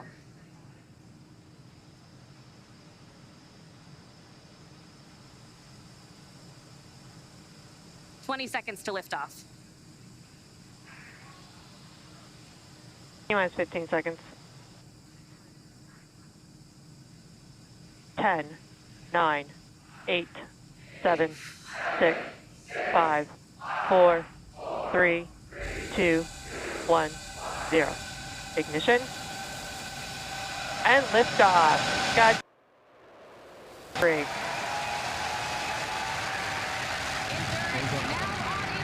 Copy, 1 Alpha. Laboratory in orbit, the International Space Station. Vehicle is pitching downrange. Stage 1, propulsion is nominal. And that's the call we want to hear. Good performance on that first stage so far. T plus 30 seconds, Falcon 9 powered by 9 Merlin 1Ds. Pushing Dragon into low Earth orbit on the way to the International Space Station. Power and telemetry nominal. Stage 1, throttle down. And we're into the throttle bucket in preparation for max Q.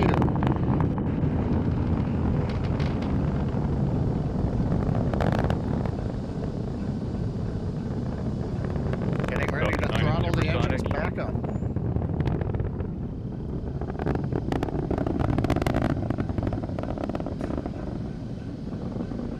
Stage 1, throttle up. Max Q.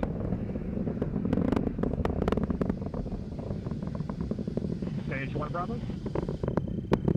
Copy, 1 Bravo. That 1 Bravo call is for the second stage abort mode on the first stage. That is going to take them through the first stage, burning just before the second stage activates off the coast of North Carolina. That next milestone coming up shortly will be MVAC chill underway.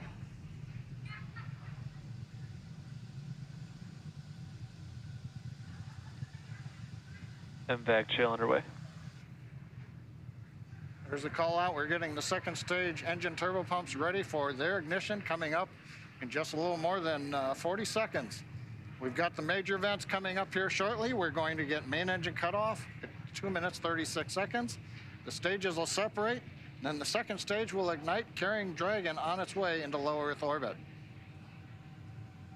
Everything continues to look good. Stage 1, throttle down. Stage 1 throttling down at 3.5 Gs.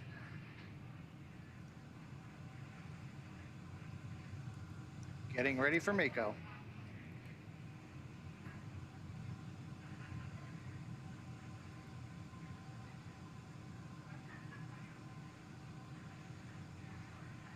MECO. Stage separation. Stage 2 Alpha. Copy, 2 Alpha. All right, we have ignition of the second stage. And you saw that green flash of that TTEP fluid. And Crew 3 is now on their way to the International Space Station. On the left side, first stage, you can see the titanium grid fins coming out, the streaks of the exhaust of the second stage engine going by, and the lights of Florida down in the background. Acquisition signal. That's right, and on your right, that second stage glowing. With that red color we like to see, indicating everything is proceeding well.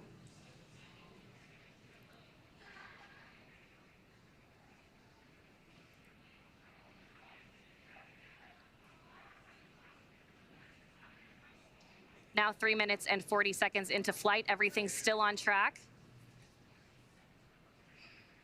Acquisition of signal Bermuda. Dragon, SpaceX, trajectory And that nominal. That call out of acquisition of Confirmed, signal copy. Bermuda, that just means the Bermuda ground station has the signals from the second stage of Dragon and Falcon 9. Now, currently on the first stage, we are coasting to apogee, beginning a slow 180-degree pitch, so that when the vehicle comes back through the atmosphere, the engines are pointed down towards the drone ship when we do the relight. Relight for the entry burn will come at T plus 7 minutes and 30 seconds, 3 minutes from now. Currently, the first stage about 166 kilometers up, continuing to coast to apogee for another brief period.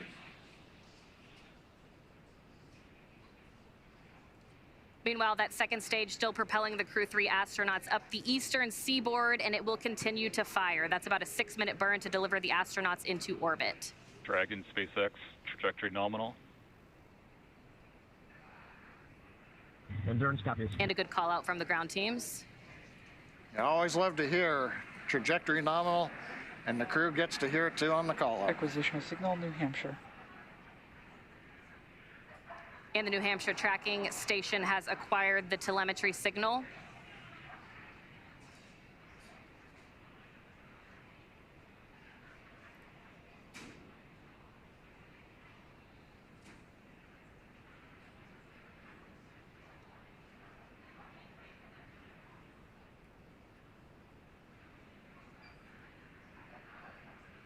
Five minutes and 30 seconds into flight today, everything is still proceeding nominal. And Courtney, right now on the second stage, it's such a large amount of propellant. It takes a while for second stage to really accelerate. The crew right now, Dragon, looks like they're SpaceX, pulling about. trajectory nominal.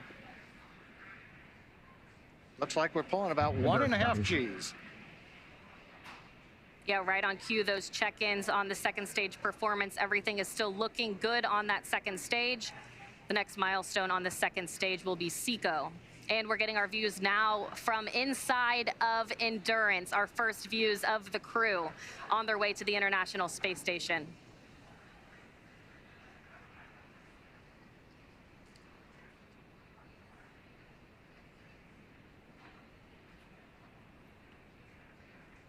We're 1 minute away from entry burn of the first stage. Hopefully we'll get a camera view back on the first stage as we light the 3 engines to come back into the Earth's atmosphere.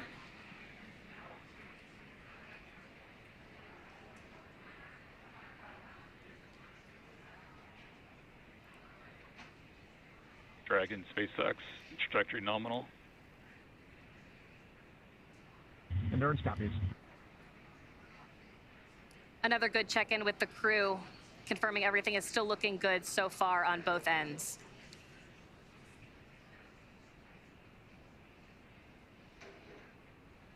That next milestone coming at 7 minutes and 30 seconds will be entry burn start. Currently waiting for the call out from the SpaceX propulsion responsible engineer that the 3 Merlin 1D engines have lit to begin slowing down the first stage prior to entering the Earth's atmosphere. Stage 2 FTS is safe. Stage 1 entry burn is in startup.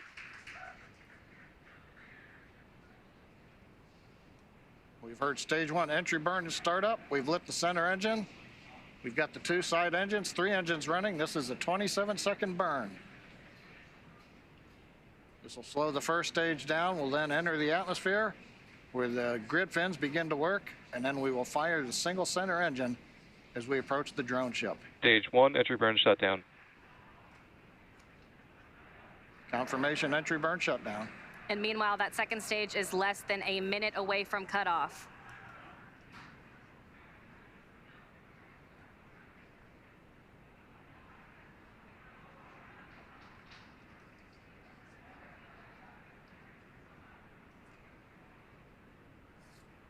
Stage 2 in terminal guidance.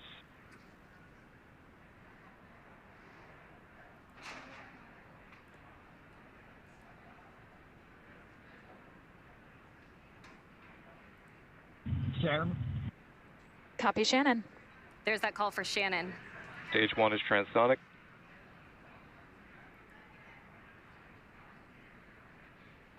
Stage 1 decelerating as we prepare for entry burn, but our attention is right now looking at stage 2 as we get ready for shutdown.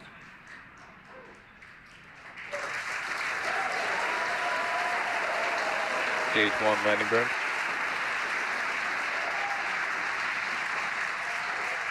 Dragon, SpaceX, nominal orbit insertion. And the second stage has done its job. Our Crew 3 astronauts have been delivered into orbit. Stage 1 landing leg deploy. Landing leg deploy. Endurance copies. We feel SECO and SILE confirms we are in space. Dragon, SpaceX, launch escape system is disarmed.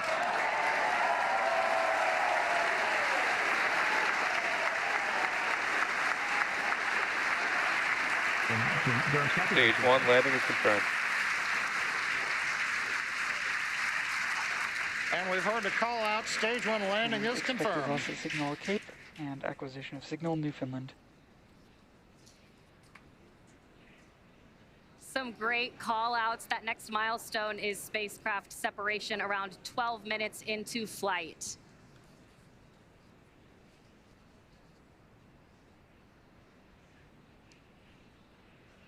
Getting a view now of the Crew 3 astronauts from a camera aboard Dragon.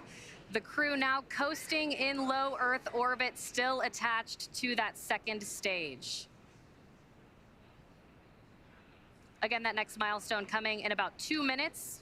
That second stage will separate, and Crew Dragon will be flying free. And Courtney, right now, the Falcon 9 second stage is still attached to the Dragon capsule. When it's time, Dragon will command separation from the Falcon 9 second stage.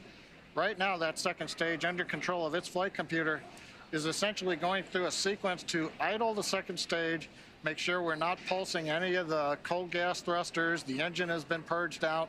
Essentially anything that might cause motion of the second stage, we're making sure that all of that is eliminated so that when Dragon separates, it's got a very stable platform to move away from.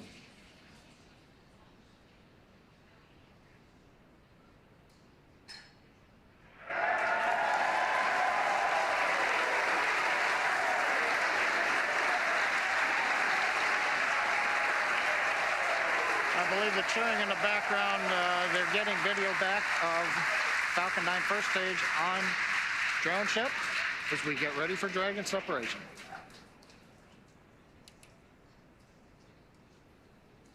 That's right, John. Separation coming just 10 seconds from now. Standing by for that call.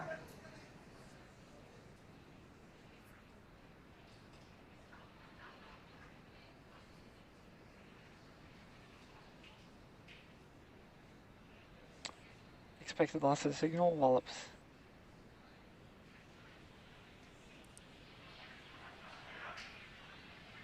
And again, we are standing by. There we go. Dragon separation confirmed. Endurance copy, see you soon. Dragon, CE, welcome to orbit. Hope you enjoyed the ride from F9. Dragon will take you from here. Safe travels. Stand by for words from LD. And Endurance, LD here. On behalf of the SpaceX launch and recovery teams, it was a pleasure to be part of this mission with you. Enjoy your holidays amongst the stars. We'll be waving as you fly by. Cheers. Wow. Incredible views of the crew now in orbit on their way Thanks, to the guys. International Endurance, Space it was a Station. great ride, better than we imagined.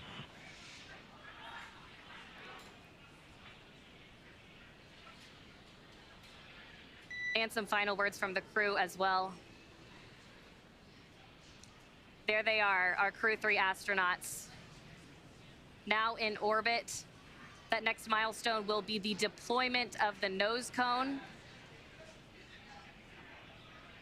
That'll be about a 5-minute process. It'll expose those forward bulkhead Dracos and will prepare them for checkouts as well. Courtney, watching them in zero-G right now, working their displays, it looks so easy, but we've had the benefit of watching the launch team, the spacecraft team, the NASA team, everybody working here for the last weeks, working through this, and it's good to see it come out looking just so easy right now. Yep, it's been a long time coming, and we're so excited to see them in orbit. Dragon, SpaceX, nominal dehumidifier activation and service section Draco checkouts. Endurance copy, VCSA will be opening visor slowly. Well, it was a beautiful launch from here at Hawthorne headquarters, at SpaceX headquarters here in Hawthorne. I can't imagine how the launch looked from over at Kennedy Space Center.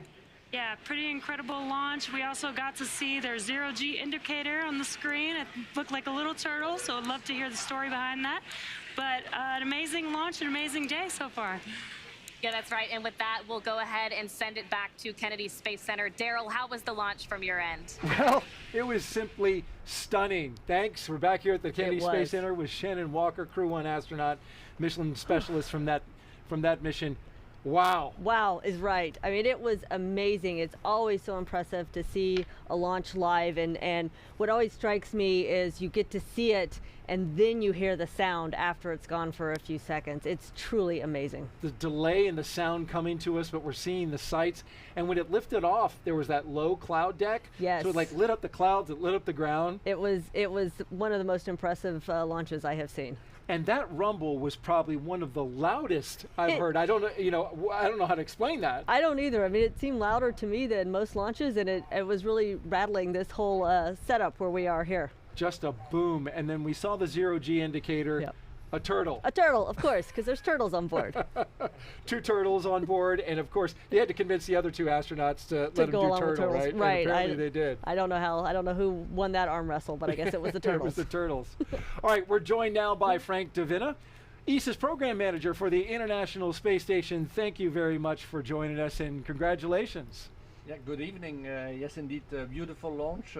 We have our second astronaut flying on Crew Dragon after Thomas that just returned last night. That was in Cologne. Welcoming him in Cologne after his space mission, and now I'm here to see off Matthias. It's great times for the European Space Agency. What a turnaround that must have been to be in Cologne, there with Thomas, coming back, and literally just days later seeing off one of your ESA astronauts, Matthias Maurer. Yeah, it's a great time for us because we have 2 astronauts back to back, and we will also have Samantha Cristoforetti that will fly in April next year. So for the first time, we will have for 1.5 years permanently ESA astronauts on board of the space station. So it also shows that ESA is really stepping up to the game. We are more and more engaged in the ISS, but also in the lunar program with our NASA colleagues in the Gateway. We will have 3 astronauts flying to the Gateway before the end of this decade. We are doing a new astronaut selection, so exploration is really also taking off in Europe. And how did you enjoy the launch? Were you watching from the 5th floor of the Operations Support Building? No, I was actually in the LCC. Oh, and, wow. So I was able to go outside and go on the staircase on the outside on the 5th floor there or something like that. It's really amazing. Like you said, you see the light and then the sound, and you're really on the stairs there. You feel everything rumbling, so it's a really amazing launch. Now, you 2 are familiar with each other, Shannon Walker and Frank Davina. Yeah. Yep. Explain that. Well, we have a common job, and so American astronauts work with these astronauts, and so we actually go way back. Yeah, we go way back because we were together in training actually. When I was doing my mission in 2009, Shannon was also in training on Soyuz. So indeed, we go way back, and we have worked a lot together. So tell me, did you get a chance to talk with Matthias before, in the days leading up to launch? Yes, I talked a couple of times with him, not as much as I would have wanted because again the launch was a little bit delayed and I had to be back in Europe welcoming Thomas, but I think he's very motivated. Of course, it's his first flight. It's always like this. Of course, also a little bit curious what's going to happen because it's different. The second flight and the first flight is totally different. At least for me it was, because you go into the unknown, and it's always a little bit scary to go into the unknown. You know that the people expect a lot of you. Matthias has a whole science program, not only an ESA science program, but also for the benefit of NASA, JAXA, and of course every astronaut wants to perform to the best of his abilities, and of course that also brings these thoughts with him. But I told him that he was excellent in training, and I'm sure that he will do a great mission as well. ESA Program Manager for the International Space Station, Frank Davina. Thanks for joining us in the post-launch interview. We really appreciate it, and congratulations. Thank you very much. All right, let's send it over to Marie Lewis at the Operations and Support Building with another guest. Thank you, Daryl. I am here with NASA Associate Administrator Bob Cabana. This is your first crew launch officially as Associate Administrator. How was the launch tonight for you? Oh, it was fantastic, Marie. What a beautiful evening for a launch. You know, it's like I tell folks, don't take pictures, experience it. And it was another great experience seeing those 4 guys take off into space on top of that Falcon 9 on that Dragon. How amazing. What a great partnership we have with SpaceX to enable that. I couldn't be more proud of our team in what we've accomplished. And we now officially have more than 600 people who have been to space. Matthias was number 600, Kayla Barron is number 601. What do you think about the trajectory that we're on for human spaceflight going forward? Well, it's absolutely outstanding. You know, what we want to do is enable a commercial economy in low Earth orbit so that we can focus on that really hard job of exploring beyond our home planet, going to the moon to learn what we need, going to the moon in a sustainable way so that we can learn what we need to go on to Mars eventually, establishing that presence in our solar system beyond our home planet. And to do that, we want to commercialize low Earth orbit and get as many folks as we can go into space. And that's what we're enabling right now. I think it's an amazing time for America's space program. We are definitely at an inflection point on how we are commercializing space. And how about the future of the International Space Station in particular? I know that's near and dear to you because you helped build it. I mean, on 4 different space shuttle flights. You were one of the first people to cross the threshold into the space station. You know, I can't believe it's been, you know, almost 23 years since that first mission, that we've had crews on orbit since 2000. I mean, anybody that is 21 years old or younger in the world has never known a time that there weren't humans living in space.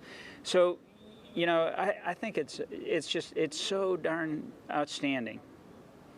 And what do you want to say finally to the NASA and SpaceX teams that have gotten us here today? We're in this regular cadence of missions, and also to our international partners. Well, first off, I want to say thank you. Thank you for all your dedication and hard work. You know, this is not an easy job. It is a huge challenge to safely get humans to and from low Earth orbit. And the partnership that we have with our international partners, with our commercial crew partners, you know, it has enabled this space economy that we have right now.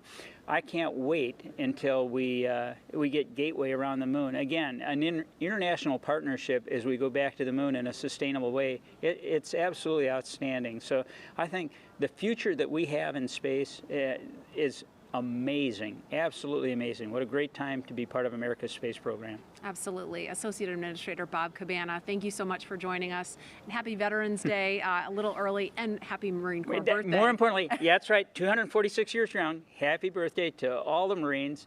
And, you know, thank you for everybody's hard work that makes NASA such an awesome place to work, #1 in the federal government. This is an amazing team, and I couldn't be more proud of them. All right, thank you so much. You bet. Daryl, we'll send it back to you. And Bob, thank you so much. And now you're looking at a view of the first stage of the Falcon 9 rocket, which has landed back on a drone ship out in the middle of the Atlantic Ocean. The view cut out during our live coverage, but now you see it there. It landed, and it was a beauty. It was. That is so amazing that they do that time and time again. It flew CRS-22, it flew Crew 3, and it'll fly again. Yes, it will. Now, just a quick update on the launch operations. The nose cone from the Dragon has deployed off of it. Yep. And so that allows it to dock. So absolutely, that's one of the key milestones, getting that nose cone open. You've got some engines underneath the nose cone, and of course the docking apparatus that allow it to dock to space station. That's ready to go, and now the astronauts will prepare for their 22-hour, roughly, journey to the International Space Station. They will. They'll probably have a snack and then get some sleep. All right. In the meantime, how about we do a social question? Oh, great. One Let's do last that. one Let's for do Shannon it. Walker here at the Crew 3 launch broadcast. Let's take a look, and here we go. Hi, NASA. I'm talking here from Brazil, and would you like to know, they would like to know, how it feels to observe all the beauty of the planet from above. Your view when you were looking back at Earth. You know, it's really, really hard to put into words, but when you first get into space and you can look out and you see the curvature of the Earth and you see the land masses and the oceans and the clouds, it's a lot to take in. But it's truly amazing what you can see from up there. And as a NASA Administrator Bill Nelson said before, it really makes you feel like you want to be a good steward of the Earth, because from above you can see how fragile everything. Absolutely. And now, Raja, Tom, Kayla and Matthias are going to see that view. Yep. 3 rookies on board as they go on their way to arrive at the International Space Station around 7 p.m. Eastern Time tomorrow. And we are going to stay on the air for continuous live coverage along their entire ride to station through our coverage here at Kennedy Space Center.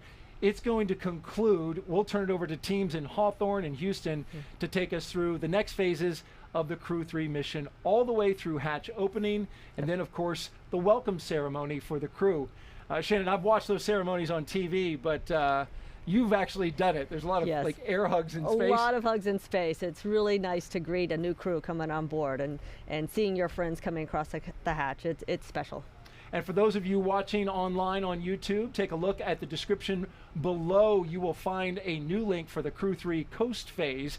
That live coverage will continue at that location in just a bit. If you're watching on NASA TV, you won't notice a thing. Coverage will continue. And also, we want to let you know that there is a post-launch news conference. It is scheduled for 10 p.m. Eastern Time right here on NASA TV. Again, a post-launch news conference scheduled for 10 p.m. It will be on a teleconference, I'm hearing, not on NASA TV, but you can go to NASA Go Live. You'll find it there. And you can find mission updates on Twitter along the way, at NASA, at SpaceX, and on the web at nasa.gov. And before we sign off, of course, I want to thank astronaut Shannon Walker for being here. Thank you so much. It was such a joy to have you here, answering questions, giving your insight, and watching the launch with you. Thank you very much. It was my treat and my pleasure to be here. Make sure you come back soon and watch another one. I will do it. All right. Huge thanks also to all of our guests for joining us today, and thank you all for watching.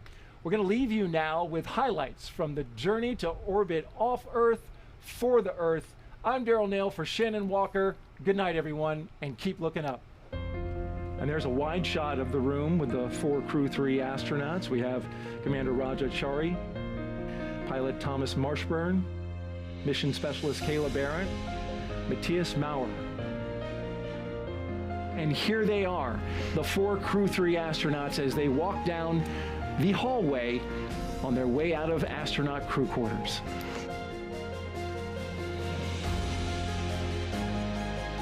And here they are, indeed, the Crew 3 astronauts taking their first steps outside before their journey to space. All stations. Crew have walked out and ready for revolutions. There they go.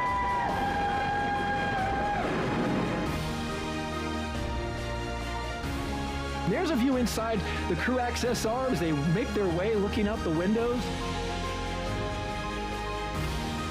Watch Tom ingress to the Dragon capsule carefully. Watch your head. Yep, watch your head, watch the seals. 4 crew members of Crew 3 now inside Dragon. And you can see the suit techs are there helping them get strapped in. Initial comm checks are now complete. Next up will be seat rotation. As you can see, the hatch being closed right there.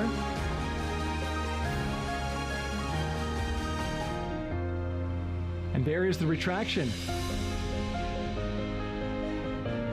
3, 2, 1, 0. Ignition. And liftoff.